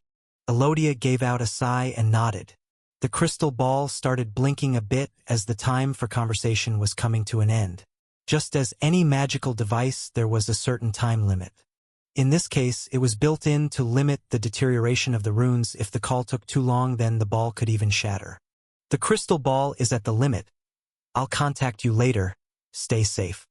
You too. Don't do anything danger. Elodia was cut off at the end of the sentence, but he knew what she wanted. While his workshop and home were important, they were not worth giving his life for. As someone that was close to getting his Tier 3 class, there was always a chance to rebuild. Even seeking shelter at the Magical Academy would be an option, as he could also moonlight as a runic mage with his skill set. Boss, we have a situation. There are a lot of them coming. Bernier called out to him, but he was already aware of it thanks to his parallel thinking trait. The runic turrets were starting to smoke up the place as they continued to fire on the approaching skeletal monsters. The pile of bones before his store was beginning to get bigger, and the monsters even started to pile from other directions. Finally, one of the monsters made it through and started pounding on the gate with its bony fists. The creature had a surprising amount of power, as each fist strike made the metallic construction rattle a bit. Roland reacted accordingly and used a few well-placed guiding mana arrow spells to take the monster out. This was not over though, as more and more began making it through the defenses and the turrets finally reached the limit. As the smoke coming from them increased, they started to initiate the cooling procedure to conserve their runic structures. With them in a momentary shutdown, it was up to Bernier and him to contend with the increase in targets. Luckily, if it came to firepower, they still had the advantage. The large wand that Bernier was holding with both hands started lighting up with runes before releasing a mass of small blue energy bolts. Each one was a tiny condensed energy projectile somewhat similar to a bullet. While this weapon didn't have much accuracy when it came to hitting a large number of targets, it was superior to others. Bernier just needed to point it in the general direction of the 4 skeletal monsters that were charging at him, and they would be riddled with mana bullets. Before they could reach the wall he was standing on, they were riddled with holes. It was a brute force way to get to their cores, but worked fine in this situation. Roland looked at his assistant that was screaming loudly and wanted to laugh at the Rambo impression he was performing. He, on the other hand, went with his trusted method of locking on to the monsters with the help of his armor's targeting system. There was no need to use large attacks if the homing magical missiles were enough. A large ball of energy flew out of his hammer and exploded up in the sky. The mana bolts rained down like meteors and cleared out a vast number of enemies at a rate much higher than of the turrets. His stats were so enhanced that it only took 1 shot each to explode a monster. With the 2 blacksmiths defending their workshop now in active combat, the turrets had enough time to cool themselves down and go back into action. The whole area turned blue and the sound of magical explosions was everywhere. Agni, who was initially ordered to stay behind the gate, joined the 2 on the upper wall as well. Even though his specialty was fire, that the skeletons were resistant to, they weren't immune to it. His high level compared to theirs was enough to make the fireballs he shot out to deliver critical damage. While he took his time to make each spell appear, it was at a rate that was indeed helpful. At first, it might have seemed that the undead monsters could be able to overrun the runic smithy, but soon a critical error in their approach became apparent. Even though they strayed off the initial path a bit, there was no intelligence in their approach. They did not try to surround them or use the trees as shields. The skeletons just poured in with no worry for their own safety. Their numbers were vast, but the firepower on Roland's side was overbearing, and with time those numbers started dwindling. Roland wasn't sure what was happening in the city, but if the monsters acted like this, then there was hope. With all the preparations against the cultists, the side that faced the dungeon was also equipped with his turrets. The soldiers were also in possession of divine weaponry, which would be devastating against the undead. Stop! That was the last of them. Ah! Ha! Bernier was shouting loudly as Roland placed his hand on his shoulder to bring him back to reality. The monster wave was over, but the rain of magical bullets from Bernier's weapon continued to fly toward the trees. Was that it? Did we win? For now. Roland saw Bernier drop down onto his posterior after the confirmation about the attack being over. Even though he looked fine, his whole body was covered in sweat and his legs were shaking. The weapon he was using had an exterior energy source, but that didn't mean that it wouldn't be tiresome to shoot with it for this long. For now? What does that mean? Are there more of them coming? Awoo! Agni called out from behind with perked-up ears, as he was sensing something further in the first and his master was able to finally notice. No, I don't see any in the Vysen. Boss! Before he could answer the question, he noticed something on his map. A moment before it was devoid of any dots representing the skeletal monsters, but now another one had appeared. This would normally be fine. One more skeleton soldier wouldn't change anything, but this dot was a lot bigger than the rest. It represented a monster that was above Tier 2. This wasn't the only strange thing about it. The dot that was right at the edge of the area he could see stopped. It was standing on the path that the other monsters followed almost instantly after discovering it. The monster was acting strange and was probably not one of the lesser blazing skeletons. Did that lich come out of the dungeon? Now, this was a dangerous predicament. If it was the lich, then he would be in a lot of trouble. While he was on his home turf, this didn't mean that he could just take out a Tier 3 monster by himself. The turrets that were firing, even with a change in the mana pattern, would not be able to pierce through the undead mage's shield. Or is it one of his minions instead? That would make more sense. Why would it go out by itself without that many minions around? This was the more realistic turn of events. The dot he was looking at probably belonged to one of the obsidian skeletons. They were somewhat comparable to adventurers with lesser Tier 3 classes of the same level. With his current assortment of defenses and his armor, it might have been possible for him to come out on top. The spider drones were still waiting for a command to attack, as for the time being he had conserved their runes. Then there was also the ace in the hole that he had saved up for a fight like this, the experimental divine spells. There could be a big one coming. Get ready, but leave most of the fighting to me, and don't be afraid to retreat to the workshop if it gets past the wall. Shit, a big one? Bernier wasn't sure what to expect, but if Roland was taking it seriously, then it had to be a serious matter. However, a minute had passed and then another, and soon a quarter of an hour had passed and no enemies were in sight. This finally caused Bernier to look to Roland, who had remained silent for a while. So, is it coming or not? It seems to be coming here, but very slowly. The monster was acting strange. Could it have not been an undead? Could there be another Tier 3 monster that had just walked into the forest for a different reason? This was a possibility, but considering that there were other monsters slowly walking behind it, it was more probable that it was part of the undead army. Soon it arrived at a close enough range for Roland to see it. He had used spells to enhance his vision to zoom in on the thing that had arrived, and just as he expected, it was a skeleton composed of black bones. It was the same mage type he had seen down in the dungeon, perhaps the very same one he had escaped from. It was probably not here to avenge its comrade that had exploded, but it was also not here to attack him. After it was discovered by Roland, it continued up to a certain point until stopping. A group of around 15 skeletons was together with it, but they were acting differently. It was possible that the monster had some type of control over this unit. The black skeletons had shown a higher level of intelligence than the others. Perhaps they could even act as proxies to their leader and command smaller groups of the lesser undead. Soon enough before a fight could break out, the monster turned around and left. When looking at the path it took, it was going back to the dungeon where they came from. Did this mean that the battle was over, or was it preparing something? This feels off. Was it gathering information for its master? Are liches normally this intelligent? This whole scene left a sour taste in his mouth. It made it look like the monsters were just testing out the people outside to see how they reacted to the skeleton onslaught. If they were left alone for too long, then it was possible that they would try another assault, but this time around they might come in larger numbers and with a plan. Lord Arthur. The monsters are retreating. They are retreating? Yes, Lord Arthur. Why would monsters retreat from battle? Isn't that rather odd? Yes, Lord Arthur. Usually undead creatures like skeletons don't have the wit or danger assessment abilities for battle tactics. That's what I thought. It must have been the lich controlling them. That is a possibility, but liches are said to be able to create high-level undead that have higher intelligence and are capable of ordering the lesser ones.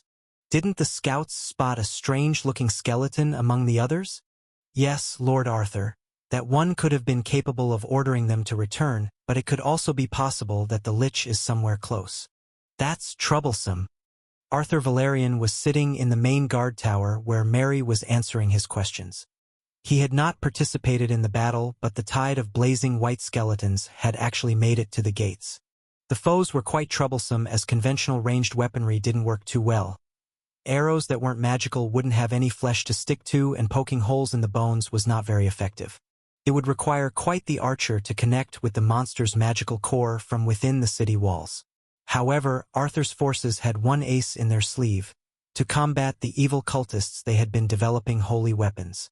They had been mostly manufactured by the city runesmith and were quite potent when going against these monsters. The whole siege didn't take that long. First, it started with many of the adventurers and dungeon guards fleeing back to the city. It started out small with a handful of skeletons, but soon turned into a small battalion of around 200 skeletal monsters trying to get it. There was no rhyme or reason for this charge, and they beelined it for the front gate, which was a hard point to besiege. The magical turrets that were installed played a big role in the defense, as they were able to successfully bring down a large chunk of the skeletal monster charge. Yet, after the monsters attempted to climb the walls, the defensive turrets started to have trouble with the angle of their targets. The soldiers had to poke the monsters away with their long spears while also barricading the front gate that was being pushed into. The monsters looked light, but they had a surprising amount of power and didn't tire. This small city didn't really have that many soldiers.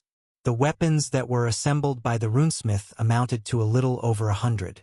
This left the 300 remaining soldiers and guards with lesser weapons, but enough to stem the tide. Soon the adventurers joined the battle, and together with the guards were able to push back the maddened monsters. The divine swords, shields, and spears were rather well designed to go against these monsters. With a good poke of a spear tip and activation of the smite spells, it only took one hit from a Tier 2 class holder to defeat one of these skeletons. However, these weapons had one large downside. They held up to 10 charges of this spell before they needed to be refilled by the priests. Luckily for the city, the priests were more than willing to combat the undead monsters. They had sent over their priests to recharge the weapons. They truthfully expected a bit more resistance from the monsters that soon retreated back towards the dungeon. This was at the same time as a strange black skeletal monster was spotted, which was probably the one in control. "So how you feeling after your first battle, little lord? Although I don't think we can consider those lesser undead much of an army." "How dare you? It's fine, Mary." The conversation that the two were having was broken by a large man appearing in the guard tower. The room they were in belonged to the guard captain, but was now occupied by Arthur, his knights, and aides. Mary didn't appreciate the nonchalant tone the guild master had, but she could not really go against a Tier 3 person. Her side lacked someone at this level, which would make things problematic. "Guild master, glad that you came. I must thank you for your corporations. The adventurers were quite useful. Please sit down. I would like to hear your opinion about their strange behavior." I see that you noticed." "Indeed. Do you think that it could have just been a scouting party?" "That's unlikely. Probably the lich pulled its troops back out of fright. Those undead tend to be very cowardly. It's more likely that it will retreat to its lair and surround itself with more undead. Perhaps after bolstering its forces it will make another attempt." It seemed that Orden the guild master didn't believe in the undead uprising. It was more probable that it would start playing the waiting game. This would give them enough time to get a platinum adventurer party over for help. With them around and some help from gold ranks, the dungeon could be taken back. But, Orden rubbed his chin before dropping his body on a nearby chair without really asking for permission. His expression changed to a more serious one, as well as his tone, which was not something Mary appreciated. "There is a possibility of it being unique. The chances are low, but it could be planning something. It's already using higher-tier undead as proxies. This could become troublesome." "Then what would you advise us to do, Guild Master?" "You have two choices, little lord. Either we wait for the adventurers to arrive or you assemble a force now. I would advise against the second one. You just don't have the manpower." Mary narrowed her eyes at the way that the guildmaster was referring to Arthur but couldn't really find anything wrong with the tactic. Perhaps a large enough force could deal with the monster, but a lot of lives would be lost in the process. The city guards were not used to fighting in small spaces like in the dungeon or used to the hot lava as much as the adventurers were. It was probably crawling with the creatures along with a monster that could create more of them without an end. While it would be best to take it out before the skeletal army was restored, the lack of troops was apparent. I see. Thank you for your insight. One more piece of advice before I go. You might want to visit our little runesmith. He might be of some help to you. The guild master gave Arthur a little wink before raising his large body off from the seat. He was not really given permission to leave, but Arthur didn't really mind. He knew that respect had to be earned, and this was a chance. If he performed well, then he might gain some of it from the guild leader. How dare he act this way in front of the Lord? Give me an order and I will. That's enough, Mary. We need that man to protect the city. The black skeletons are considered to be tier 3, right? That is correct. The catgirl's head lowered slightly as she knew that at the moment only the guild master would be able to protect the Lord. She felt somewhat inadequate with her level, which had been stagnating lately. She had focused on furthering her spy network and creating an information guild. Through it, she knew that there was potentially another person on the guild master's level, but that one would probably not move without a hefty bounty. But why did he mention Wayland? Could he know something about the Lich? Arthur stood up from his own chair and walked over to the window while posing the question to Mary. The two knights were outside the door while he and the maid were the only ones left now. Through this guard tower, he could see into the distance where the forest was and in it the runesmith. Judging by the fact that the skeletons came from the dungeon, it was probably that they gave his associate a visit. We don't have much information yet. People had seen Mr. Wayland at the dungeon before the skeletons broke out. He had apparently given a warning to everyone before vanishing. So he left before it started. He must have contacted me at around that time. Did he stay at his house while knowing of the outbreak? What was he thinking? Mr. Wayland's home is very well guarded. There are magical devices he called runic turrets surrounding his home. I'm sure that he believed that he would be fine. There is more to it, though. Something about a hidden mine. A hidden mine? Are the dwarves involved with it too? I regretfully don't have enough information. My people are seeking out the source of the rumors, and I believe that we will have more information soon. He had been seen in the dungeon when the break happened and did help some dwarven miners escape. Is the Union involved with this in some way?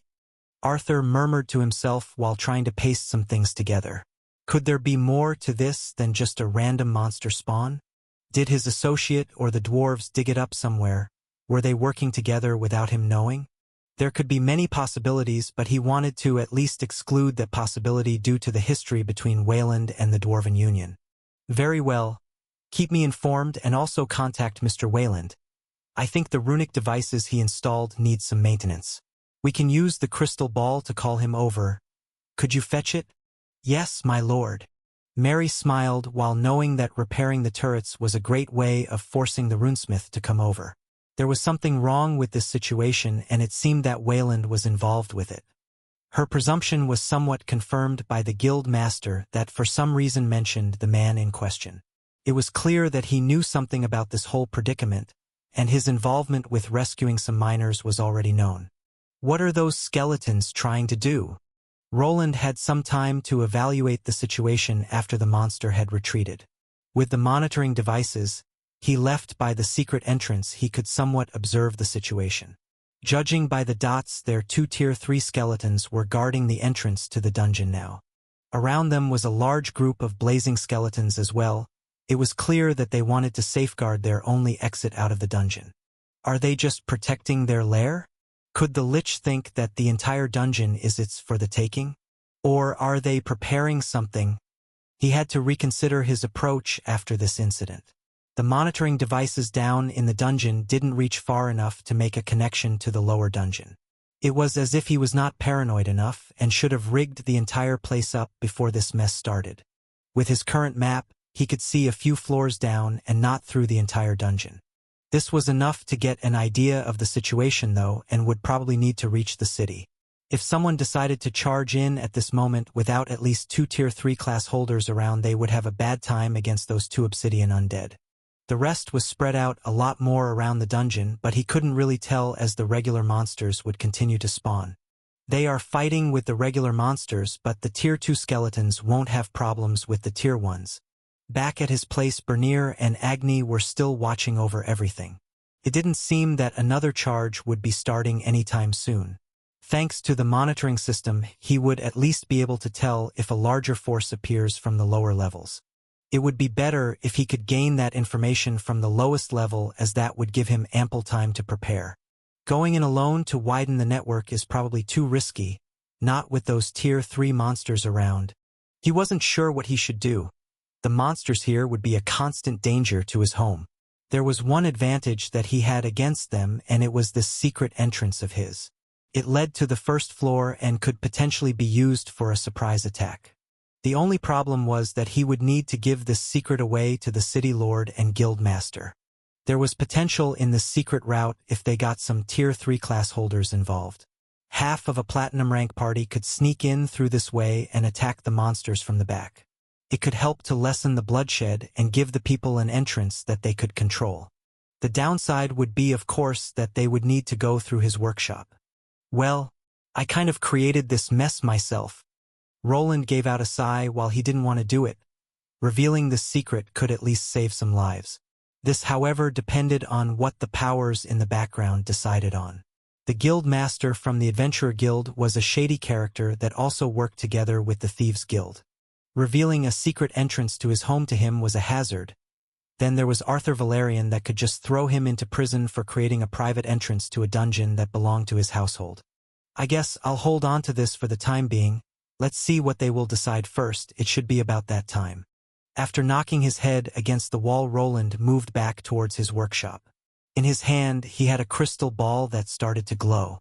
It was the opposite one to Arthur's, and just as he expected, the city lord wanted to have a word with him. I should inform him about the Tier 3s.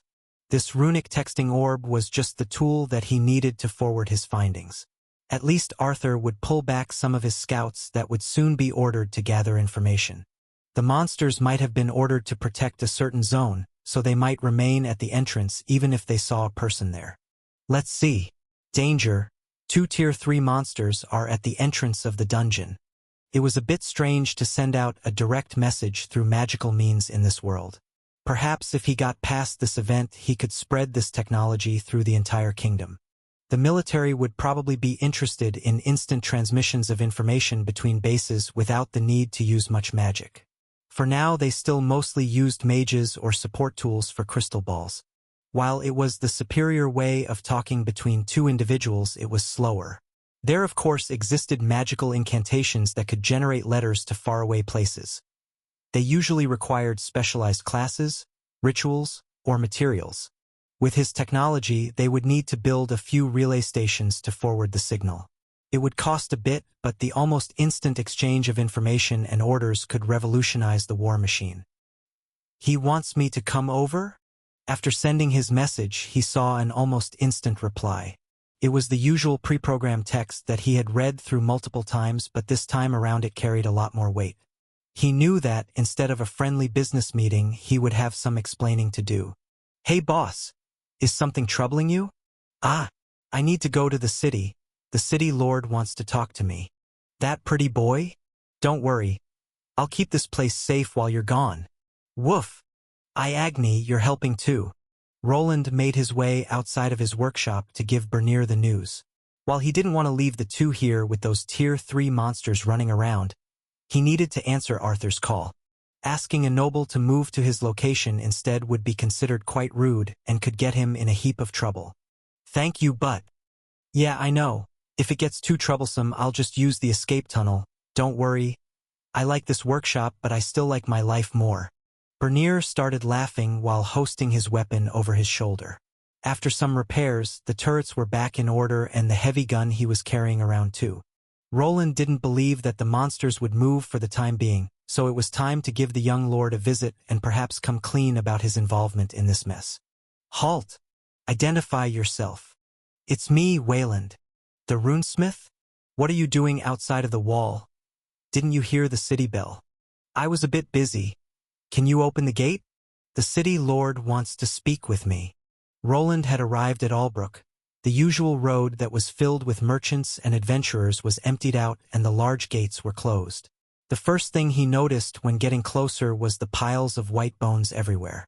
There were no soldiers patrolling outside, which could have been due to his direct message to Arthur about the existence of Tier 3 monsters outside. It looked like some people had been working on these bones as they were getting piled up in several locations. The monster materials could still be used, so it was understandable to take this in to pay for the damages that the city sustained. The walls and the main gate were riddled with claw marks from the sharp skeletal fingers. They had clearly tried to scale the walls but had been unsuccessful. The turrets need a bit of servicing. These defensive structures that fired off concentrated mana bolts had an expiration date. They were enough to contend with a few hours of continued assault, but if it started taking days or weeks, they would become too damaged to function. This could of course be alleviated by building them with better materials or having a runesmith nearby to repair the damaged runic traces. This would probably fall to him, but before he began this job, he needed to visit the Lord. Open the gate. The guard went away for a moment to ask for permission, and another one shouted to grant him passage. The gate here consisted of 2 slabs of metal that resembled a door. When opening, he could hear the massive construction creaking, which probably meant that the hinges needed some more grease. They left him enough room to slip through it before shutting them instantly. Everyone was clearly on high alert, and when he was on the inside, all eyes were on him. Above him there were actual soldiers prepared to dump magical bombs onto his head. In his world, they used hot oil or something similar. In a world filled with magical traps, they could just throw down some magical scrolls instead. They turned on the divine scanner. When walking through, he felt the flow of divine mana in this place. He was the one that made these items, but even though they gave off holy energies, they would not be concentrated enough to kill a Tier 2 skeleton. These were only enough to affect tiny creatures like the abyssal worms, but for more powerful undead some more juice would be needed. At the end of the road, there was a massive iron gate that needed to be hoisted up. The sharp bolts it was made of dug into the earth and would be the last part of the defense. The spaces between this gate were great for poking spears through, but this approach would be less effective against skeletal monsters. Instead, it would be more worthwhile to have a priest cast some kind of spell to take care of them. Perhaps dumping copious amounts of holy water on them could also do the trick. Wayland, the Lord will see you now. When on the other side, he was greeted by one of the knights that the city lord arrived with. Normally they came together, but this time around only Sir Gareth greeted him. The other one could have been either at Arthur's side or perhaps he was giving orders to the soldiers. This city was a bit understaffed, and this man had probably gone through the Knight Academy just like his brother did. He must have been part of some lesser family if he was delegated to the 5th son with no actual power. He noticed quickly that they weren't going to the mansion but toward the main guard tower. This one was situated on the other end of the city in the southwest corner. The construction of this one had been finished first, while the 3 others that made up the 4 corners of Albrook haven't quite been done. The northern gate was the one that he usually went through and the one that he arrived through today. On the sides were 2 large towers, and the walls stretched out to them and towards the south. Albrook didn't have any natural defenses like large mountains or large bodies of water. It had to be sealed up from all sides by large walls and guard towers. These weren't just meant as lookouts. There was enough space in them for some of the guards to live in, and one of them was a designated prison for some special prisoners. Then another one had a whole armory that had not yet been assembled. This was the southeastern one, where he also visited to deliver some of his goods. Probably if he didn't have his own workshop, then this would be his place of employment after signing up with Arthur Valerian. Further south past the gate was Arthur's mansion, which was in the process of being walled up from all sides. In the future, it would be turned into a proper castle or perhaps a full-fledged fortress where the Lord could reside. For the time being, it was actually better for him to seek shelter in the guard tower that had better defenses. They really did clean out the place. The roads are all empty. While going through the streets, he could see people peeking out from their windows to look at what was happening. Most of the people there were either city guards or adventurers. The former were probably forcefully conscripted by the noble. Closing down the city like this wouldn't allow them to just leave. While they wouldn't be directly forced to defend the citizens, they could be given demerits by the guild if they were of silver rank and up. Though normally giving a hefty reward was enough to interest the adventurers in the city defense. They were all going against monsters and not an enemy kingdom. This was what the guild was made for, and it would look bad on them if their guild members just fled at a point like this. I bet they are forming parties to take back the dungeon, but first, they'll wait for the backup to arrive from the main city. The big question here is, how long will that take? What they didn't know was what the Lich was up to. The dungeon break had happened, but it went against the old records. What usually happened was a burst of monsters with no end to them. The monsters spread out in all directions and attacked everything they saw. They didn't just send a forward force and then go back to their dungeon. This was indeed a unique occurrence that needed more looking into, and he kind of knew why this actually happened. On the surface, it looked like a dungeon break, but it wasn't one. Instead, one monster had become sentient and was quickly building up an army. The sooner they descended into the dungeon, the better. The more they waited, the more skeletal monsters would be created. But if that Lich stays in the dungeon, then it's better to wait for the platinum ranks instead. As long as the city can defend itself, it will be better to wait it out. He was not sure what to do. There were a few ways of taking care of this situation, but they would need a large force and the help of the guild master to lead them.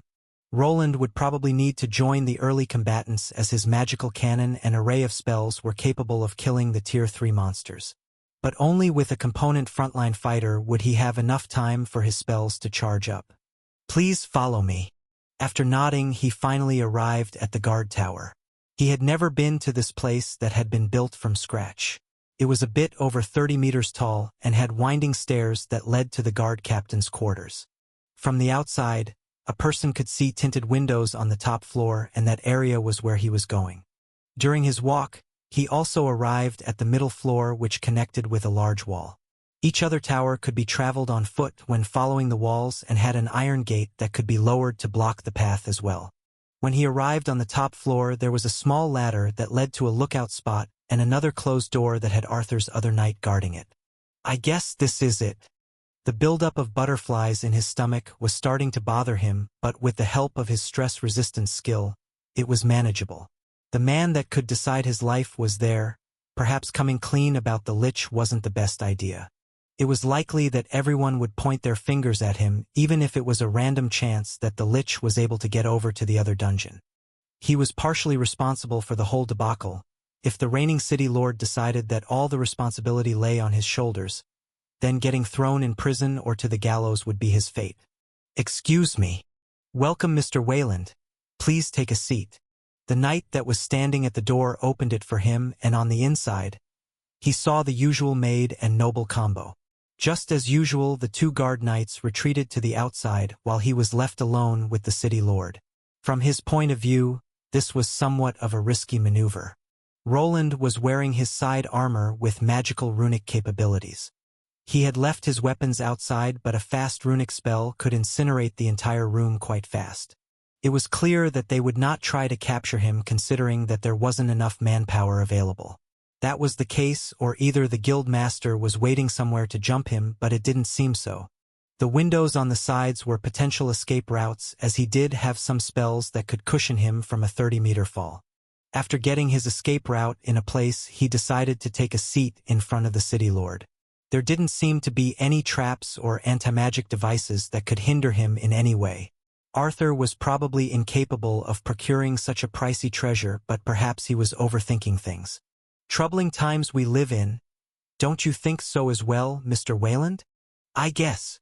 Who could have expected a Lich to suddenly appear in the dungeon and cause a dungeon break? The moment he sat down, Arthur asked him a question that he answered. It was indeed quite the peculiar mess. Even though he was the one that unearthed the other dungeon, that the Lich escaped was not something that should have happened. Even now he was unable to comprehend how this had happened. It didn't make sense after seeing it or the other Tier 3 monsters not being able to get to his side of the dungeon. Then, after months of grinding, it finally happened without any gradual build-up at all. If he had at least seen or noticed some clues that the monster could potentially get out, he would have stopped himself from using that spot for leveling up. After working for 20 hours a day, he kind of put himself in a trance. Getting his Tier 3 class and enough money to support his workshop was the only thing that he thought, and perhaps the reason that all of this happened. Roland wanted to speak about what had truly happened, but he stopped himself from speaking. At first, he wanted to lie or at least deflect the allegations, but perhaps there was another way. Arthur, as of this day, had been very helpful to his cause. The problem with the union was cleared up by him, and so was the drama with the orphanage. He had been given more by this noble than by others, and he didn't want to be ungrateful. "Mary, could you bring Mr. Wayland some tea? Think he seems to be a bit parched." "Of course, Lord Arthur. I mean the special tea." Mary went over to the neatly placed cart with refreshments that was here for some reason but was told to fetch something else by Arthur. The woman's gaze met with the Lord's, and it seemed that he was trying to get a point across. Soon she just nodded and made her way out of the office. "She never left me alone with him before. What are they up to?" This was a strange turn of events. He had known almost from day one that Mary was some kind of trained bodyguard.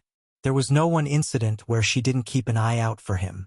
Then, if she was missing, he would see the two guards there instead. There was not an occasion where he was left alone with the young man before. Arthur was up to something. Was he trying to keep something from the maid while speaking to him? But why? "Wayland. That's an interesting name, but it isn't your real name. Now is it?" "What do you mean, my lord?" His heart skipped a beat as after Mary removed herself, Arthur dropped a bomb on him. Was he aware of his true name and that he was part of the Arden household? In the world of nobles, the two wouldn't be that far apart, but Roland would be below on the social ladder. He still came from a baron house while the other was from a duke one. "You don't need to call me that. Or perhaps you do if you came from a lesser knight house. Perhaps a fallen aristocrat that lost their war of succession. I don't really know what you are trying to imply here. Please, we both know that you are not a commoner. The way you conduct yourself isn't very common." Arthur smiled at the little pun that he made while Roland continued to just get more nervous. What was this person trying to do? Did he know about his father, or was this about something else? Even if he knew everything, what was the point of all this? It wasn't as if a noble couldn't moonlight as a runesmith. "Wayland, if that is your name, I think you might be misunderstanding my intentions. I do not wish to corner you with anything or delve into your, let's say, unique circumstances. The mine that you withheld information about isn't a problem, nor are the secret tunnels, but if you want me to protect you, then you have to tell me the truth." It seemed that word about the secret mine had reached Arthur's ears just as Roland expected. The information he received was probably through the Dwarven Union, to which Wedemir ratted him out. Perhaps it was before he managed to save them from the Lich, but it didn't really matter. If he held his mouth shut, then perhaps he could sweep it under the rug just as he intended. "You and I aren't that different. I understand why you might be doing this. What is this guy talking about?" The conversation started moving in a strange direction. It was as if Arthur wanted to become buddies with him and bond over being fallen nobles or bastards. Perhaps he misunderstood his entire situation, as Roland didn't really see himself as an aristocrat and actually didn't want to have anything to do with them. His mannerisms were somewhat ingrained into him by the body he occupied and another 5 years of looking at proper nobles. "Okay. Please stop. And you can tell that maid that I know that she is behind that window."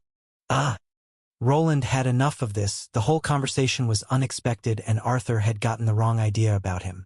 Then there was Mary, that after going out had probably used the ladder outside to sneak over to one of the tinted windows. There she waited, probably to burst in if her lord needed help. "Haha, Mary, I told you that it wouldn't work. Just come in," Arthur called out while weakly laughing like a kid that was caught doing a prank. The maid managed to open the window rather quickly and contorted her body in an interesting way to get in. Though this charade played out, Roland didn't really feel angry. If he was against any normal noble, then he would have probably been carried off into a prison cell for questioning. This was actually more what he had expected, but there was no shouting, only a bad attempt of convincing him to talk. "My lord." Mary bowed before Arthur as an apology.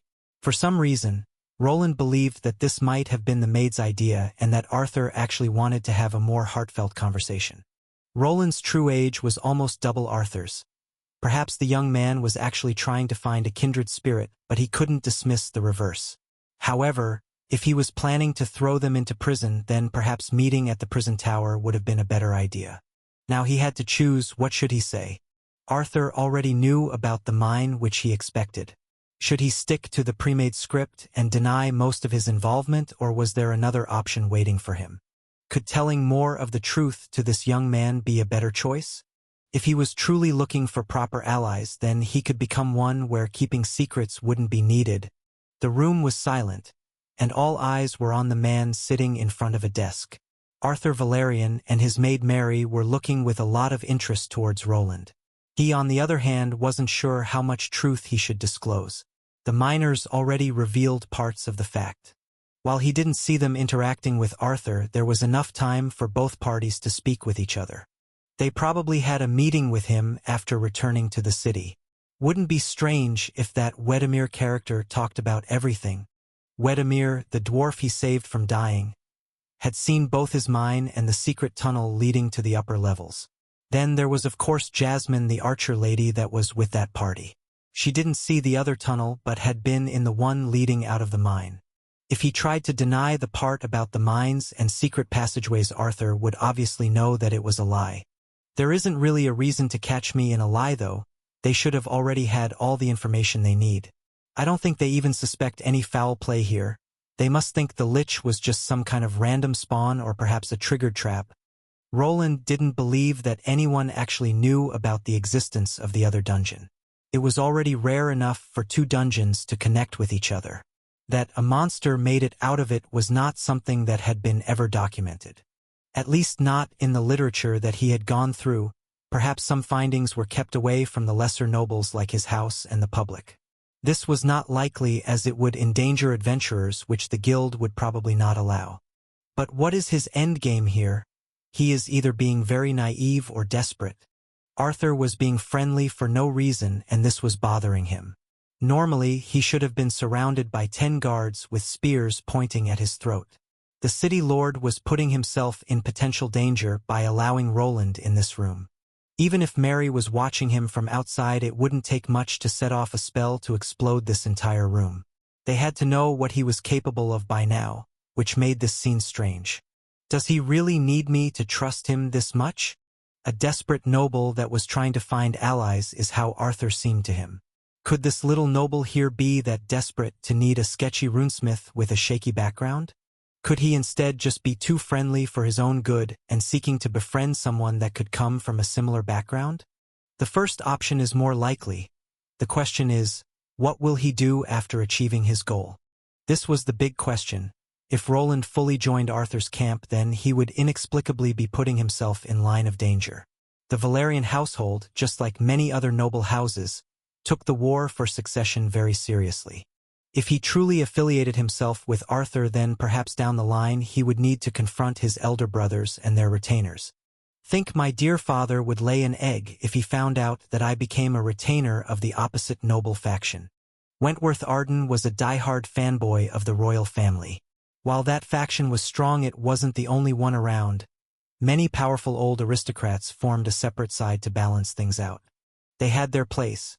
They needed to watch for an incompetent king and remove them to safeguard the kingdom's safety.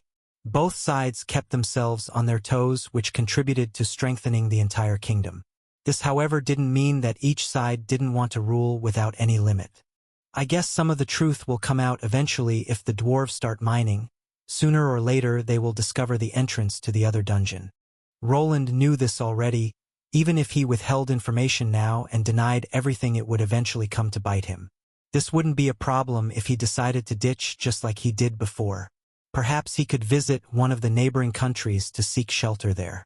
For someone that was on the cusp of breaking into Tier 3, it would be that hard. There was a small problem, however. The roots that he cultivated in this city were already deep. He did not really want to restart everything from scratch each time a problem arose. Perhaps in the past there was no other option, but now it was different. His level and knowledge had grown enough to rise to this occasion. Even when going against the cultists, he was not powerless anymore. There was now a chance for him to stem the tide and get through this without losing much in exchange. Do you have some paper or parchment that can be infused with mana? I'm not sure, but that can be arranged? Do you mean to make a... Finally, Roland spoke up after remaining silent for several seconds. While he wanted to believe in Arthur and his gang, he needed some reassurance. If things went badly, there needed to be something that he could get him on. To test the young noble's sincerity or desperation, he needed a binding contract. Yes, a magical contract. If we come to an agreement, I don't mind telling you everything. I see. Runesmiths do have the skills for that. It was well known that runesmith classes had to take the Mana Scribe class to progress. This made things a lot easier, as no other person besides who was in this room would need to know about what was in the contract. 2 identical copies just needed to be made and given to each side. Roland wasn't sure how these contracts actually worked, but they bound people on some kind of higher level. If someone tried getting around the contract in underhanded ways, it would trigger the curse effect. Even if the paper it was written down was destroyed, the contract would persist. The consensus was that the contracts were overseen by a divine being of some sort. Thus, the only way of going around them was through divine intervention, which wasn't that easy to come by. Yes, that won't be a problem, but do you wish to go through with it? Even when the punishment will be severe? Severe? What do you wish to put us under if we break the agreement? All contracts came equipped with some kind of magical deterrent, which people either referred to as curses or debuffs. This status could be something mild as a tiny drop in stats or something severe like persisting blindness. While Roland didn't want to go too extreme, he needed to test Arthur's sincerity. If he agreed to a curse effect that prevented him from rising above his brothers, then he could probably be trusted. There is one that I can do at my current level. Deterioration of mind and flesh. My lord, you must not agree to this sort of contract. How could you even propose something like this? Calm down, Mary. Give me some time to think. The detrimental effect that he was proposing was a proper high-level curse. Normally, it could be only used by dark magicians or people like the abyssal cultists. For some reason, a lot of prerequisites could be ignored by signing a contract. It was like a loophole that was made to help people take these contracts seriously. Just like the name implied, the deterioration of mind and flesh did as it was described. It would turn a person into something that looked more like a ghoul than human. Their hair would fall out and their body would be given a pungent smell. This wasn't all. With time, the person would suffer a massive drop in intelligence and willpower. To someone like Arthur that needed his wits and charms to get further in his life, it would be a disaster. He would no longer be able to go to any noble parties or talk to influential merchants. His charisma would drop below 10, and no one would be able to stand his presence. For someone that needed to conserve their public image, it would truly be terrible. That's quite the dastardly contract curse you thought up, Wayland. But doesn't that particular one have tremendous requirements to scribe down, and you are saying that you are capable of producing such a contract? Arthur seemed rather intrigued than angered by the proposal, while Mary was giving him the death glare. Deterioration of mind and flesh put a strain on the scribe, creating a contract that could only be alleviated by pure stats. It was clear that whoever was able to put a powerful hex like that onto paper had to have superior numbers on their side. It was almost a confession of him pronouncing that he had been hiding his true level from the start. Yes, it shouldn't be a problem. He replied with confidence, as if he was some kind of hidden expert that was hiding out in the open. In actuality, he wasn't sure if the other party would go through it. The curse was also meant to frighten Arthur to back off. This would give him an excuse to not come forward with the truth, or at least withhold some things. He'll probably not take the deal. I'll have to think about a way to explain how that lich appeared. Maybe telling them that I sprung some kind of trap when I found the entrance to that other dungeon will be enough. It's probably more believable than telling them that it just somehow walked out of it when I wasn't looking. Fine. I'll take you up on the offer, but don't think that you'll come out in one piece either. Mary, bring over the magical parchment and bring me my pen. I'll need to go through a few drafts with Mr. Wayland before we decide on the contract. My lord, are you sure you want to do this? Please think this over. What if? I have been thinking things over for years. Now is not the time for that. We must act before this city gets overrun. Don't worry. I don't intend to sign a one-sided contract either. Arthur had some kind of glint in his eye that reminded him of his old boss from Idalgard. This man had probably studied a lot in the island capital before coming here, while Roland had more of an unorthodox upbringing. If the contract was actually going to be written down, then he would need to read it many times over to not get swindled. "You don't seem to trust me, Mr. Wayland. We will do it your way." "Are you sure? After you sign it, there is no turning back." Roland wasn't sure why the noble was smiling after being told to sign a somewhat unfavorable contract. First of all, he wanted Arthur to promise to not leak any personal information relating to him. He also wanted to be exempt from any jail time if that was possible. It didn't seem that it would be that much of a problem, as Arthur's aim was gaining his trust. There was of course a limit to what he could put in there, but his new friend here seemed like he wanted to pour his heart out. "I am, but are you? It does seem like you don't really want to part with the truth, even if I sign your contract." This was not wrong. Roland didn't really want to delve into his past and unearth any buried skeletons. If he wasn't invested in the city as much as he was now, he would have probably been gone after exiting the dungeon. Gaining a new identity in a world like this wasn't that hard. He had done it before and would be able to do it again. "Let's say that trusting people doesn't come easily for me. I hope I can remedy that characteristic after we of course come to an agreement." Roland nodded his head, as in actuality he would rather be around people that he could trust. This lord, on the other hand, was a mixed bag. On one side he seemed desperate for his approval, but on the other side, he could see getting used by him as a stepping stone the moment a problem arose. For that reason, he would need to think of a way to discount future betrayal, or at least minimize it. The curse wasn't omnipotent, though. There were costly remedies that could alleviate the state of decay, and it would not last forever. He didn't want his paranoia to get the better of him, but he still needed to be cautious. He needed to see this not as a pact of friendship, but as any other business contract. Arthur wanted his support, and perhaps he would be asked to perform other tasks in the future. Perhaps this could develop into a proper relationship involving camaraderie. This of course depended on what Arthur would do after he was able to achieve his goal. However, if he was just replaced by someone else and given leave, it would be fine, and it would be something that he wished to include in the contract. "Here, my lord. These are the best magical parchments that we possess." "Great. Well then, let us discuss the contract before we prepare it.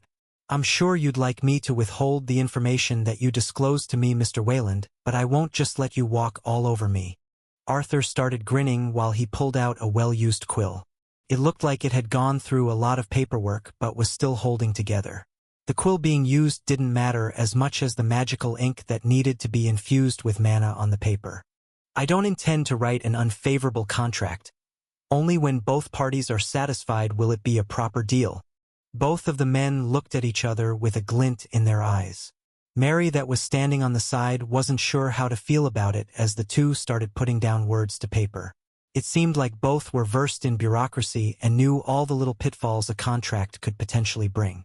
"Do you think I was born yesterday, Mr. Wayland? If you want to put that clause in there, then you'll have to agree to this small addition. I might have underestimated you, Lord Arthur, but don't think this is over yet. I'll bring over some more tea and food." Soon Mary walked out of the room to go fetch some food. It was clear that this write-up would take quite a bit. For the time being, she needed to monitor the room and also what was happening outside. If for some reason the skeletal monsters attacked, then Arthur needed to be woken up from the trance of paperwork. Ever since getting to this city, he had been going through this type of process, so she was convinced that his opponent wouldn't be able to get one over him. The contract might have contained a troublesome curse, but if the paper was worded correctly, there would be a slim chance of her master actually getting it. Though his opponent Wayland could not be underestimated. Supposedly he was also a noble and probably had a scholarly upbringing if he could keep up with Arthur. The exchange of paragraphs, sections, subsections, and conditions was making Mary's brain let out steam. She had almost no idea what the two were talking about. Her job description was an assassin and bodyguard. Complicated paperwork just produced migraines. "That took a bit, but I think we have it. Don't you agree?" "Yes, that should do it." Roland nodded while looking at both papers before them.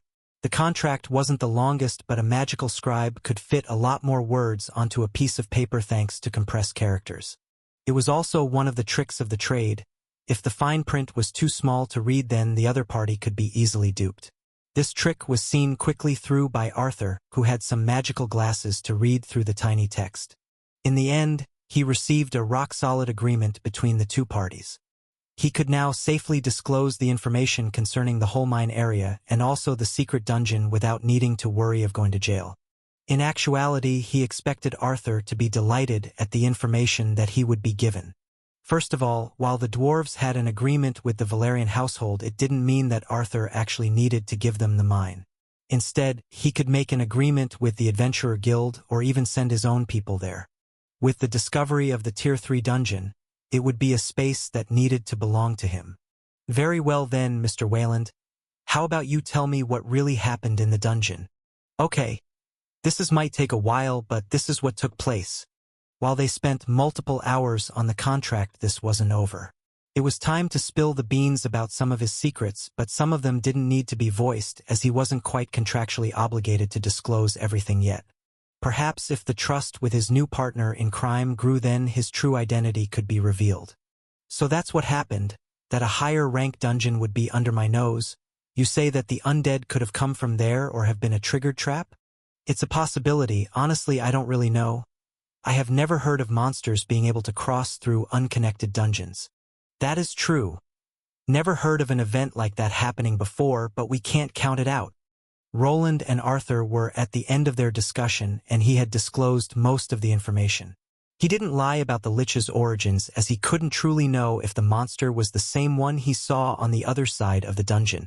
There was also a possibility of it actually being a random spawn in the dungeon or some kind of time trap that was activated after he stayed in the mine for too long. I've heard of boss-rank monsters appearing when adventurers spend too long in a specific zone. But if it actually crossed from the other dungeon over to ours, then it could be problematic, but also a chance. Arthur at first seemed distraught by the idea of monsters ransacking his city, but after hearing that there was a Tier 3 dungeon hiding under his nose, he recovered quickly. Roland wasn't sure how he gained the rights to the city, but how he reacted made it seem that he wouldn't lose any rights to the Tier 3 dungeon even if it was found. Normally, a noble in a higher position than Arthur would jump in to take the place. A dungeon with proper Tier 3 monsters was like a true gold mine. The materials that these monsters left behind could be made into true treasures. Even a simple bone from the Lich could be turned into a potent elixir or a strong weapon that could go against Tier 3 individuals. You say that there were more than one of these Tier 3 undead there? What rank would this dungeon be rated in your opinion? What rank? That depends if the area the mine connects to is unique or not. If it's just a small zone containing a few Tier 3 monsters, then it would mostly be a B, but if it's more than that... If it's more than that? Could it be? Yes. An A-rank dungeon. Roland noticed a strange twitch in Arthur's eye. It probably took a lot out of this small-time noble to not fall off his chair. Gaining something like an A-rank dungeon next to his city could either be a blessing or bring disaster. Dungeons of this rank were quite rare. Even in the whole kingdom, they could be counted on one hand. There was a possibility of one of the Valerian brothers trying to force their way into these lands to get to a dungeon like this. They probably wouldn't be able to do it through legal means. The war for succession wouldn't allow that. Everyone was given something to start with, and if they got lucky, that was counted in. This, however, didn't mean that they wouldn't use underhanded means to get to him. If Arthur died, then his brothers could add this land to their forces. Putting someone from their side to manage it would be the next move if they couldn't just include it into their territory. This was quite problematic, as most of the people that Arthur was competing with had access to Tier 3 class holders. From Roland's perspective, it wouldn't be that hard to pay off a powerful assassin to get to him. There were some ways of getting a protective shield around him, though, one through the same means as the assassin. But there is another possibility. Another one? He spoke up as in his mind there was another probability. It was strange that an A-rank dungeon was just hovering in this place without producing an exit. These strange underground structures wanted to be discovered. The way they always produced one entrance was proof enough. This one, on the other hand, didn't seem to have made one yet, but it was already this rare. It made more sense that something else was happening here. it might have already had an entrance somewhere else. The S-rank dungeon in the middle of the island. This might be part of it. Mr. W. Wayland, you must be joking, right? How could it be part of that dungeon? Those kinds of lich monsters do appear in that dungeon. Could it be part of the infernal WRM maze? Wasn't there an incident a few years ago where some miners unearthed a secret passage? That? Mary chimed in from the side while Arthur slumped against the desk before him. This was no laughing matter. Gaining access to an S-rank dungeon would be tremendous. What was an S-rank dungeon? It was one that actually contained monsters above Tier 3. Only Orichalcum and Adamantium rank adventurers had any hope of coming out alive against monsters above that tier. That S-rank dungeon is said to not have been fully explored even after being discovered hundreds of years ago. What did they call the last boss there? Calamity Dragon? Or was it the Nether Infernal Dragon? Roland tried to remember the records concerning the dungeon. In reality, people had given up on killing that monster and claiming the treasure it protected.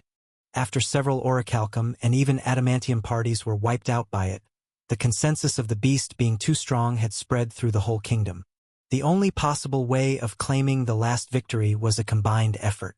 If the kingdom lent their best knights, if the Solarian Church allowed their cardinals to complement the Adamantium rank adventurers, then it might be a possibility. However, no one was willing to potentially give up their strongest fighters. It was just too risky. If they lost even one of those pillars of support for their faction, it could be disastrous. You'll have to excuse me for a moment, Wayland. This is quite a bit of information you have brought me. I understand, but Lord Arthur. You can just call me Arthur when we are here. Roland nodded, as his being a runaway noble was somewhat known now. He had not mentioned his roots and was allowed to forsake his old name after answering some questions. The contract compelled him to prove that he was not part of any of the opposing factions, a spy from Arthur's brothers or another kingdom. After confirming that his background didn't really matter, he was in the clear with Arthur and Mary. Fine. Arthur, I'd advise you to think about the hidden dungeon later and focus on the problem that we have now. First we should get rid of the lich and then tackle the other issue. I'll guarantee that unless you let someone else mine that area, they will not discover the secondary dungeon. You don't really even need to disclose it as another dungeon yet. Oh? What do you mean? How about we just say that it's another part of the Albrook dungeon? If you let me work on the entrance, I can create a permanent entrance. That would give us time to explore it, but for that we would need the guild's support. If you are talking about that guild master, then he would probably go along with it. He would. Yes, that man's greed knows no bounds. The image of a grinning bald Orden appeared in his head. Roland had interacted with this guild master on a few occasions, and he knew the man was always willing to try a good scheme. With his help, they could slowly examine the dungeon without news spreading. He had enough contacts to hire a platinum rank party for such an occasion. This plan that he was thinking was quite simple and would allow Arthur some space to breathe. They would explore the new part of the dungeon and see if it was a new A rank or a connection to the S rank dungeon in the center of the island. Even if it was an S rank, they could give it a fake grade with Orden's help. Roland had already tested it out, and it was possible to force doors into this dungeon. He would make it look like an entrance into an even lower level of the dungeon and not a separate one. Monsters not being able to cross between safe zones was a natural occurrence, so the adventurers wouldn't know any better. This would protect Arthur from his brothers going berserk over it, and also from his father that might decide to take this area away. The head of the Valerian house could consider his bastard son unworthy to monitor a new entrance to the most important gold mine on his territory. Instead, it could be considered an A rank or a B+ for a while before its true identity gets discovered. The super dungeon was truly tremendous, and this one could be a section of it that never was discovered. That is, if some random Tier 4 monsters appear. Considering that all of those skeletons were early-level Tier 3 monsters, then we should be safe.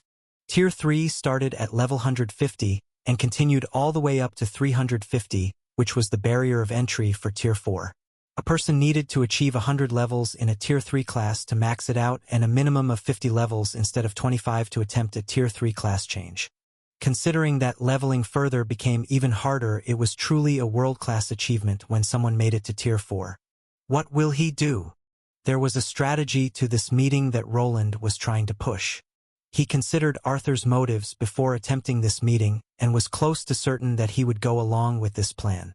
Of course, if he wanted to play it safe and relax, then the best way would be to just come clean and let his father take care of everything. Arthur would probably be given someone to take care of things here, while he just leisurely spent his time in the mansion. Another option was getting sent to another old city where no one would have to interact with him, just as it was probably in this case. This was, however, something that went against the young noble's goals. Roland wasn't sure what it was about, but his new partner in crime did have a chip on his shoulder. It wasn't strange for the lowest on the totem pole to want to prove himself, and this was a big chance. That is a valid point you bring up, and something that requires some consideration. The young noble looked a bit drained, considering he just found out that he was potentially sitting on an entrance to an S-rank dungeon he was keeping it in. If he for some reason decided to give it up to people from his household, then Roland couldn't really do much. At least the contract guarded him against revealing his involvement in all of this. The only problem would be Arthur's replacement, who might not consider him as much of an asset. It has gotten late, so it would be better if you head home for now. It would be also better if you remained behind city walls. We don't know when those creatures might attack again or how big their numbers are. Could I ask one last question before I leave? Oh? What is it? Do you perhaps know when the party of platinum adventurers will arrive? The guild master said that it will take at least a week for them to arrive or more. There has been an outbreak of monsters recently, and most of those parties are preoccupied. I see. Don't worry, Wayland. Those monsters will more than likely remain at the dungeon, and considering that we are sitting on a potential A-rank dungeon here, losing a few weeks or even a month of resources won't affect our bottom line. That is true. I'll keep you informed if I see the monsters move. Ah yes, the monitoring system, was it? That is certainly an ingenious creation. We will have to discuss its implementation in the dungeon after this little event is done with. Of course. Roland replied in short sentences as always, which made Arthur chuckle slightly. Their little day-long discussion was over, and he had somewhat been able to get out of it without landing in prison. With the contract signed, Arthur has somewhat proven his desperation, which he could use now. However, this was just a small band-aid on an entirely bigger issue. A whole new can of worms could be opened now, as he would have to put his eggs into Arthur's basket and hope they don't break during the bumpy road ahead. Hope this doesn't bite me in the ass in the future, but it should be fine to just support him with some runic items at lower margins. That was his takeaway from the conversation that they were having. He would aid the young lord with his runic expertise and counseling, while the other would see past the current events. In reality, this was something he was eventually planning to do. The Tier 3 monsters next to the mining area couldn't be withheld for all eternity. He just wanted to do it after he achieved his next class change to be in better standing. If that was the case, the contract he prepared would have probably been a lot more in his favor, but due to his blunder, he needed to give up on some things. While he wouldn't be giving up his autonomy, Arthur would be able to call for him for help if it was needed. I hope that one clause won't bite me in the ass later on. Not everything went his way with the contract, but it was already a done deal. Now he needed to focus on the present. He was already in town, so before going back to his workshop, he decided to pay Elodia and the orphans a visit. Bernier didn't trigger any alarms, so it was probably safe for now. Later he needed to return him to his wife, as there was no need for him to remain after the small attack was over. Arthur should be right. The Lich will probably remain in the dungeon and try to amass a new army, but I'm not sure if it will stay there indefinitely. This was the big question. Would that thing be content in remaining in that dungeon as a regular Lich would, or was it going to come out? A lot depended on the platinum rank adventurer party that they were scrambling for, and that was currently indisposed. Even if they gave out a mountain of gold, if the adventurers were busy, then they needed to wait. I don't think Arthur can call up any of his brothers for help either, not after he knows that he is sitting on a gold mine. If Arthur had proper backing, he would have enough power to call over some Valerian knights. Within a few days, they would be here to kill the Lich that, compared to the monsters inside the S-rank dungeon, was a speck of dust. This speck of dust could be a potential giant wall that they get crushed by. Time was ticking, and another wave of angry skeletons could arise at any moment. Hey! Wayland, you're okay? While thinking about the future, he arrived at the home that Elodia lived in. She spotted him from her window and quickly ran out to give him a hug. This, of course, made the patrolling soldiers give them an odd look, as the city had been closed off for the time being. Only thanks to an identification plaque that he was given by Arthur was he able to move around freely, one of the new boons of their new contract. "Yes, I'm fine. Just came to the city to check up on a few things, but mostly you," Roland said with a straight face, which caught Elodia a bit off guard. Considering that the city wasn't breached, it was obvious that everything was fine, but other means of trouble could arise even without any monsters present. If the city remained closed off for too long, there was a possibility of riots and pillaging.